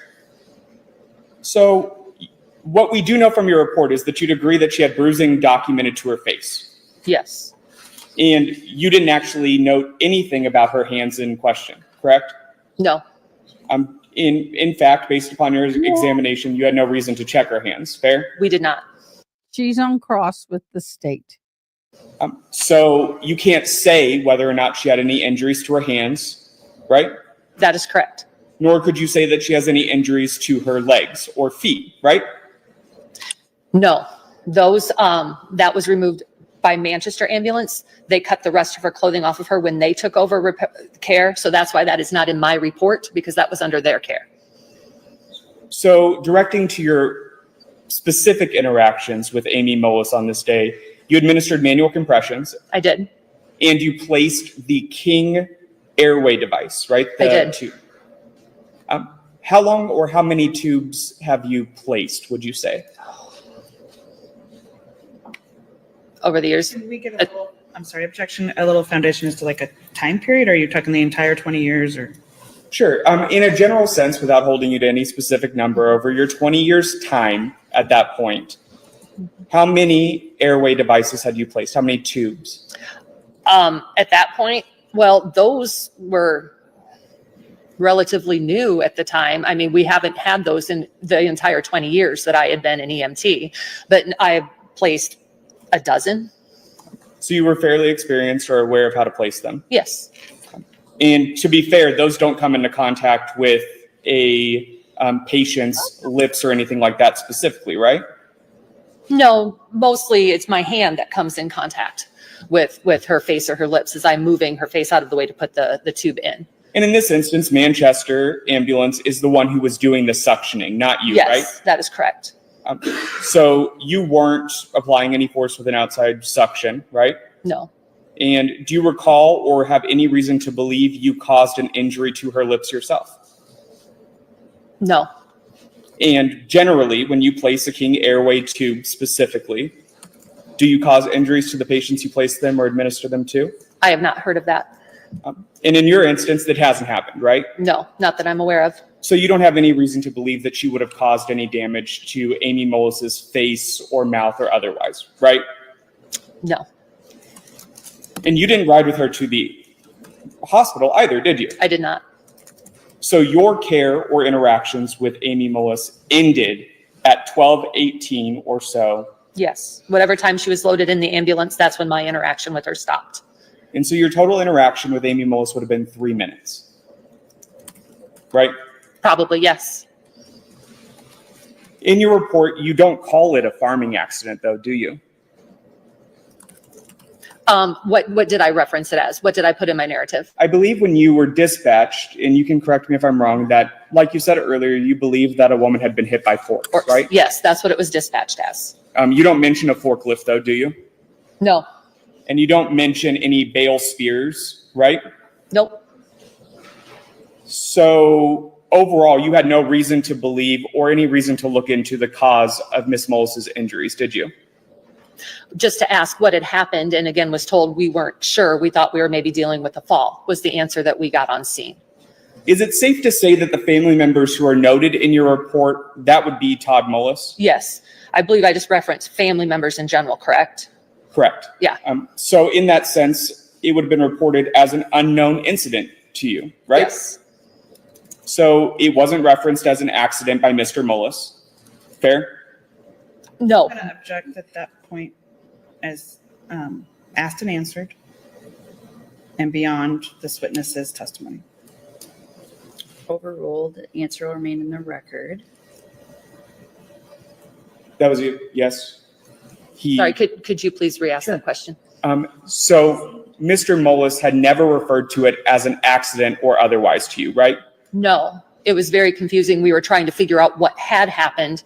As you said, the 3 minutes that I was with her, we were trying to see if we could resuscitate her. So that was our primary cause. In my mind, I was running over what could have happened, but our primary focus was to get her back, get a heartbeat and breathing. So your job wasn't to look into what caused the No. incident in question? We asked the questions to help us figure out what we're dealing with. But in this case, it was very confusing. Nobody really knew. So we focused just on what we could see and took care of that. Don't know. So we've referenced your report extensively, which has now been admitted as Exhibit 216. Who do you submit that report to? I believe it goes to the Iowa Department of Health. So it doesn't go to any specific agency for inclusion, right? No, it gets uploaded to the state. And I believe you've previously referenced the National Emergency Medical Services Information System. Mhm. Fair? Yes. Is that also called NIMSIS? Yes. And for NIMSIS, do you know who that goes to? I do not. So is it safe to say that you've never in your 25 years checked into where that goes, right? No, I do know that when our service gets inspected every 3 years by the state, the Iowa Department of Public Health comes out and they do have access to all of those reports, and they have all of our information on when reports were filed and in what a timely manner, and that is checked into them. So I do know that at that point, the Iowa Department of Public Health Emergency Services Agency, who keeps track of the EMS services, they have those reports. And so those reports don't actually go to anyone other than the state agency designated to receive them, right? As far as I know. And in that case, the NIMSIS program is actually administered at the federal level. Fair? I believe so. So that data is not being aggregated by, say, the hospital in Delaware County. I don't know. You have never provided the report specifically to a hospital in Delaware County, right? Not that final report, no. Did you provide any other version of a report to a healthcare provider in this case? Yes. And so that would be documented in the medical records or referenced otherwise? It should be in Manchester's report that they received ours. What we usually do is when we get on scene, we don't pull out our computers and do the final report there. We have handwritten notes and we pull off the top sheet and it goes with the patient. So in this case, when we handed off the patient to Manchester, our top sheet of notes went with her, with Manchester, to become part of their report. And that's because it was Manchester who was in charge of her transport to the hospital. Because they transported her, yes. And in charge of handing over care to the hospital emergency room. Correct. So that wasn't you in this We case. did not hand her over to the emergency room. No, we did not. We handed her over to Manchester Ambulance Service. But on scene, you talked to Todd Mullis, correct? Yes. Well, in passing, he was in the background giving answers. I did not specifically talk to him one-on-one. You also confirmed some of the details with the deputies, yes? Yes. And so in question, you were also known to the Mullis family, weren't you? I believe so. Somewhat more so Amy and the younger two kids at that point in time. Because you went to the same church and your families interacted, Yeah. right? Yes. So at that point, Todd Mullis and you were already familiar. In passing, as an acquaintance.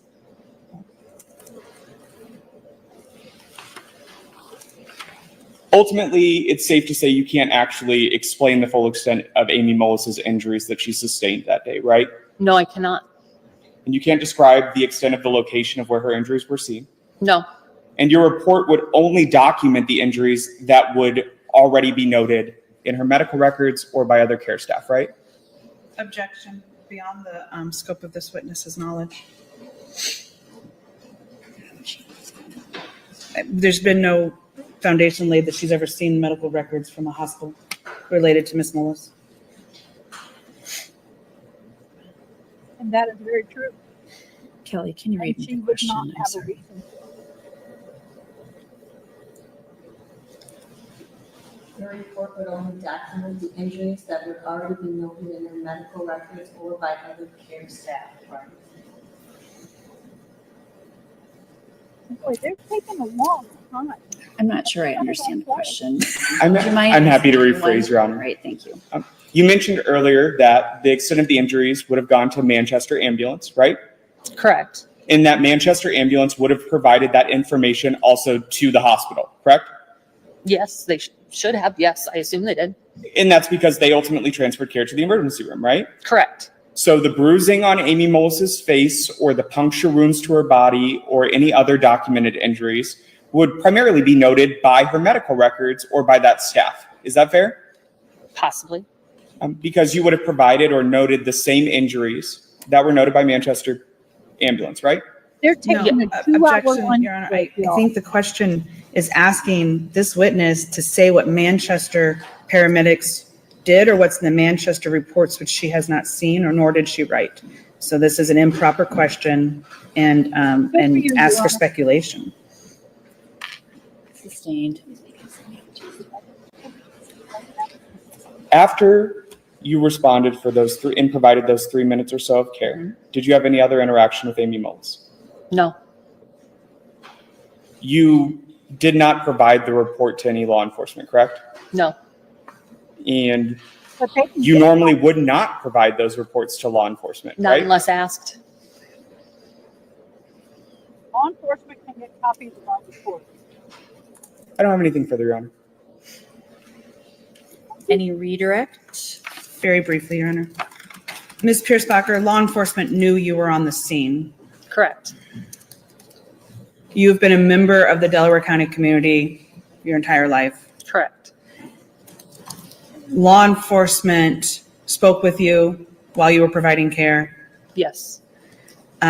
Is it a normal protocol and or is it required by the Department of Public Health that you complete and submit a report? Yes. Do you have any obligation to send that report out to the law enforcement you interacted with? No. And you mentioned that you would have taken the top sheet of your notes and sent them with the patient. When you describe that, are you describing like a carbon copy where you also kept a copy of Yes. those notes?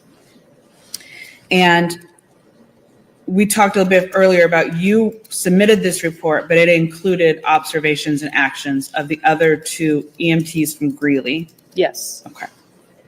And is that normal protocol for an EMS EMT report? Yes. And I could testify for her. I could.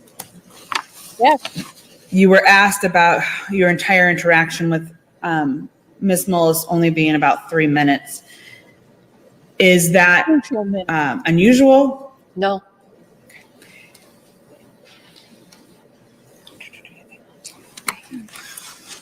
You were asked a little bit about the dispatch and the farming records. And I believe you testified, so I just want to clarify that you heard over your pager, over the radio, and dispatch was calling it a tractor, baling, fork type of accident. Yes.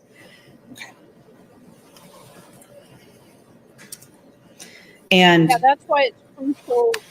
you and Dave responded from Greeley in part because Manchester was not responding fast enough or could not find the patient. Is that your understanding? Yes, there was confusion on where exactly the patient was located and how long it would take Manchester to reach them.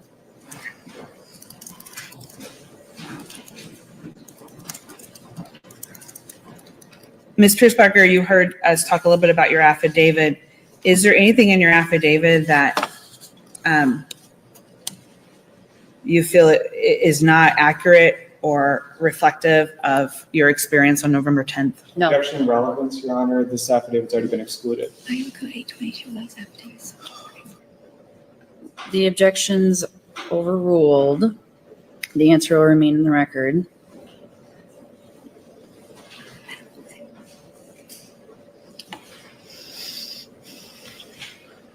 Did you ever talk to anybody from the state medical examiner's office about Amy Mullis's death? No. Okay. Nothing further, Your Honor. Any recross? None needed, Your Honor. Thank you. You may step down. Thank you. Let's go ahead and take a morning recess for about 15 minutes. I'll see you back then.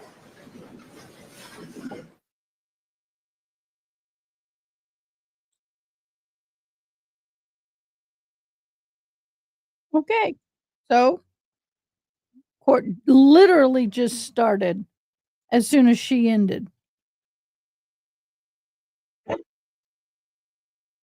that's not true. There was other plans that were made, and so we will not be off that time. With this proviso, on the 5th, which is Wednesday, we will not be in session in the afternoon. It's not because of the juror who misspelled my name. He's going to be here. We're not. That'll teach you. All right. I like One them. is still under oath, and people may continue their drug examination. Thank you. I kind of like that judge now.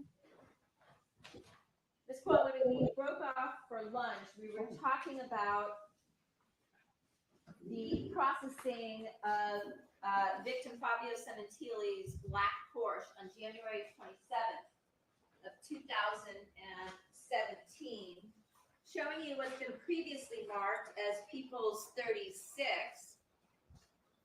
Is this the vehicle that you processed on that date at We talked a lot Howard about the Silver's vehicle for Yes. she sold and Same one bought. that we see here in Exhibit 37? Yes. What did you notice about the windshield of this particular vehicle? I noticed that on the front windshield, there was a paper licensing attached to it. So we see here to the right photograph in Exhibit 37, Yes, ma'am. and showing you People's 38. Again, are these photographs that were taken at the time of processing by the photographer that came out? Yes. And so there's no license plate on the vehicle. It's got a There nice. was no license plate. I wouldn't drive it. Notice about Get it? the condition of the vehicle in terms of the windows and things of that nature. The front left and the front right windows were rolled all the way up, and then the rear ones were rolled down. Was there any key anywhere in the ignition or in the vehicle itself? There was no key. Okay. Now, when you process a vehicle or a crime scene such as this, is there a protocol, a standard contamination protocol that you follow? Yes. Tell us about that, if you would. To prevent cross-contamination, I use personal protective equipment. And what that is essentially, I wear gloves and masks, and I also tie my hair back. And how do you go about collecting samples from, let's say, the interior of a vehicle such as this? So first, I would document the vehicle as is, and I will use flashlight and naked eyes to visualize to see if there's any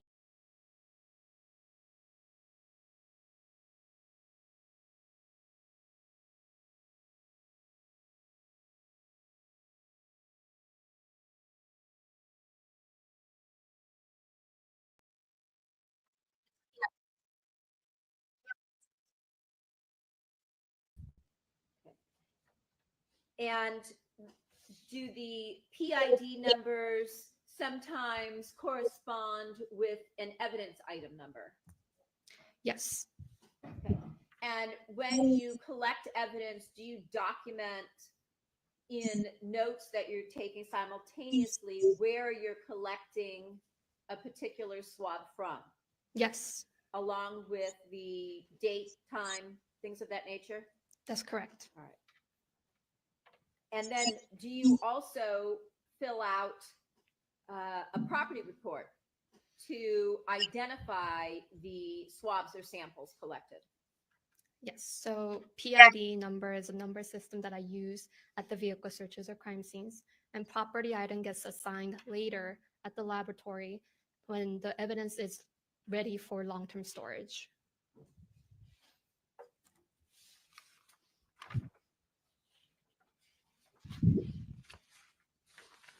In terms of the property evidence items, when you collect items and then subsequently book those samples into property, do you book them under the unique DR number for the case? Yes. And in this case, any evidence that you collected, did you book it under the DR number for LAPD's case 17-21-05194? Yes.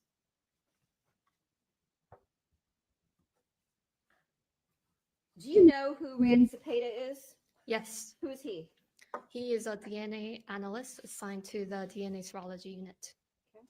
And was he also assigned to the DNA serology unit back in 2017 at the time that you collected evidence in this case? Yes, I believe so. Okay. In terms of collecting evidence, did you collect items, as you mentioned, you looked with a flashlight from not just areas where you could potentially see stains, but also from areas that would be likely to have DNA? Yes. So those would be, can you explain that to us, like what type of areas that would be? So the areas that would be normally touched, such as door handles, they could have trace amount of DNA deposit onto them. So I cannot visibly see the DNA that could be on the surface, but I did my biological evidence processing to potentially collect for those types of evidence. She swabbed it Now, all. in terms of your collection, in addition to, as we just discussed, areas where you might have seen possible potential biological material where there was red stains, did you also use some type of a chemical test to aid you in determining which areas to collect from? Yes. Tell us about that, if you would. There's a chemical screening tool. It's a presumptive tool that we use for blood search. And it is a color indicator.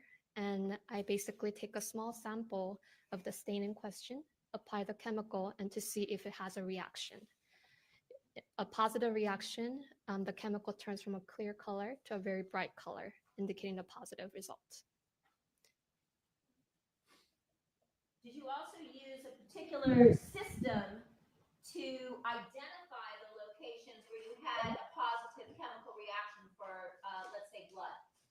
Could you repeat the question? Sure. Did you also use some type of color coding system to identify the areas where you obtained a positive notation for biological materials such as blood? Yes. How did you go about doing that? So when I identified a stain that I would like to test, I placed a red sticker next to the stain. And once I applied the chemical and obtained the results, I applied a blue sticker on top of the red sticker when I received a positive reaction.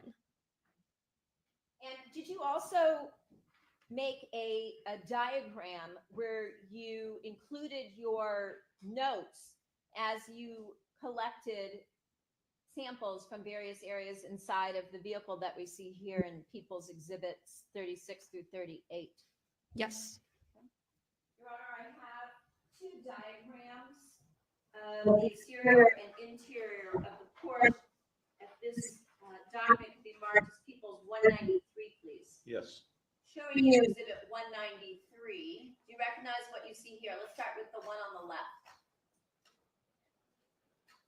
Yes, that is page 6 of the notes that I generated that day. Okay. And looking to the right, the diagram on the right, does this show the interior of the Porsche where you have identified the areas from which you collected samples? Yes. And they appear to be yellow numbers. Yes. What do they represent? Those represent the PID numbers. So the photo identification number. Yes.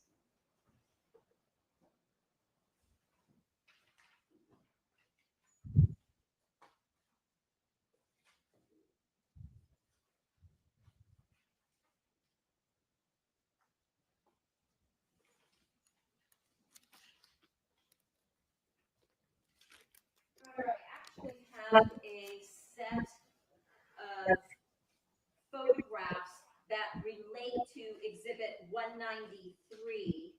There are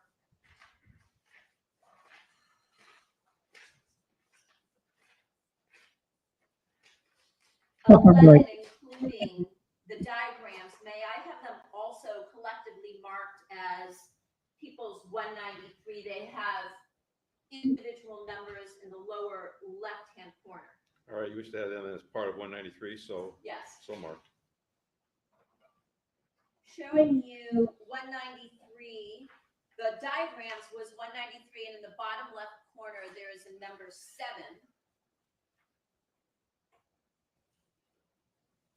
Now I'm going to show you 193 that has a 12 in the left-hand corner. Did you begin your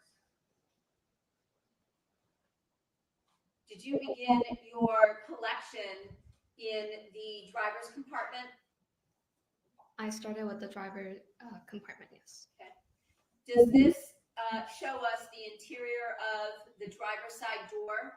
Yes. And did you see stains in this particular area on the driver's door? Yes, I did. Showing you what's been marked now as 193 that has a 13 in the bottom left corner. This appears to be the same interior driver's door, but now we see that there are PID numbers 11, 12, and 13. I assume this is 11 behind the driver's door handle. Yes. And what did you document here with respect to these 3 areas? I documented the placements of the stains that I was to test and will collect. Okay.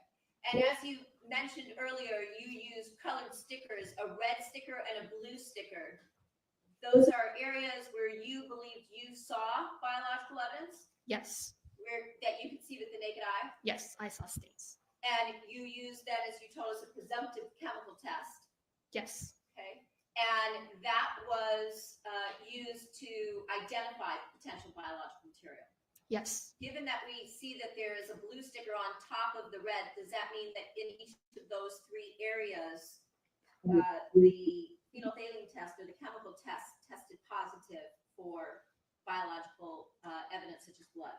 They tested positive. Okay. Showing you 193 that has a 14 in the bottom, looking at your placard number or your PID number 11. What do we see here? There was a red stain in the tripword-like pattern on the front left driver's side interior panel. And what you see in the picture is PID number 11, close-up view of it. And you also see my sticker, red sticker and the blue sticker, to indicate the results of that stain. Is this a stain that we see here, as I'm indicated in the bottom right photograph and also in the top left photograph that appears to be vertical in nature? Yes.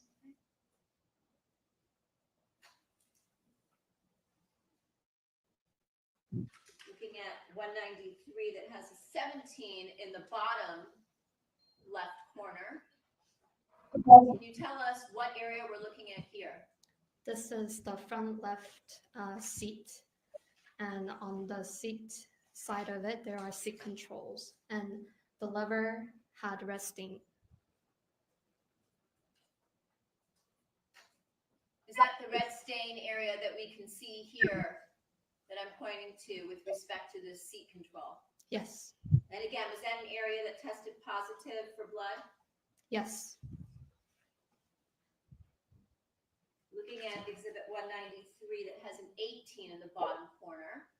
Again, looking at the interior of the driver's door. Actually, this is the, once you're inside the seat, this would be the driver's side seat controls. Yes. And again, we see the red sticker with the blue sticker, meaning that this was an area that tested positive for blood. Yes, it tested positive using the phenolphthalein test. And this is the same area where you see the red staining in the photograph to the bottom right that I'm pointing to? Yes. What about the steering wheel? What did you note with respect to the steering wheel? There was also a stain on the steering wheel. Showing you exhibit 193 that has a 15 in the bottom left corner. Again, this is the steering wheel area. Yes. Showing you 193 that has a 16 in the bottom left corner. This area here, where again we see the red and the blue sticker. Is this the area from which you collected a stain? Yes. And if we look at the photograph to the right, that would be this area here that I'm pointing to, just above your red sticker, Yes, ma'am. where you have an arrow pointing on the red sticker. Yes. And what did you notice with respect to the clutch? There was a stain on the clutch pedal. Did you initially in your notes indicate this was a brake pedal? Yes. And then you subsequently made a correction and identified it as a clutch? Yes. Looking at 193 with a 19 in the bottom left corner, which of these pedals are we talking about? The one on the left. Okay. Showing you exhibit 193 that has a 20 in the bottom left corner. Looking at the pedal to the left where you have a placard with a number 23. Again, looking at your stickers, is this the area with the arrow pointing to the location where you saw that red stain? Yes. Did you also communicate with criminalists within the lab who are charged with making diagrams? I contacted the architectural drafting technician, Was that Alan Perez and at that time Maria Catango? Maria Contengo.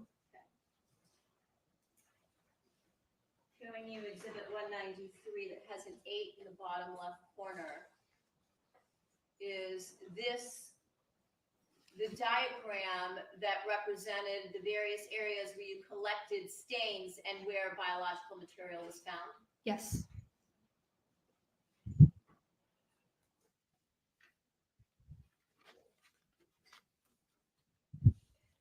When you went through the collection process, how did you go about collecting swabs from each location?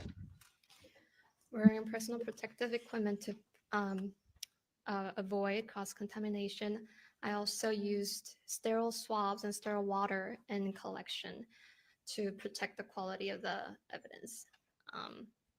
It is essentially like a giant Q-tip. I apply sterile water, and then I apply that moistened swab to the stain or the area of interest. So, all in all, how many swabs did you collect from the interior, the driver's compartment, and the passenger compartment of this vehicle? There are a total of 23 swabs collected. And when you That's a pretty good average, told actually. us about how you used a Q-tip with sterile water to collect these items, did you use a different Q-tip? It's like a long Q-tip, right? Yes. From each area? Yes. All right. And then did you package them separately into separate bindles? Yes. I don't like that red shining through. Creepy.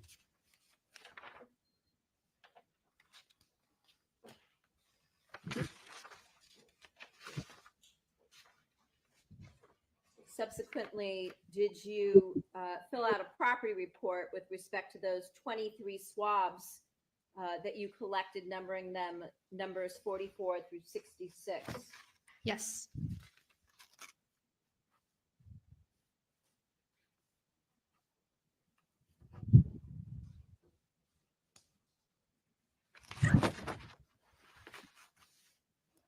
In terms of the architectural diagrams that were created in the lab, did those, you reviewed those and they were accurate with respect to what you collected?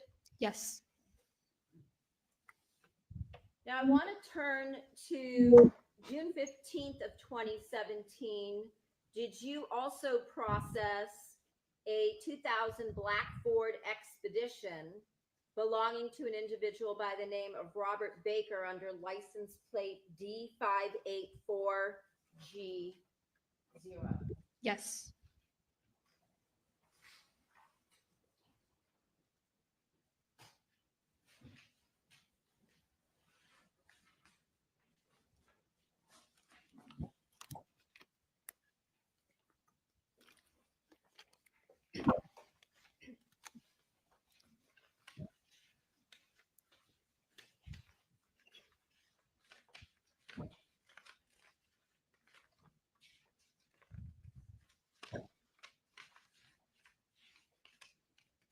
Your Honor, I have a series of 16 sets of photographs regarding this vehicle. May they be marked collectively as Peoples 194, and again, they have numbers in the bottom left corner. Yes. Thank you.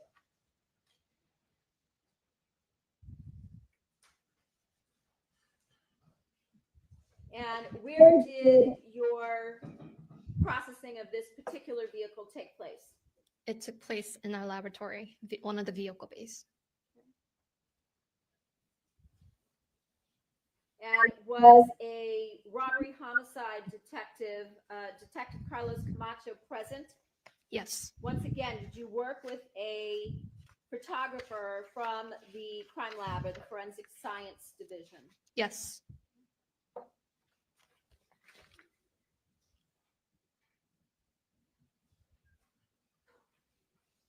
Showing you what's been marked as Exhibit 194. This one has a 3 in the bottom left corner.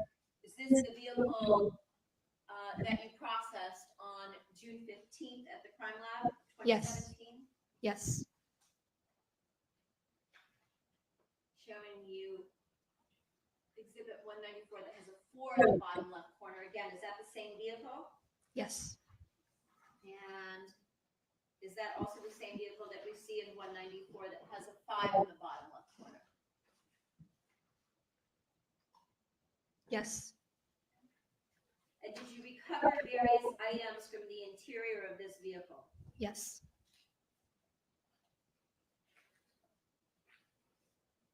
Showing you Exhibit 194 that has an 8 in the bottom left corner. Did you recover a black Targus bag with miscellaneous personal and electronic items from the second row? Yes. And did that also include a A racquetball bag, several rackets and racquetball related items. The racquetball bag was on the second row seat. Showing you exhibit 194 that has a 9 in the bottom lower corner. Are these the items that you recovered from the second row area? Those are the items that I found at this vehicle search. Again, from the second row seat behind the driver? They're the items inside the vehicle and also the items found in the second row seat, yes. Showing you exhibit 194 that has a 10 in the bottom lower corner. Again, are these some of the items that you recovered from the second row floor space? Some of those were recovered by me, and the items were found in the target's bag that was found on the second row floor space. And the items that weren't recovered by you, you had another criminalist that you were working with that day? Could you repeat the question? Man, The items that weren't recovered. I'd by have you, about 10 those times that much recovered to recover. Got a lot of useless things in my car. Showing you exhibit 194 that has 14 in the bottom left corner. Did you also recover several memory cards from the vehicle? Yes. And did you itemize those as items 150 through 157 under PID 14? May I refer to my notes? Sure.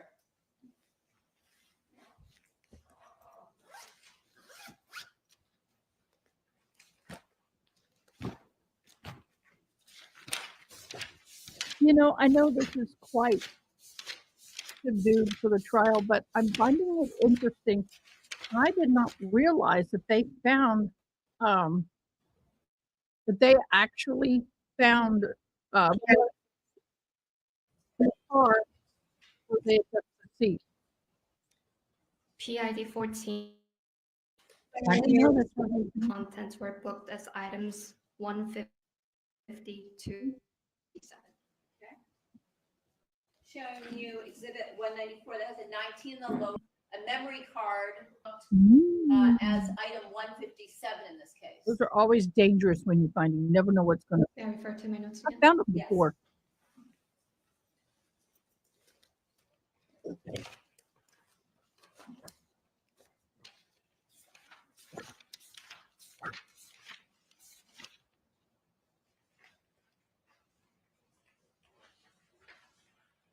Yes, that's correct. And the writing on the envelope that we see here in the bottom left corner, is that your writing? Yes. Okay. And is that the envelope into which you booked items 154 through 157 as we see written below the DR number? Yes. Okay. Showing you 194 that has a 16 in the bottom left corner. Is this another memory card, item 151 under PID 14? Yes. Did you also collect items from the third row of this vehicle?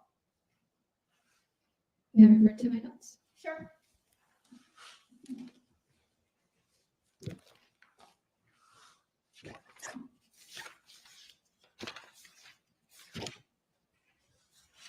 If anybody who knew who Roberta Flack was, she was a fabulous singer who sang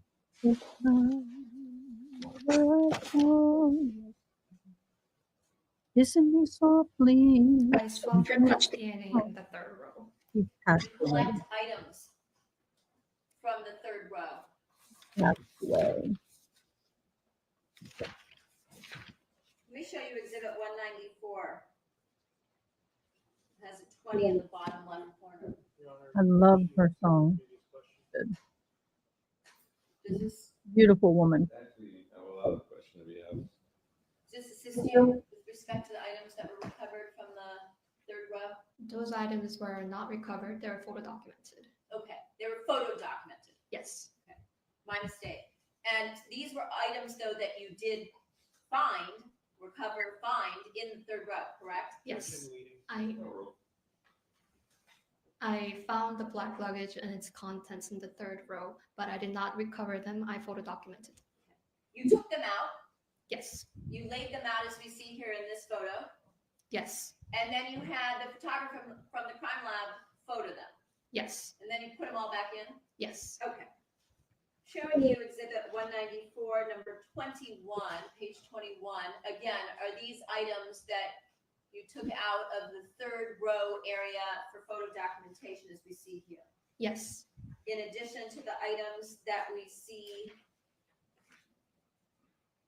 in 194 that has a 24 in the bottom left corner. Yes. And with respect to the items that were found in the third row, did it also include miscellaneous clothing that appeared to be from a woman, Yes. such as underwear and things of that nature? Yes. Did you also find various personal items such as condoms in the third row? Yes. Showing you exhibit 194 that has a 25 in the lower left corner. Again, is this another photograph taken to photo document those same items we've been talking about? Yes, ma'am. Was there also a receipt found amongst those items? Yes. Showing you exhibit 194, it has a 26 in the bottom left corner, appears to be a receipt of a place called Eden Sky on Melrose, dated April 21st, 2017, at 6:05 at night. Yes.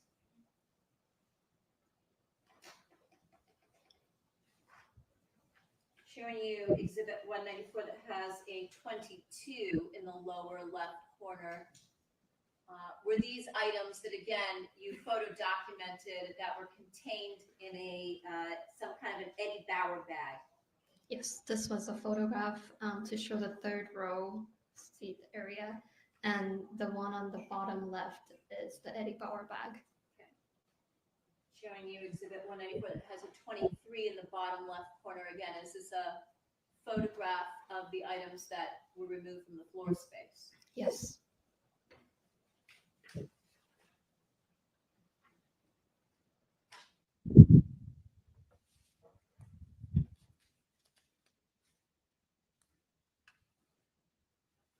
In this particular vehicle, did you have a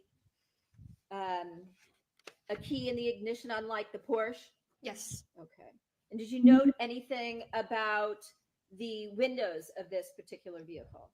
The windows were tinted and they were rolled all the way up. I'm sorry? They were tinted and they were also rolled all the way up. Okay.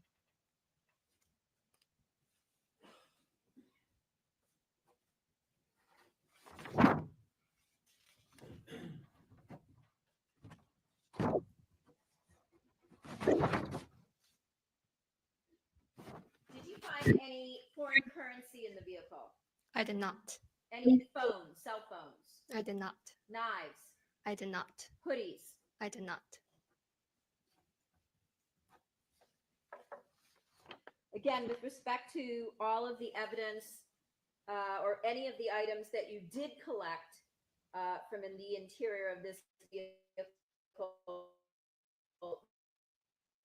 did you, such as the memory cards, did you package and book those items under the same DR that we spoke of with respect to Sementilli's Porsche? Yes. I have nothing further.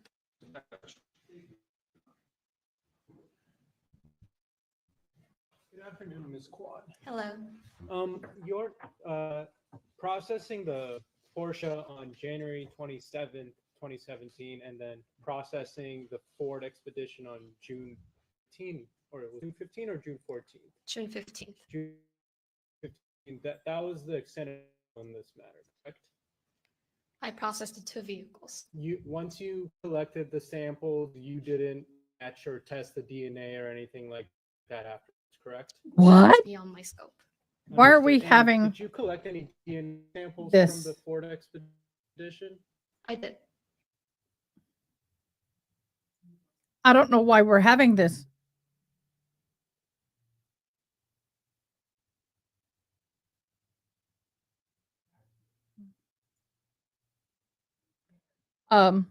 That's weird. Well, a joke or a comment for the day. And then start. Nobody told me that when I get a husband, the ears are sold And you booked separately. the samples and transported them. I find that funny.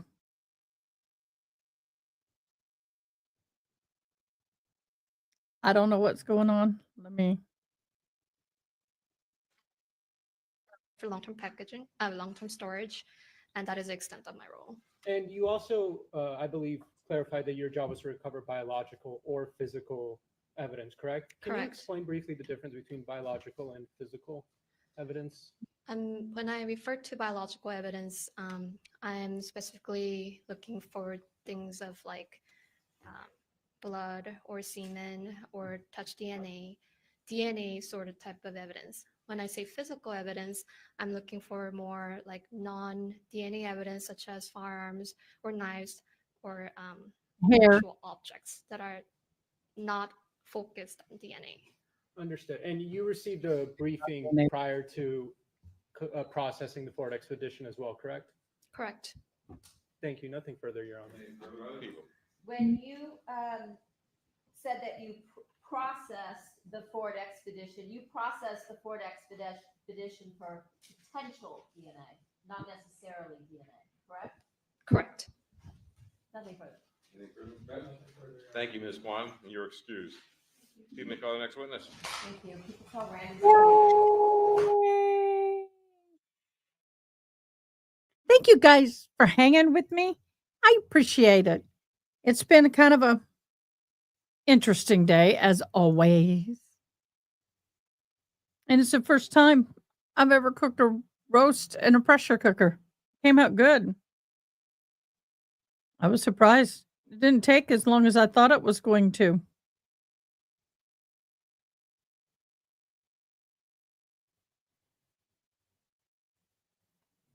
Didn't think it was going to take me as long as I thought it was going to.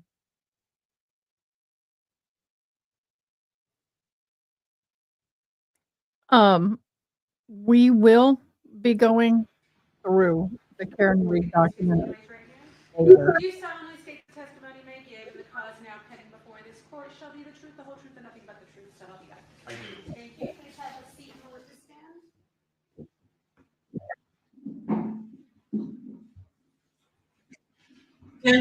And for the record, say and spell your first and last name, please. Randy Zepeda, RANDYZEPEDA. Thank you. Sir, can you tell us how it is that you're employed? I'm employed by the Los Angeles Police Department, Forensic Sciences Division. And are you assigned to a particular area or division within the lab? Yes, I'm assigned to the Serology DNA unit. And how many years have you been assigned to the DNA unit? About 15 years now.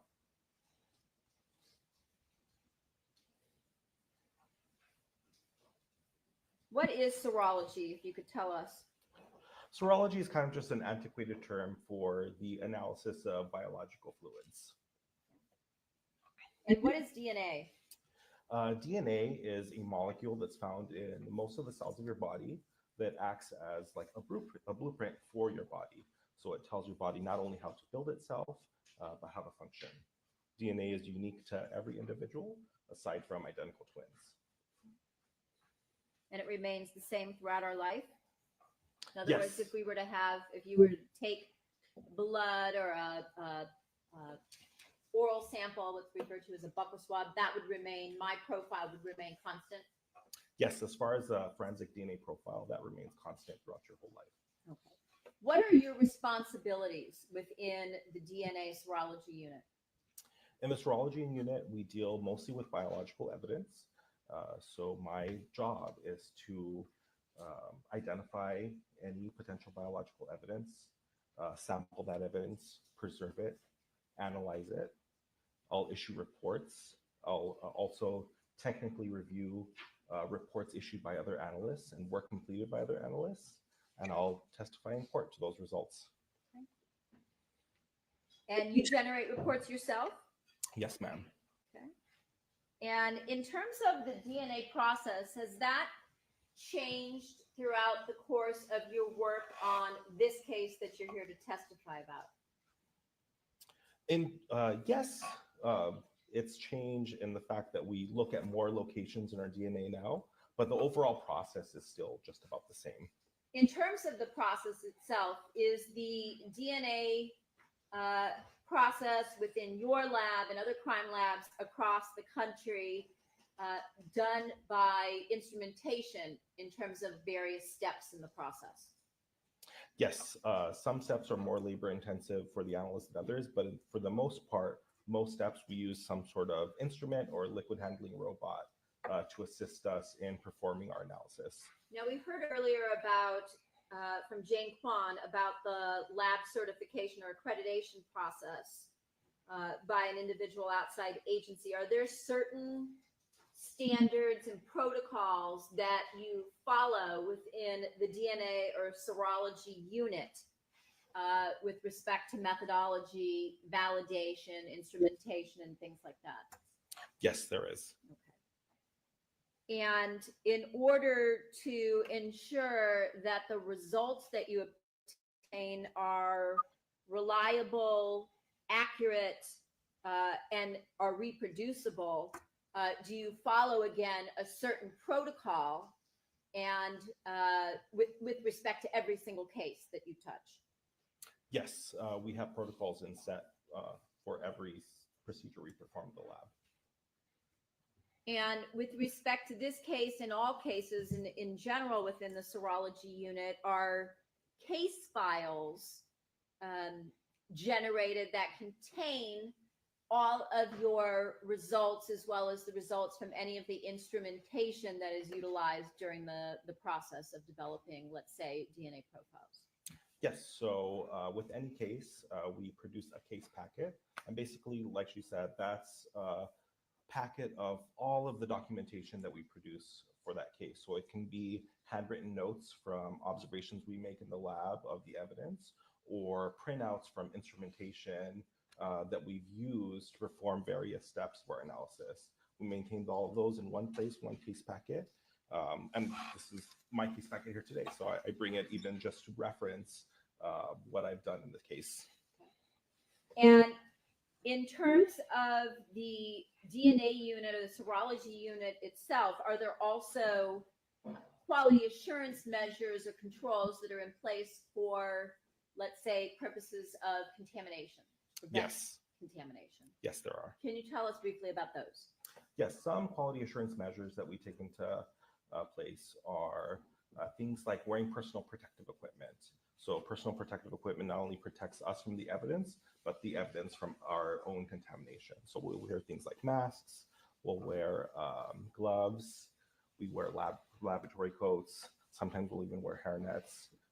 And these things we change, especially our gloves, in between handling different items of evidence. We also do things like analyzing evidence samples separately from reference samples. Let me stop you just there, and we'll move on to the rest of that answer, but you just brought up something important.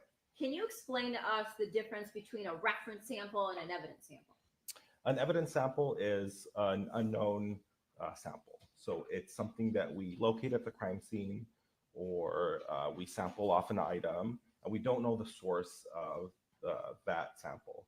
We don't know where that DNA might potentially come from. A reference sample is a known sample. So that's a sample that's taken directly from the individual to use for comparison to an evidence sample. Do reference samples tend to come in the form of one or two different sources? Yes, in general, we get reference samples that are usually oral samples, so swabs of the inside of your mouth, or blood reference samples, which are blood cards that are generated by the coroner's office. And do you test evidence samples on separate times from reference samples? So again, not to cross-contaminate the evidence? Yes, so we analyze references completely separate from evidence samples. Okay. Back to some of the quality assurance measures that are in place in the DNA section. Is the DNA section and the lab itself also secure facilities and areas? Yes. And does the DNA section also maintain a database where if, let's say you were to get a profile that you didn't expect, or that you could run through the database that contains criminalists from the crime lab, their DNA reference samples to cross compare to ensure that you're not putting your own DNA into a sample. Yes, we do maintain a quality control database that has even my own reference sample contained with it, where we can check when we get unknown samples or an unknown DNA profile from a sample that it's not our own contamination into that item. And in terms of your work, is it also peer reviewed? Yes. What does that mean? What does peer review mean? Peer review means that all of the work that we complete gets re-looked at by another analyst. So even from forms that we generate to my final case laboratory report that I generate, a second analyst will go through, look at each one of those items, and they'll sign to attest that essentially they would come to the same conclusions that whoever is authoring either that page or that report came to. In addition to the peer review, we also have an administrative review process, which is a second review by someone like a supervisor, but that's more for the content of the report, as well as things like grammar and spelling, things like that. And all of that is done for the purpose of what? To maintain the accuracy in our results. In terms of the certification within the DNA unit, are you required to undergo proficiency testing on a regular basis? Yes, twice a year. What is proficiency testing? Proficiency testing is a test that's administered to us by an outside agency. They know what the results of the test are. We do not. And we treat it essentially like a regular case. So I would analyze it as if I was analyzing a evidence sample from a crime scene. I produce a report, and all those reports and results go back to that outside agency, and they'll say, yes, you performed these tests as expected. You obtained the correct DNA profiles. You made the correct comparisons. Can you tell us a little bit about your education, training, and experience that qualifies you for your position in the lab? Yes, I have a Bachelor's of Science in Biology from the California State University, Los Angeles, as well as Master's of Science coursework in Biology, also from the California State University, Los Angeles. I've attended several trainings with the California Department of Justice, California Criminalistics Institute, in the fields of forensic biology, as well as forensic DNA typing. I've also had separate in-house LAPD training in forensic biology and forensic DNA typing. Those were both years-long trainings. Ever since I was initially trained, I'm also required to attend continuing education courses at least once a year. So since I became a DNA analyst in 2013, every year I've taken an additional course of continuing education since my original training. Approximately how many case samples would you say you've analyzed using DNA typing techniques? Tens of thousands.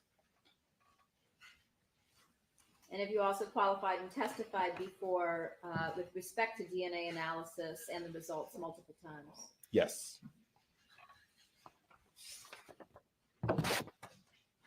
Tell us what is, or describe for us what is DNA typing. DNA typing is essentially producing a DNA profile from an unknown or reference sample. Now, a DNA profile is essentially we're looking at different locations in your DNA. Currently, we look at 23 different locations plus a gender marker. These are locations in your DNA that are variable, so they're different from individual to individual, but like I mentioned earlier, they're also stable throughout your lifetime. Now, at each one of these locations, you have essentially two numbers. So let's say I'm looking at the first location, you'll have two numbers. One of those numbers you get from your mother, one of those numbers you get from your father. And we'll look at all of those 23 different locations. We essentially get those number pairs for every single one of those locations, and that is your DNA profile. And we can use that to compare it to, like I said, items of evidence. We can compare it to other DNA profiles. And we can, from there, even calculate statistics on how rare that association is. is there a standard procedure that's utilized in the crime lab and the same across, let's say, the country or maybe even the world, that is used to develop a DNA profile, whether it be from a reference sample or an evidence sample? In general, yes, the procedure is pretty much the same no matter which lab, forensic lab that you're working in. Now, the different chemicals that we use or instrumentation might be different, but in general, the process of obtaining a DNA profile is pretty consistent, not only throughout the country, but throughout the whole world. And are there particular steps that are used in processing samples? Yes. What's the first step? The first step in general in processing a DNA evidence sample is extraction. Now, extraction is when you take a sample. So in any given case, I'll have, let's say, several tubes labeled with case identifiers for that specific case, unique to this case, and I'll add some chemicals to it. And what those chemicals do is they break open the cells and release the DNA from the cells. Now, after the DNA is extracted from those cells, I can run it through a different instrument or a different robotic instrument to clean up that sample, essentially removing all the other cellular junk and proteins, just leaving the DNA behind. What's the next step? The next step is quantitation. That's when I take that sample I produced after that first step and I measure how much DNA is in that sample. We need to know how much DNA we have so we can know if we can move on to the next step or how to basically treat the samples for that next step. You need a certain amount of DNA present in order to run the DNA tests, correct? Yes. Yes, we have a minimum amount of DNA that we need to even attempt to obtain a DNA profile, but there's also a range of DNA that we target for our next step.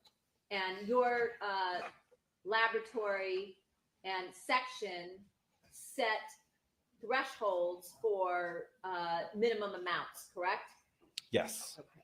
What's the next stage? Let's say you were to be able to determine that you had sufficient DNA to proceed. What's the next stage? The next step would be amplification, where we make copies of the DNA that we have, and these copies are kind of special. We add basically markers to them, fluorescent markers, so we can visualize those copies in the final step, which is the DNA typing step. And you said the final step's the instrumentation set. The final step is the RDNA typing, but we use instruments to visualize that DNA. Okay. So when you initially started your work on this case back in 2017, I've missed you. was it, did you look at a different number of markers or locations on the DNA than you do now? You told us now you use 23 plus a gender marker. What was the number back when you first started out doing testing on this case in 2017? In 2017, we looked at 15 different locations plus a gender marker. And what was the testing kit that you used in 2017? We used a kit called Identifiler. Okay. And that was the industry standard at the time, correct? Yes, many labs use the Identifiler kit. And going forward, at some point, your lab, as well as other labs across the country, transitioned, as you talked about, to these testing kits where we now look at 23 different locations. Plus. Yes, all labs were federally mandated to begin to use an expanded kit. So we switched to a kit that looks at 23 different locations plus the gender typing. What kit is that? That is Fusion 6C. In terms of the evidence that you processed in this case, did all of that take place under a particular LAPD case number, DR number? Yes, ma'am. And was that DR number 17-21-5194? 05194. Okay. And did you also receive or were you provided with reference samples in this case? Yes, I was. Back in 2017, were you provided with a reference sample or an oral swab for an individual by the name of Robert Baker? Yes, ma'am. And was that identified as item number 158 under this DR number for this case? Yes, it was. At some point subsequent to the reference sample for Robert Baker, were you also provided with an oral swab or a reference sample for defendant Monica Sementilli? Yes, I was. And was that identified under that same DR number as item number 201? Yes, it was. Did you also receive numerous blood stains from a crime scene collected by Corey Hawk? Yes. And did you know Corey Hawk from the lab? Yes, I did. Was she somebody that worked in your field identification unit, someone that would go out to crime scenes and process crime scenes or vehicles or things of that nature? Yes, ma'am. Did you also receive a collection of swabs from a Jane Kwan, who just left the courtroom as you came in, from the victim's Porsche? Yes, I did. Did you develop profiles for the reference samples in this case? I did. Did you also, at some point in time, receive a reference sample for the victim? I think you talked about reference samples, some that you normally get from the coroner's department. Did you get one from the coroner's department in this case? Yes. And again, was that a bloodstain card for victim Fabio Sementilli? Yes, it was a reference blood sample. What item number was that? That was item 72. Okay. So that was your a third reference that we talked about so far, correct? Yes. Okay. And did you develop profiles from the evidence samples that you received from Corey Hawk? Yes. Did you also develop DNA profiles from the evidence profiles you received from hell. Juan? I did, Oh. yes. From the evidence, sorry, the evidence samples. Are you freaking kidding me? No. You know what, y'all? Karen Reed cannot get a fair shake. She cannot. No.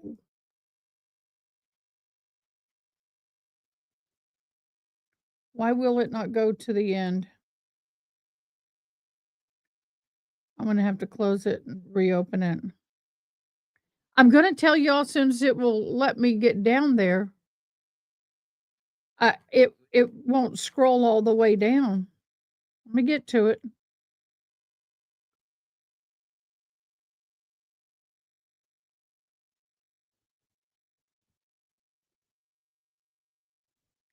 It won't let me do it. Toxic. It won't let me open it.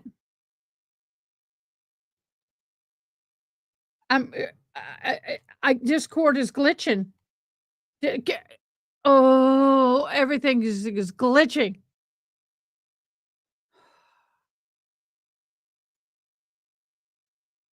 I'll close all that. Maybe that will help. Thank you.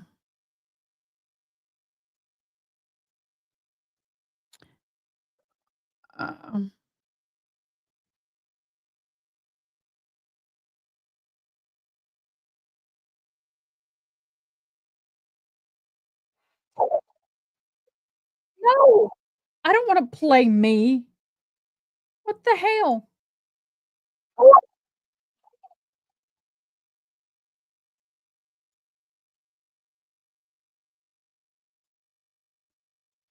Okay. It's taken whatever link you just posted, just taken me back up to my own live feed. I'm having to shut everything down to get to this. And it's all glitching. Everything is glitching. Why? This pisses me off.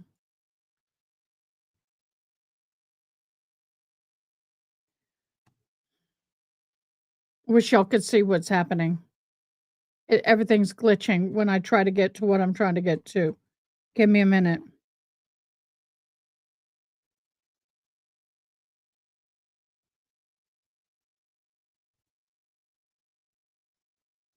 I click on it. It won't let me click on it.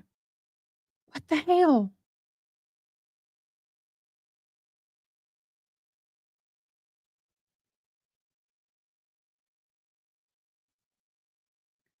No.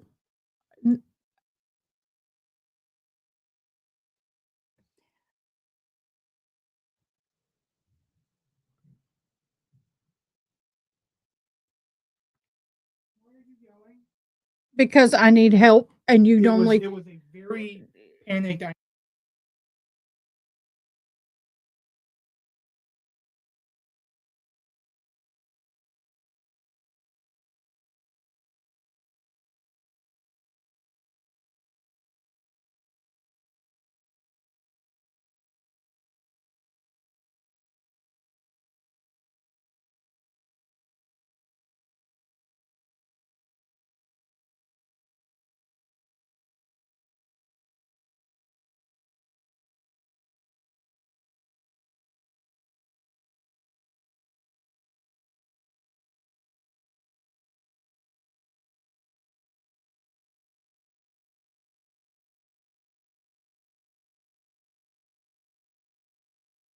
Guys, I have my son helping.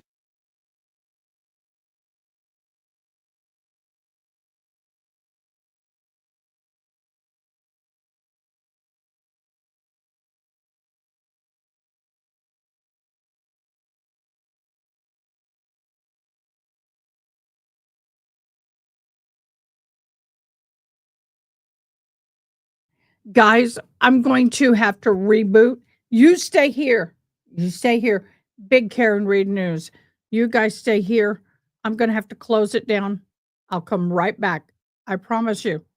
Don't go anywhere.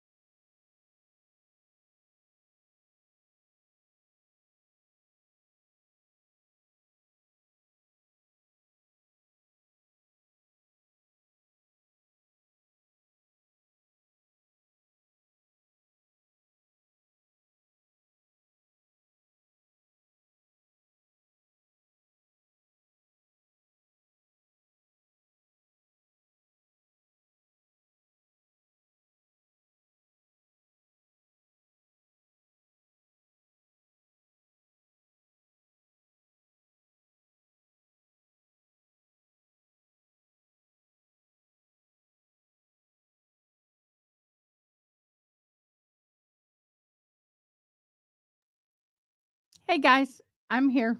I told you. Let me see if it works now. This isn't. Everything had to be shut down. What's happening is it when I go to click on what I need to click on, um, what I need to click on, everything started scrolling. Okay, here we have it. Okay, wonderful. Toxic, you are freaking amazing. Love you, dear. But everything was just wigging. It just wouldn't let me click on anything. Okay, here we go. federal probes, no Tells NBC charges. 10 that the federal investigation into the handling of the Karen Reed case has ended. No charges are being filed against law enforcement. The federal investigation was led by the U.S. Attorney's Office in Boston. It convened a grand jury to look into the investigation. Reed is charged with second-degree murder for the 2022 death of her Boston police officer boyfriend, John O'Keefe.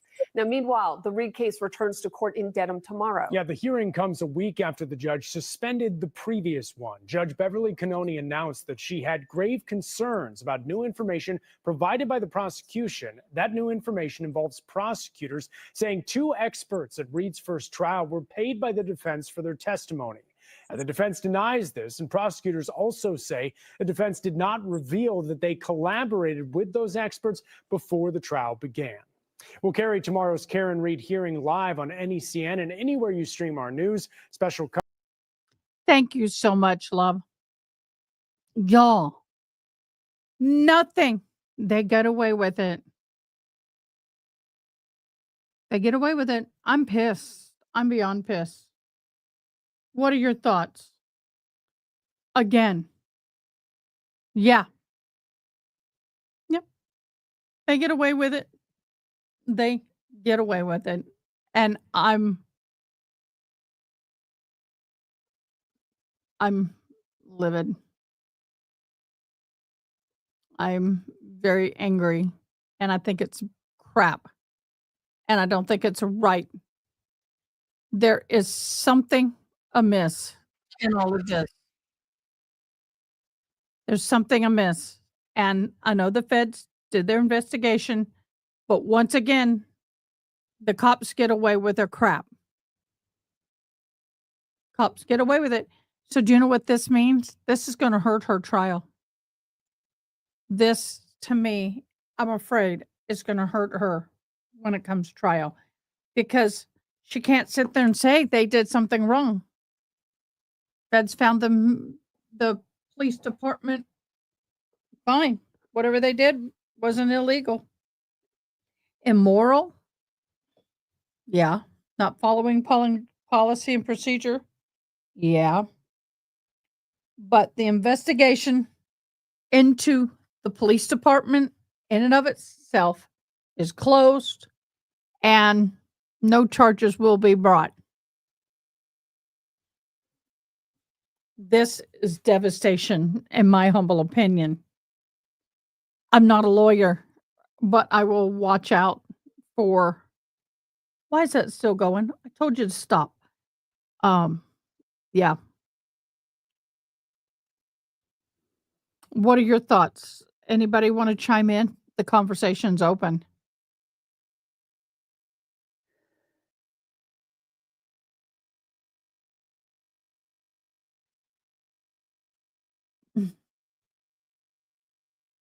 There may not be federally anything illegally done, but there's a lot of conflict of interest. There's a lot of inappropriate handling of evidence. I just,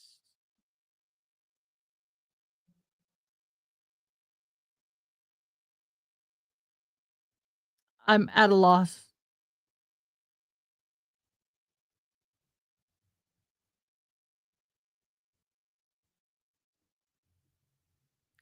I'm just totally at a loss. I really feel bad for Karen Reed. Nothing is going her way. And all these charges that all these motions that the defense put forth were denied, or they agreed between the defense and the prosecution to resolve it. And Auntie Bev was like, okay. But there's not been much positive coming her way.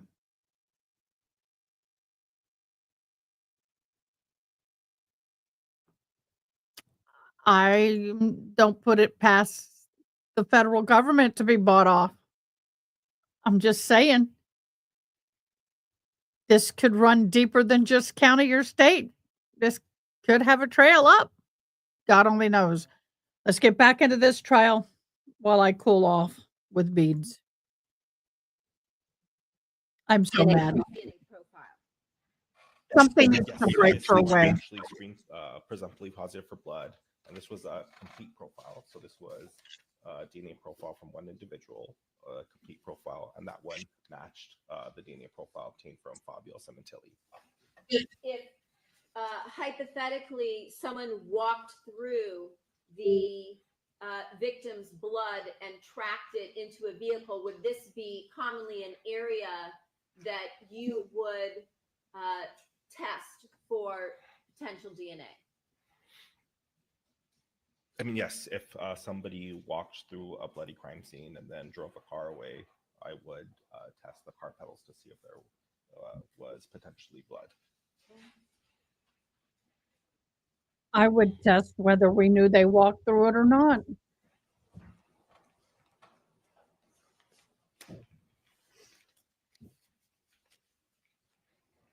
So poor Karen Reed. Poor John O'Keefe. There's no justice. Everyone thinks justice would be getting their, I mean, sorry, I kidded that earlier. Karen Reed thrown in jail. Doesn't mean that's justice. Justice isn't there unless the right person gets prosecuted and found guilty. A series of 3 God DNA almighty. charts. They have numbers 5, 7, and 8. Excuse me, 5, 6, and 7 in the bottom left corner. May they be marked as people's 195, please? Yes. I'm just over it. Showing you what's now been marked as people's 195 as a 5 in the lower corner. Do you recognize what you see here? Yes, so this is a summary of my DNA typing results for several items. Okay. What do we see here along the left column in white under genetic locus tested? What is that? So earlier when I mentioned that when I initially started this case, I was looking at 15 different locations plus a melagenin or the gender type typing. These are the names of those 15 different locations plus the AMEL, which is a melagenin or a gender typer. The profile at each one of those locations, those are the numbers I was talking about. So let's say the top one where it's D8, if you look over at the victim, he's a 1215. So you've gotten the 12 from from one of his parents and the 15 from his other parent. Now, if you go down to CSF 1P0, the fourth one down, you'll see there's only 11. Well, that's actually an 1111. So we got an 11 from his mom and an 11 from his dad. We just notated as a singular 11 when they have the same number for both copies. That's your lab's protocol. Yes. So if we go down, let's say to TPOX or VWA, we see that happen again, or D18 or D5, correct? I'm sorry, not D5, just D18, correct? Yes, so VWA, TPOX, and D18, those would be like, so VWA would be an 1818, TPOX an 88, and D18 a 1515. Now, some labs do notate it as the number twice, but we just write the number one time in our lab. So item 72, that's the reference sample we talked about earlier that you received, the blood card or the blood stain card from the coroner's office for victim Fabio Sementilli in this case. Yes, that's correct. So this would be the DNA profile that you developed back in 2017 based on that blood stain card. Yes. Okay. And then do you use this reference profile to make comparisons to evidence profiles that you then develop from evidence items? Yes. Okay. And if we look at amylogenin, the gender marker, we see here an XY. What does that mean? XY indicates male. XX or just X would indicate female. Okay. If we look at the column next to the victim's profile where it says kitchen counter, item 17, that would be the item number under the property report of this DR, correct? Yes. And PID would be the photo ID number 18. What do we see here in this column That's a summary of the DNA typing results for that specific item. that you obtained? Yes. Okay. That's the kitchen counter that we looked at.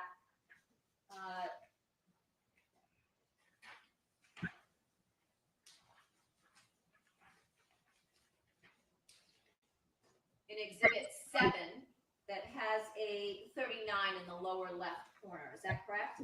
Yes. And again, you make a comparison between the victim's DNA profile and the evidence item, correct? The profile you developed from the actual evidence item. Yes, so one of the steps of a comparison is to actually just visually compare those DNA types. So I would go through and look at what's the first location, D8. It's the victim is a 1215.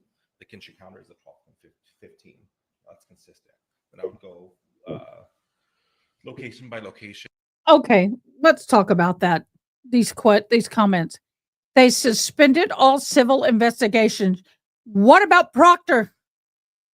What he did with those texts and images, that in alone should get him fired. Does that mean Proctor and his investigation is suspended?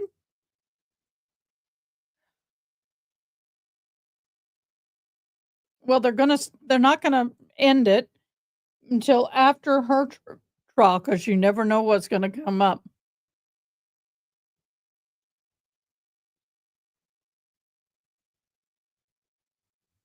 The federal only.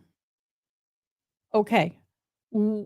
So the federal investigation was basically to see if the members of Canton PD committed any federal crimes in investigating this case. Am I correct?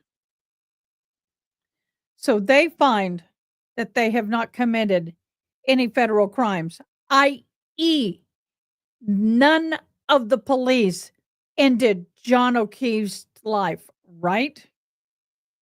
So they're turning around and saying that John O'Keefe was not murdered. They found no evidence that he was murdered by a Canton PD officer. If that is where this is where we're going with this, and June chime in, then that does not help Karen Reed at all in the least with where she is at right now. Because now the prosecution can get up there and say, hey, and federal investigation was done on Canton PD officers and no one was found or charged with unaliving or murdering, I'll just say it, or murdering John O'Keefe. So she's the only suspect. Please tell me this is not the case. Because if they go down that road, honey boo boo, this is going to be bad. You know, the federal is not going to, the federal will also not, they're not going to take that motion for the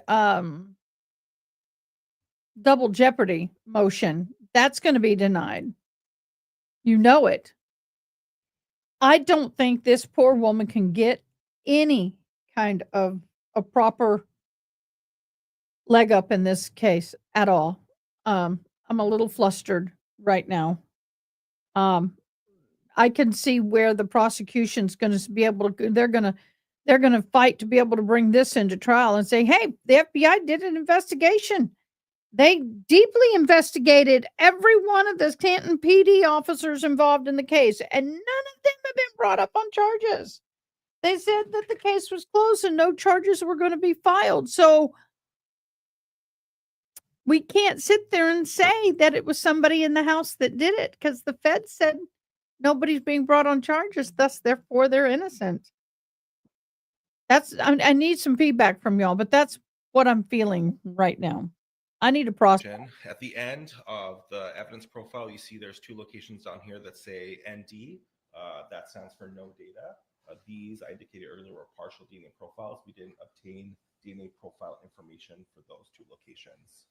So that's why you clarified and said that with respect to these 2 samples, the evidence item, you developed a profile that was consistent with the victim, whereas in the third, you actually got data at those locations, D5 and FGA, and you were able to So say. the feds wouldn't be involved in the prosecution for the John. The only reason they were involved with Sandra is the underage and any of the rude stuff on the clock. Okay. Okay, but how does this help or hurt Jennifer? Jennifer Reed. God almighty, Karen Reed.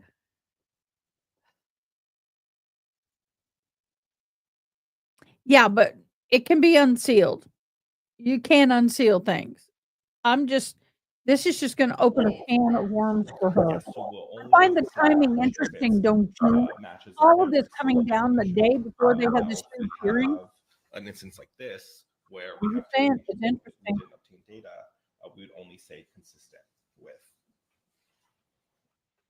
Also, when you are interpreting the data, you aren't looking at the I'll be listening to what some legal numbers or the commentators alleles have that are all agree. reported out. That's You above my actually pay look at grade. the But raw we'll be data as listening, it comes off the commenting, and talking. instrumentation itself, correct? We look at the raw data as it's coming off the instrument itself, in addition to the numbers or the summary for each different location. Just because it's, like I said, in simplest terms, one of the steps is to look at the physical numbers that we obtain and compare those numbers. But we also look at things like the quality of the data that we're obtaining. So even though we let's say we have a DNA profile where we get information at every single location, if the quality is bad, then we might not use that for comparison. And again, we talked earlier about how there are thresholds that are set in the lab. We're not going to get into a whole conversation about that, but any information that falls or data that falls below the laboratory's threshold is information that you may or may not take into consideration in reporting out. So yeah, so whenever we bring on a DNA typing kit, we always perform a validation study. Essentially, what that is we use that study to do things like set thresholds. Now, I got to be honest, I don't know a whole lot about Sandra Birchmore, okay? But what you're saying is the defense made a motion. Is this an old or new motion to connect the Sandra Birchmore case with the same investigators and witnesses to Karen Reed? So, how does that affect? How does that play in? I don't know a lot about Sandra Birchmore.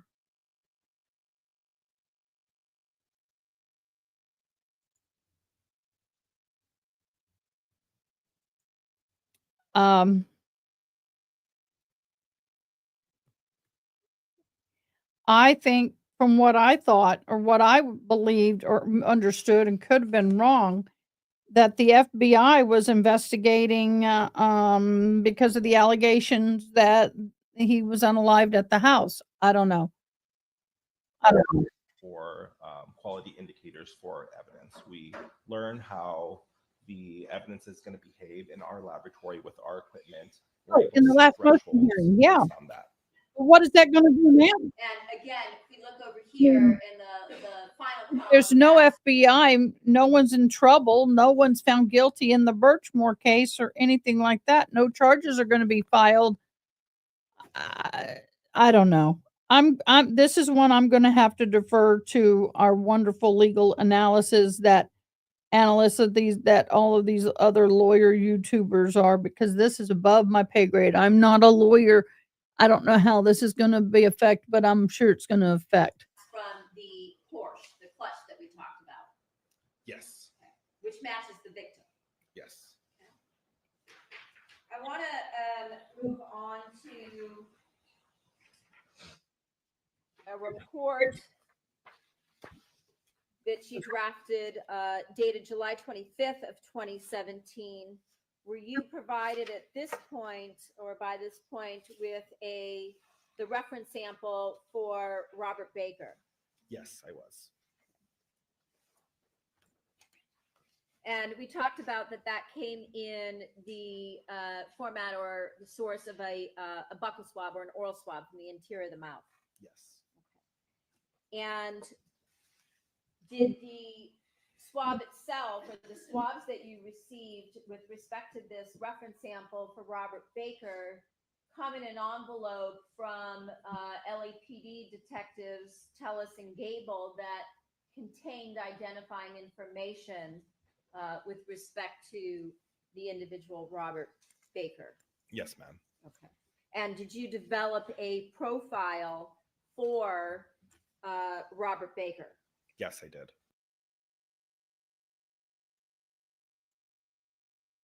To a major development in the Karen Reed case that we broke for you on Boston25News.com this afternoon. It involves the federal investigation into her arrest and prosecution. Let's get right to investigative reporter Ted Daniel. Ted.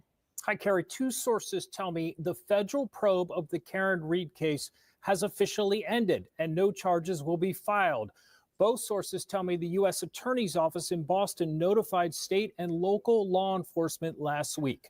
One source tells me the feds communicated this to Canton Police, State Police, and the Norfolk DA's office. As 25 Investigates has reported, the federal investigation was focused on allegations that Reed has been framed for the murder of John O'Keefe. We know that state police detectives were called to testify in front of a federal grand jury, and a number of people that the Norfolk DA's office identifies as witnesses were questioned.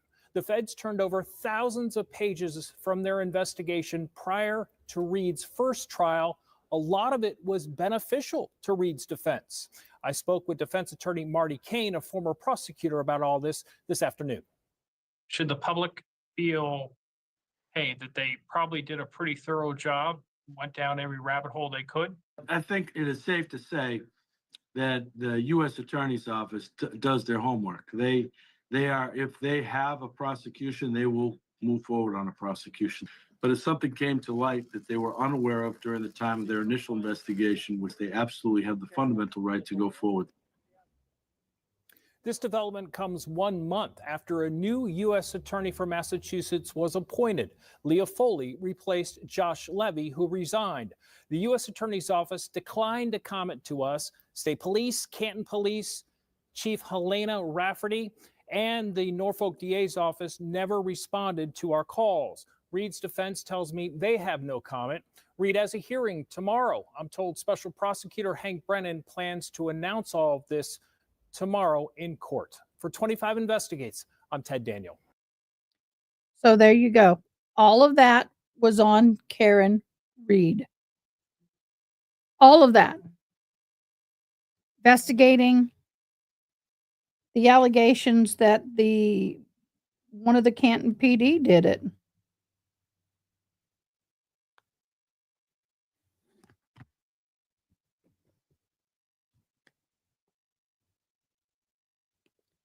Well, I really feel for Karen Reed right now. This must be, I mean, I think the timing of this is interesting, to say the least.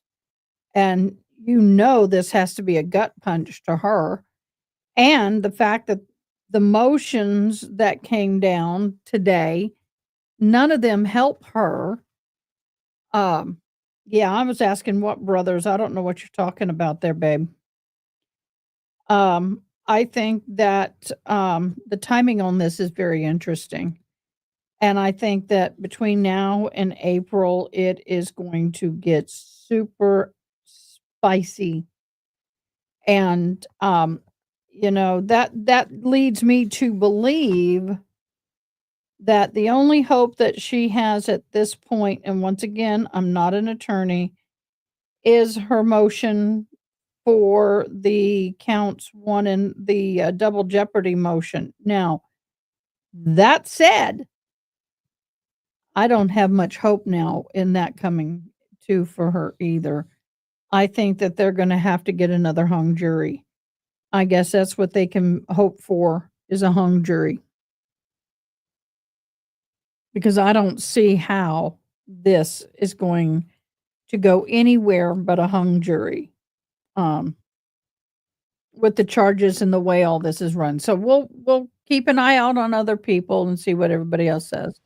And is it a typical procedure that you would obtain reference samples perhaps at a time later after you receive evidence samples? Yes, sometimes when I begin analysis on a case, I have no reference samples at all.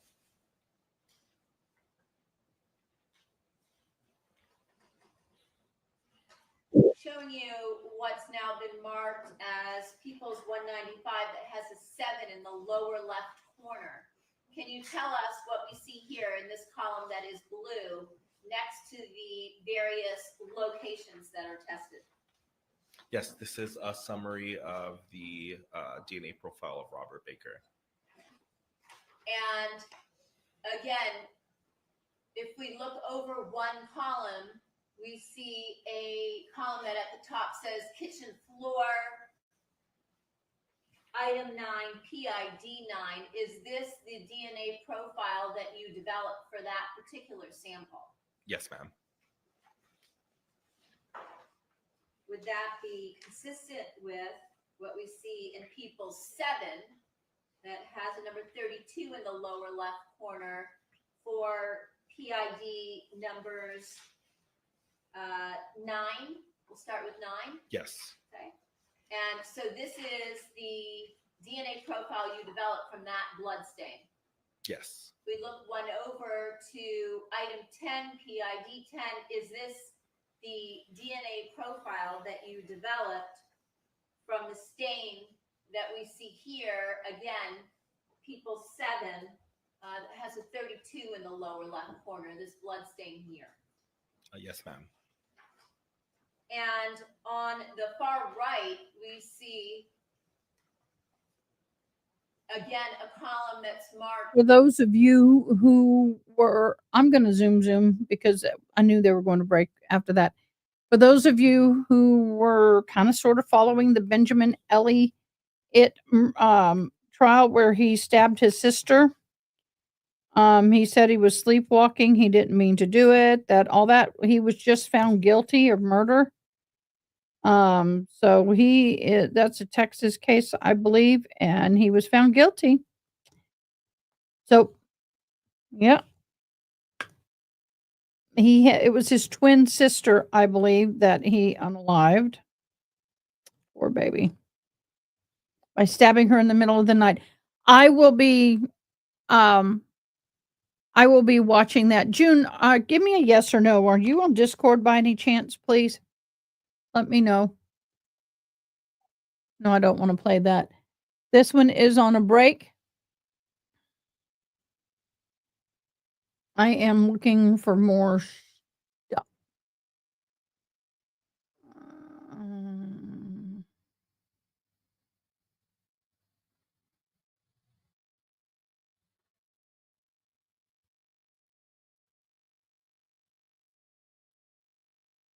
I'm looking.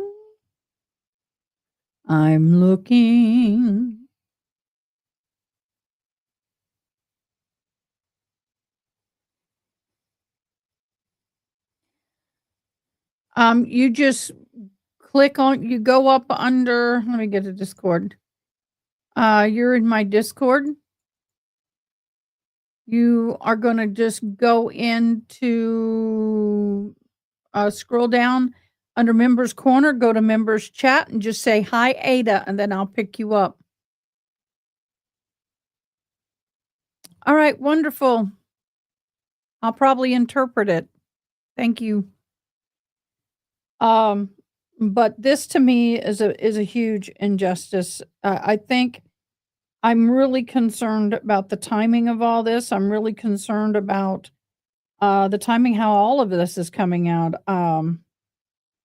They did say in the news that they knew about this last week. So why is it coming out on the eve of this motion hearing other than impact?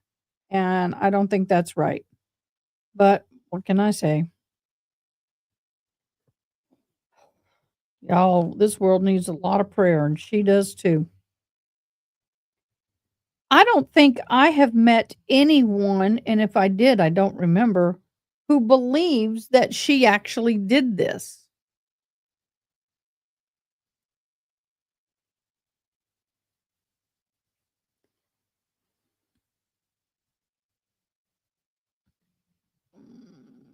I don't know.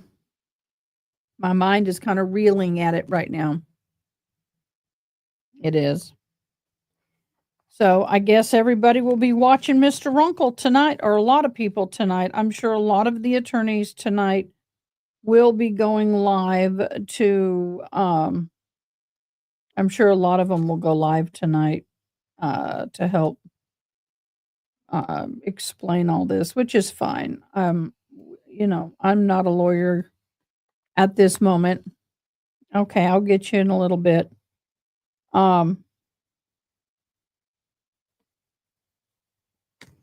So yeah, that's where we are.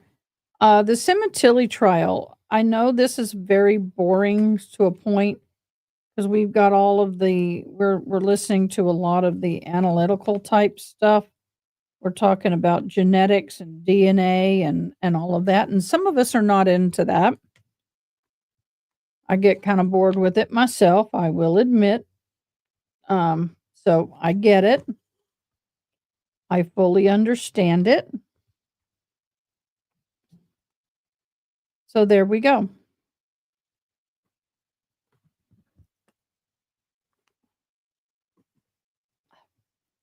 I got a piece of bead in my mouth.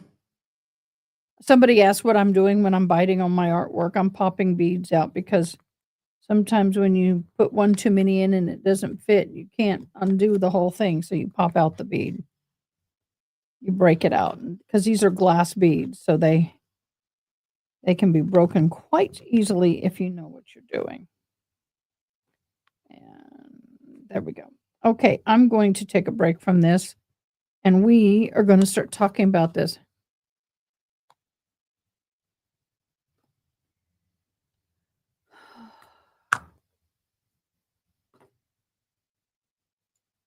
Sandra was taken and groomed, etc., for 13 years by police officers at a candidate program. 2 of them were brothers. One of them got her pregnant and took her life, but staged it as a self-unaliving. But they didn't investigate that. See, that was not what they just said in the thing. It was about Karen Reed. The FBI was investigating Karen Reed.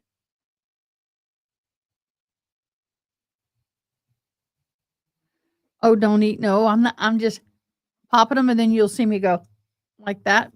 I just pop it, and if anything gets in my mouth, I spit it out. Yeah, y'all found out my secret diet for losing 30 pounds. I've lost 30 pounds. And these are my treat. Karen Scott is not super expensive, but they're not cheap. So there you go. So I am looking to see if anybody else is going live. I'm terrified to put certain people up because I don't want to get in trouble. I don't want to get in trouble.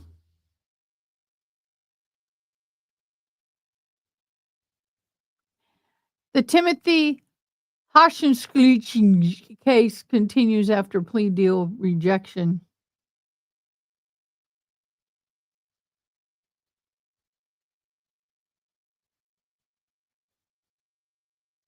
Yeah, I can't exercise with the fact that I need knees replaced and hips replaced eventually.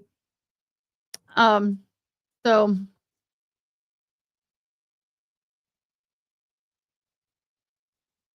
why are people replaying the Zachary Hughes trial? I don't know.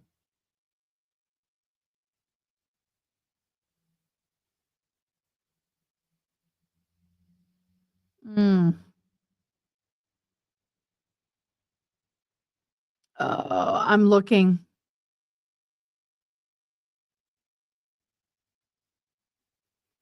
I'm looking.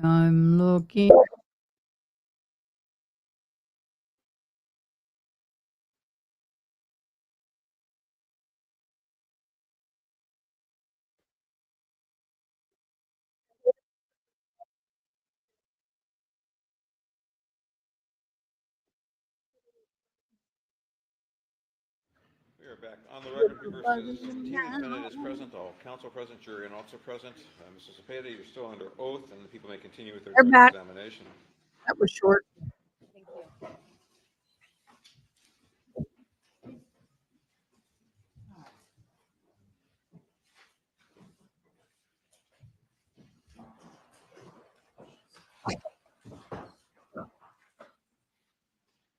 Yeah, that's where they are. Moon. You're too Back young. to Exhibit 195 that has a 7 in the lower left corner. We were talking about the comparisons that you made to the stains on the kitchen floor and the garage floor. Can you tell us, with respect to item 9 or PID 9, what were you able to determine? So this was the swab of the red stain from the floor. This item matched the DNA profile obtained from Robert Baker. And what about the next item, PID 10, item 10, again, the other stain on the kitchen floor? This item also matched the DNA profile obtained from Robert Baker. And if we look at the profiles next to each other, we're talking about the exact same profile, correct? Yes, you see the same numbers at every single location. And then the garage floor, the column to the far right, item 43, PID 36. What did you determine regarding that item? That was the swab of the reddish brown stain from the floor. That DNA profile matched the DNA profile obtained from Robert Baker.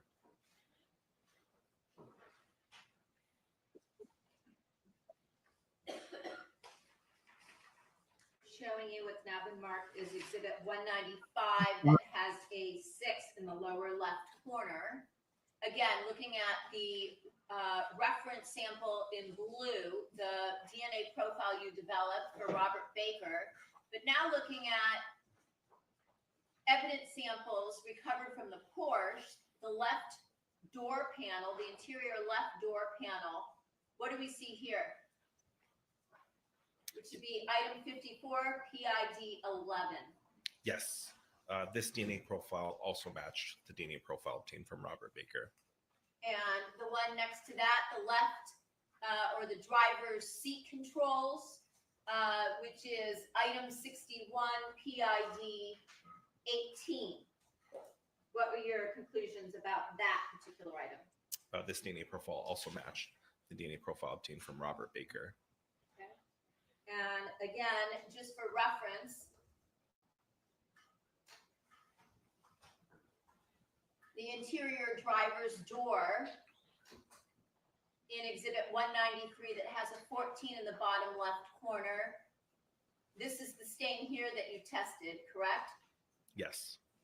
And with respect to the driver's seat control in exhibit 193 that has an 18 on the bottom left, again, this red stain that we see next to the red sticker with the arrow pointing to the stain. Yes.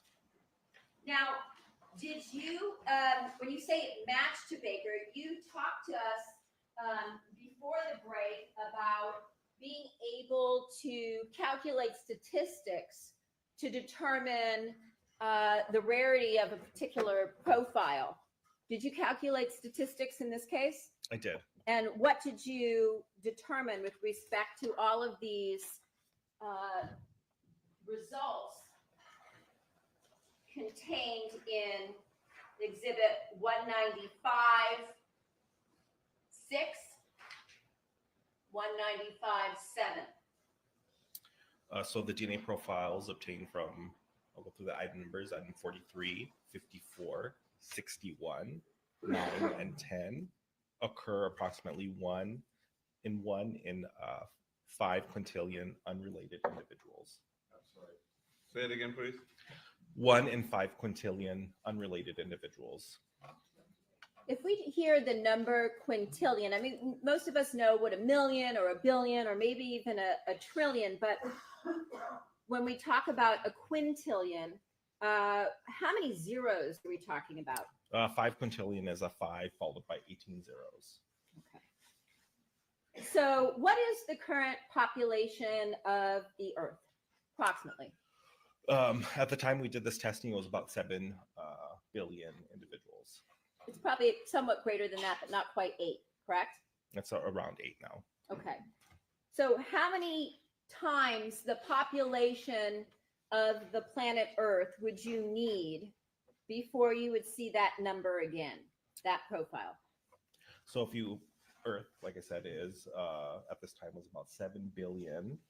individuals, you would need 700 million populations the size of Earth. So 700 million times what Earth's population is to have 5 quintillion. So on average, we only expect to see this DNA profile 1 in every 5 quintillion unrelated individuals. Okay, so we're talking about a very rare DNA profile here. It's a very small number, yes. Okay. All right, let's talk about a report that you authored that was dated November 9th of 2017 with respect to, again, various samples such as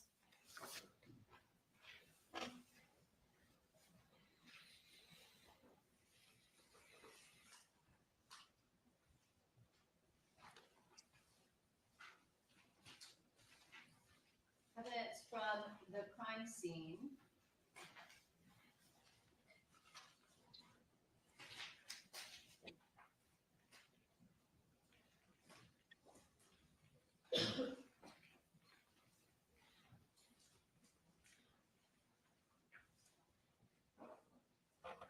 We look at what's been previously marked as People's 8 that has the number 11 in the lower left corner.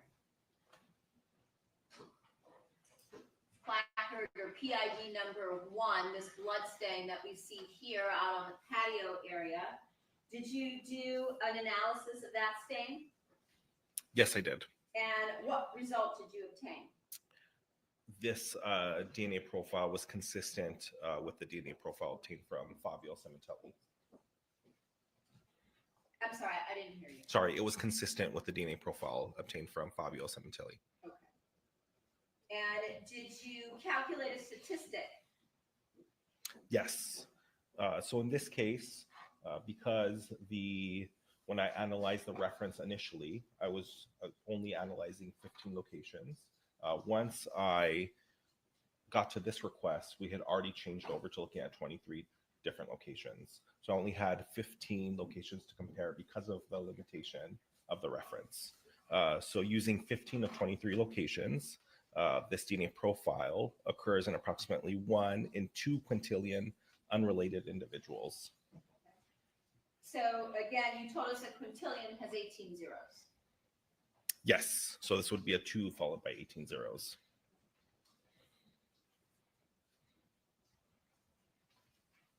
How about PID number 3 that we see here in People's 8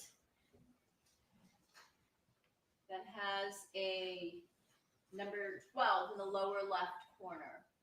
Again, another stain from the patio area. Did you obtain a result for that particular stain? Yes, this DNA profile is also consistent with the DNA profile obtained from Fabio Sementilli, and it was the same statistic. So using 15 of 23 locations, the DNA profile obtained occurs in approximately 1 in 2 quintillion unrelated individuals. Okay. What about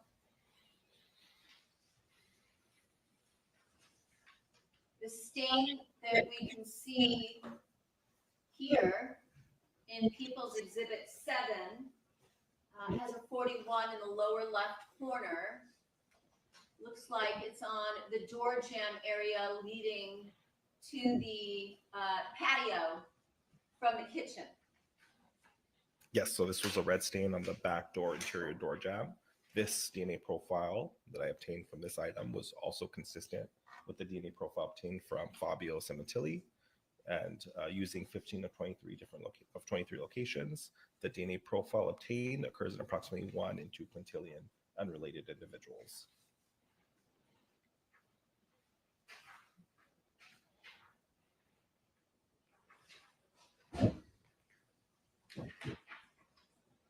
Looking at the stain inside the kitchen under PID 12, People's Exhibit 7 with a 29 in the lower left corner, a stain on this drawer here, the exterior of the drawer.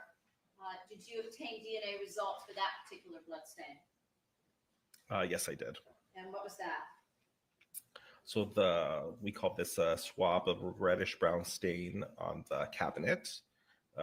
This was consistent with a mixture of 2 contributors, meaning that we had DNA from at least 2 different people, including at least 2 males. The major DNA profile obtained from this item. So a major DNA profile is sometimes when we're able to perform a DNA analysis, we can determine a major profile. So we can see that there's the DNA from 2 people there, but based on the intensity of the peaks that we get during our analysis, so when the DNA profile is actually coming off the instrument, the raw data, we're able to determine a major profile. So it's a DNA profile that's much more intense than the other. So in this case, we were able to determine a major DNA profile. And the major DNA profile obtained from this item was consistent with the DNA profile obtained from Fabio Sementilli. So using 15 of 23 locations, the major DNA profile obtained from this item occurs in approximately 1 in 2 quintillion unrelated individuals. The DNA profile of the minor contributor cannot be determined. So I wasn't able to do anything with that minor contributor, that second person. The major contributor, that just means that individual looking at the peak heights contributed more DNA to the stain than the other, the minor. Yes, so the intensity of those peaks of that DNA profile was more intense. So I was able to parse out that separate DNA profile. And this also was a stain that tested positive for blood? Yes, this was also positive for a presumptive test for blood. Looking at the stain that we see on the leading edge deadbolt in exhibit 724, PID 14.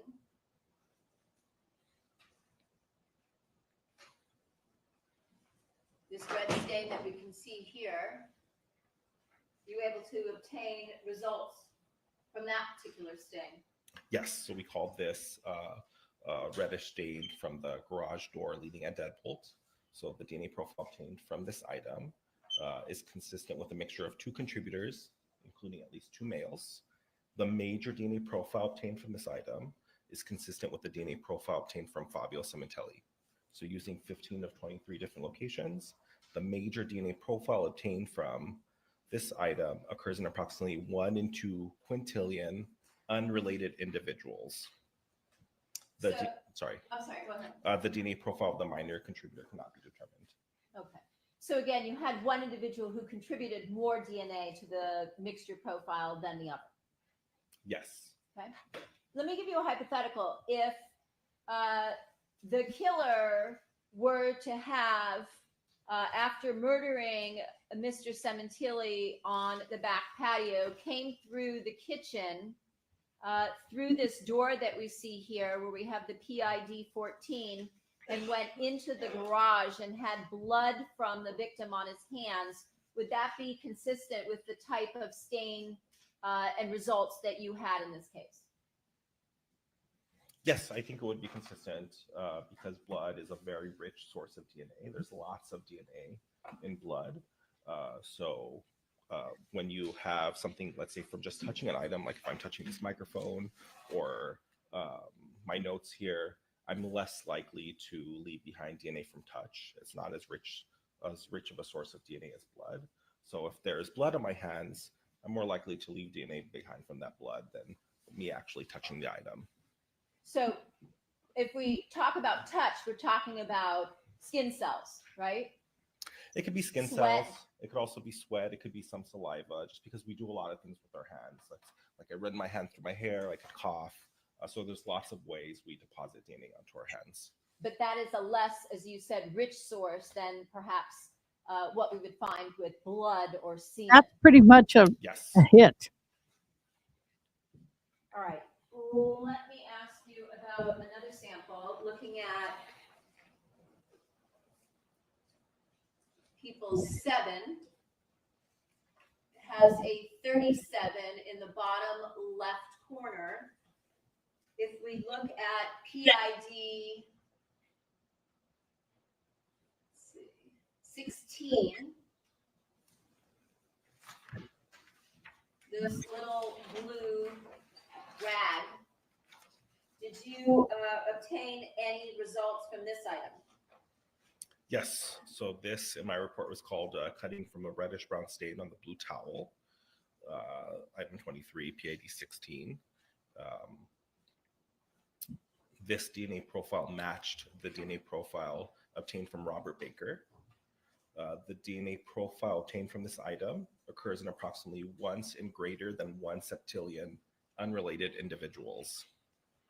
So if we're talking about a septillion, how many zeros are we talking about here? That's a 1 followed by 24 zeros.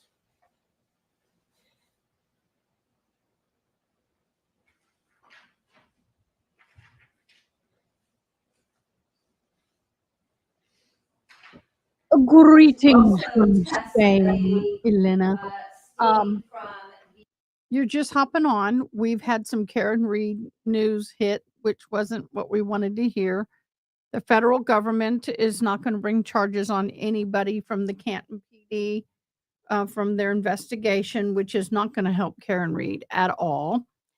And we are in the Monica Sementilli trial, and at 6:30, I do have to have a hard stop because it's Monday night. I teach sign language.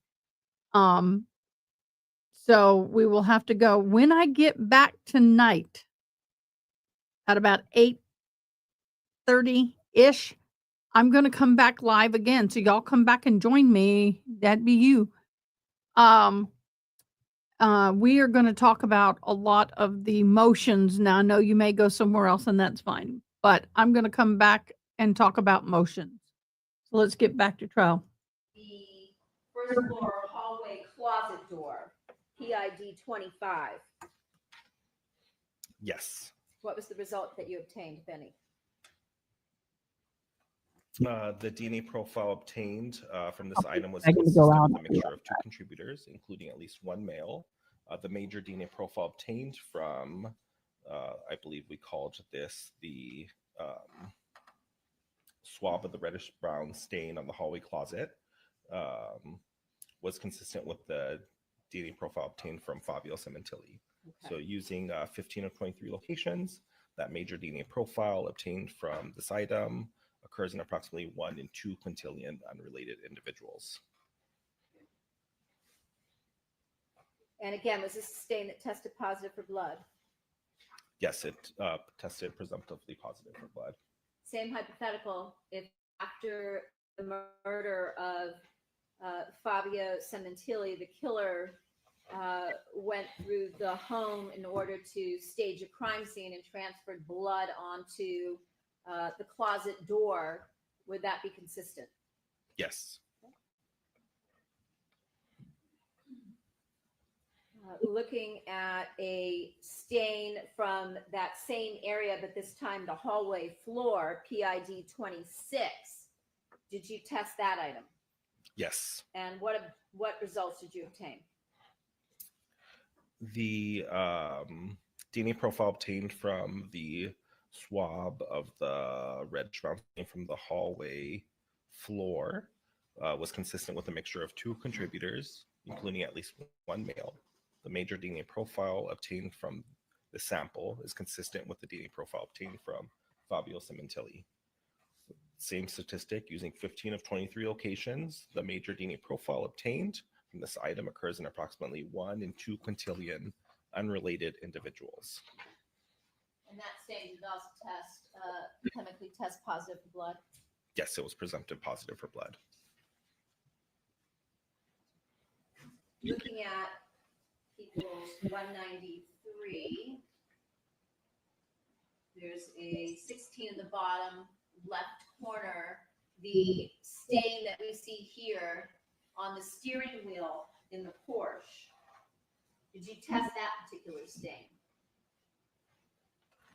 Yes. And what result did you obtain?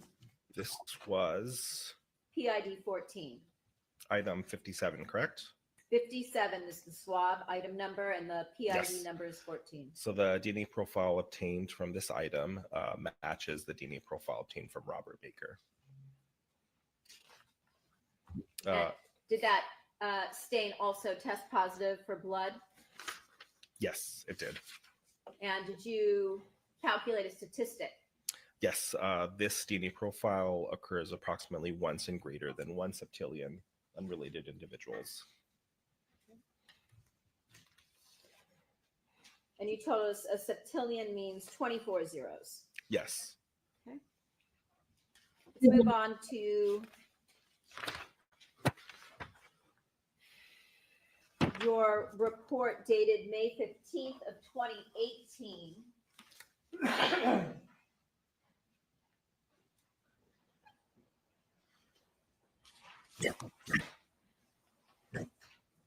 Show you what was previously marked as People 7, page 18 in the lower left corner. Right now, Now we're it is talking about the manual my time. garage Another door 25 minutes.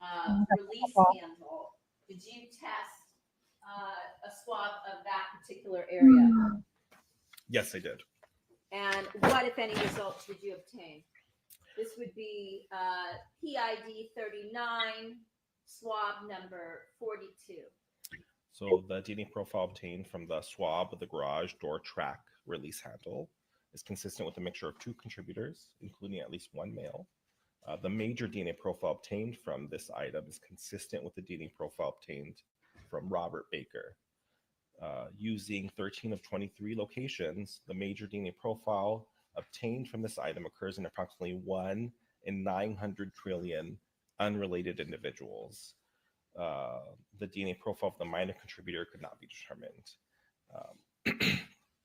Sorry, Robert Baker could be included at the remaining locations, but I couldn't determine a major contributor. So in other words, the remaining locations were consistent with his profile, his DNA profile. His DNA profile can be seen in the remaining locations, but I couldn't determine a major DNA profile. So if we're talking about a trillion, how many zeros is that? Or what are we looking at in terms of a number 900 trillion? This is a 9 followed by 14 zeros.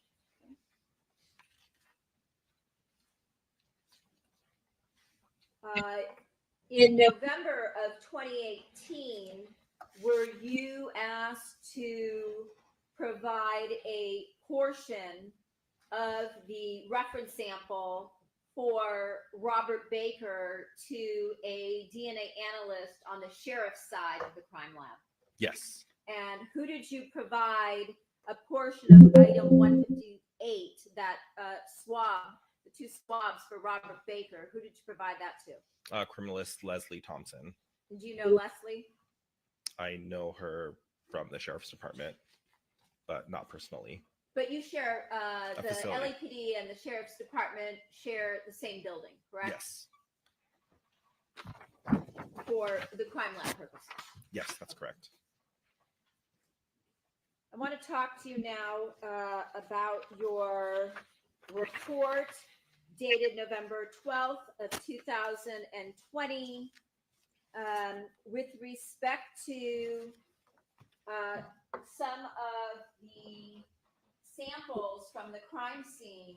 Did you go back and use the statistical methods that had been implemented after your original reports were issued in order to update the DNA interpretation protocols using some of the newer software available for complex mixtures like StarMix? Yes. So when we first switched to 23 different locations, we didn't have the statistical software online. But once we brought it online, I was able to go back and look at some of these profiles that I typed at 23 locations and use this statistical software to help me make comparisons using these mixtures. Previously, I asked you about items in the hallway. Let me just go back in case a photograph is needed. Looking at the hallway here in People 752, we previously spoke about PID 25 that we see here on the stain, it looks like on the actual closet door, this tiny little red stain. Was that the stain that you previously gave us results for? Yes, item 29 PID 25. That was the one that was consistent with the victim. We talked about transferring potential blood or DNA onto this area. Yes. And looking at the same hallway, the stain on the floor, just outside the master bedroom, in people 7 with a 53 in the lower left corner. That was the other sample that we talked about that you said also was consistent with the victim in this case, Fabio Sementilli, correct? Yes, the swab from the hallway floor, item 29 PID 25. All right. Now, let's go back now and talk about a couple of the items where you did some recalculations. And I want to start with 14, which is the leading edge schedule.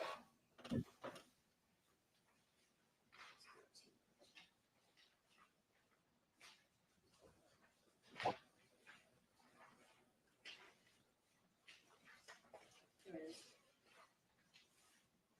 We looked at this before, people 7, there's a 24 in the lower left corner. Did you calculate the statistic using StarMix software?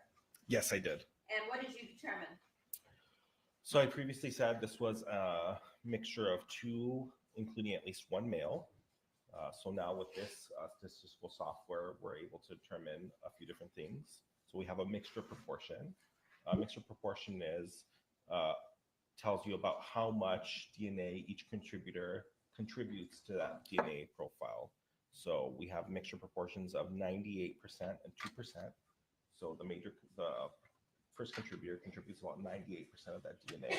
The second contributes about 2% of that DNA. Fabio Sementilli is included as that 98% contributor. Robert Baker is excluded from this DNA profile. So using 15 of 23 locations, the DNA mixture profile is at least 300 quadrillion times more likely to occur if it originated from Fabio Sementilli and an unknown individual than if it originated from 2 unknown individuals. Okay. The remaining locations were not available for comparison because of Fabio's reference. So the new statistical methods, if you use StarMix, you use what's referred to now as a likelihood ratio? Yes. So a likelihood ratio is essentially a ratio of 2 different probabilities. So in this case, it was a probability that because it was 2 individuals, that Fabio and an unknown individual can be included in this DNA profile versus the probability that 2 unknown individuals could be included in this DNA profile. And so with respect to this particular likelihood ratio, your terminology was at least 300 quadrillion times more likely. Yes. Okay. That it originated from the victim and another unknown individual than 2 unknowns. That is correct. Okay. And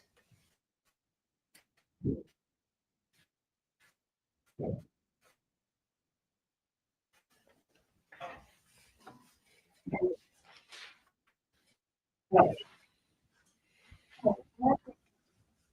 previously asked you for you to this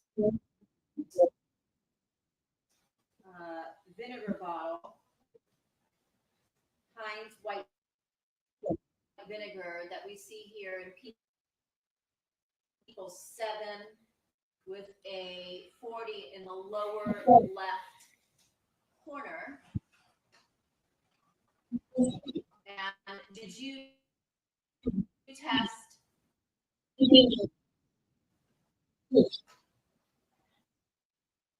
some swabs relative to this item? I did. Okay. And with obtain any results from that bottle handle? Yes, so the swab of the handle is consistent with a mixture of 3, including at least 2 males. I obtained mixture proportions of 40%, 35%, and 26%. Fabio Sementilli is included as the 40% contributor. Robert Baker is included as the 35% contributor. So using 15 of 23 locations, the DNA mixture profile is at least 200 sextillion times more likely to occur if it originated from Fabio Sementilli, Robert Baker, and an unknown individual than if it originated from 3 unknown individuals. Because of Fabio's reference sample, the remaining loci were not available for comparison, or the remaining locations. Okay. So the software program that you utilize now, or that you utilized here in terms of breaking down the percentages, the program actually will tell you the percentages for each contributor, correct? It breaks it down for you. Yes, it gives us an approximate percentage of how much DNA that contributor is contributing to the profile.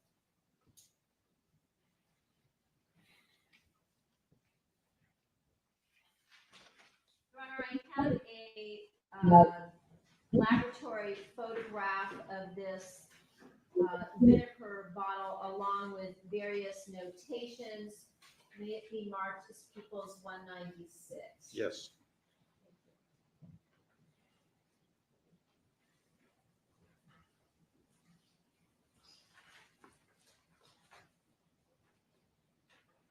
Showing you now it's been marked as Peoples 196, and there is a 2 in the lower left corner. Can you tell us if you recognize what you see depicted here? Yes, this is, it's hard to see the vinegar bottle, but there's a vinegar bottle there. This is a photograph that was taken in our laboratory, and it's marked with where the samples were taken. So the swab of the handle that I just spoke about, in our laboratory for our tracking, we called it a LIMS number, and it's where you see that 12-4-1. That's where that sample was taken from. Here?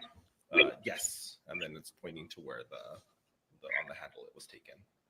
The handle area here? Yes. Okay. And a LIMS number is just a laboratory identification management system, correct? Yes, LIMS stands for Laboratory Information Management System. And so that's just another way, other than PID numbers or property report numbers, of tracking a particular sample? It's how we, within our laboratory, track samples. So it's laboratory specific. And did you also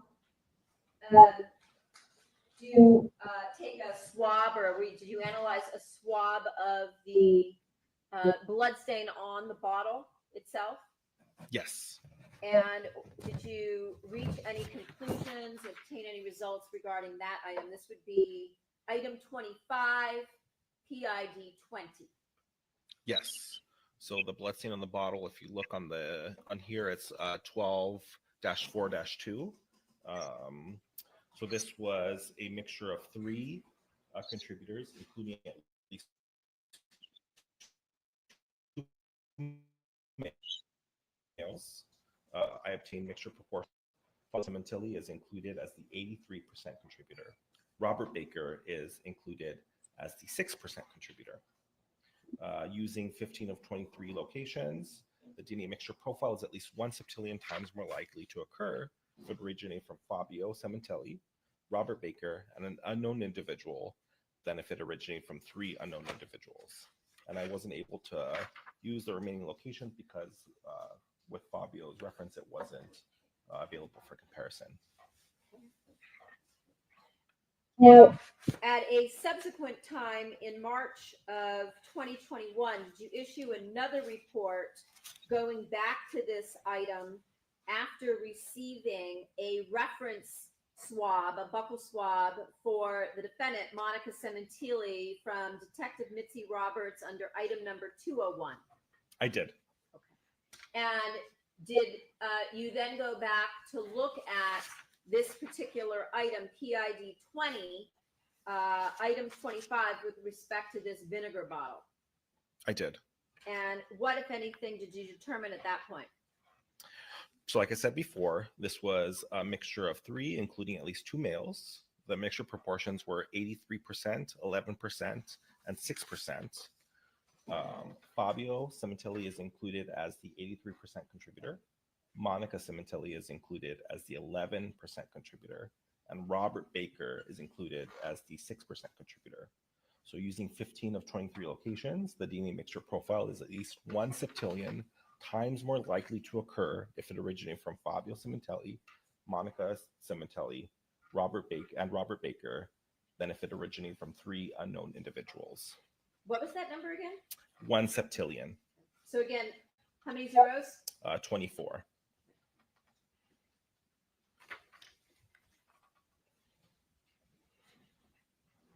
With respect to swab 33, or item number 33, a blood stain from the master bedroom dresser, top drawer, PID 32. Was that a sample that you also analyzed for DNA? Yes, this was a mixture of 2 individuals, including at least 1 male. I obtained mixture proportions of 87% and 13%. Fabio Sementilli is included as the 87% contributor. I have limited support for exclusion for Robert Baker. So for Fabio, using 15 of 23 locations, the partial DNA mixture profile is at least 90 billion times more likely to occur if it originated from Fabio Sementilli and an unknown individual than if it originated from 2 unknown individuals. For Robert, the partial DNA mixture profile is at least 20 times more likely to occur if it originated from 2 unknown individuals than if it originated from Robert Baker and an unknown individual. So basically, this analysis provides limited support that Robert Baker is excluded from the DNA profile, and we more often observe false exclusions in this likelihood ratio range.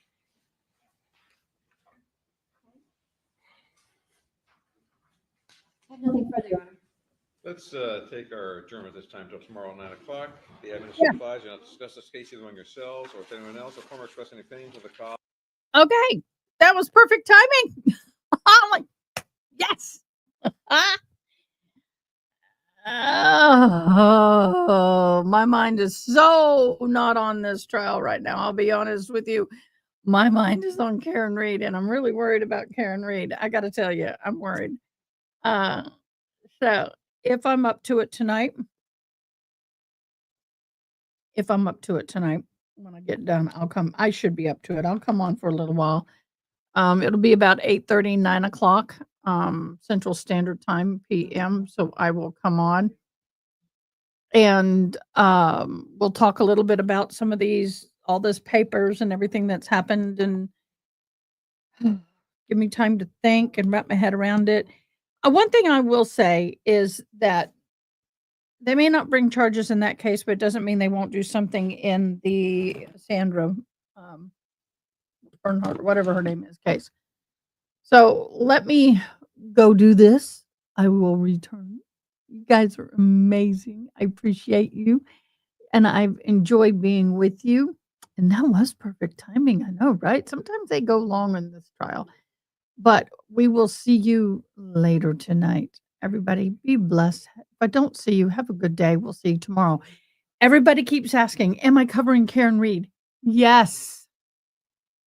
Sementilli will, yeah, I said it right. Sementilli will wait. That'll wait. Karen Reed's priority.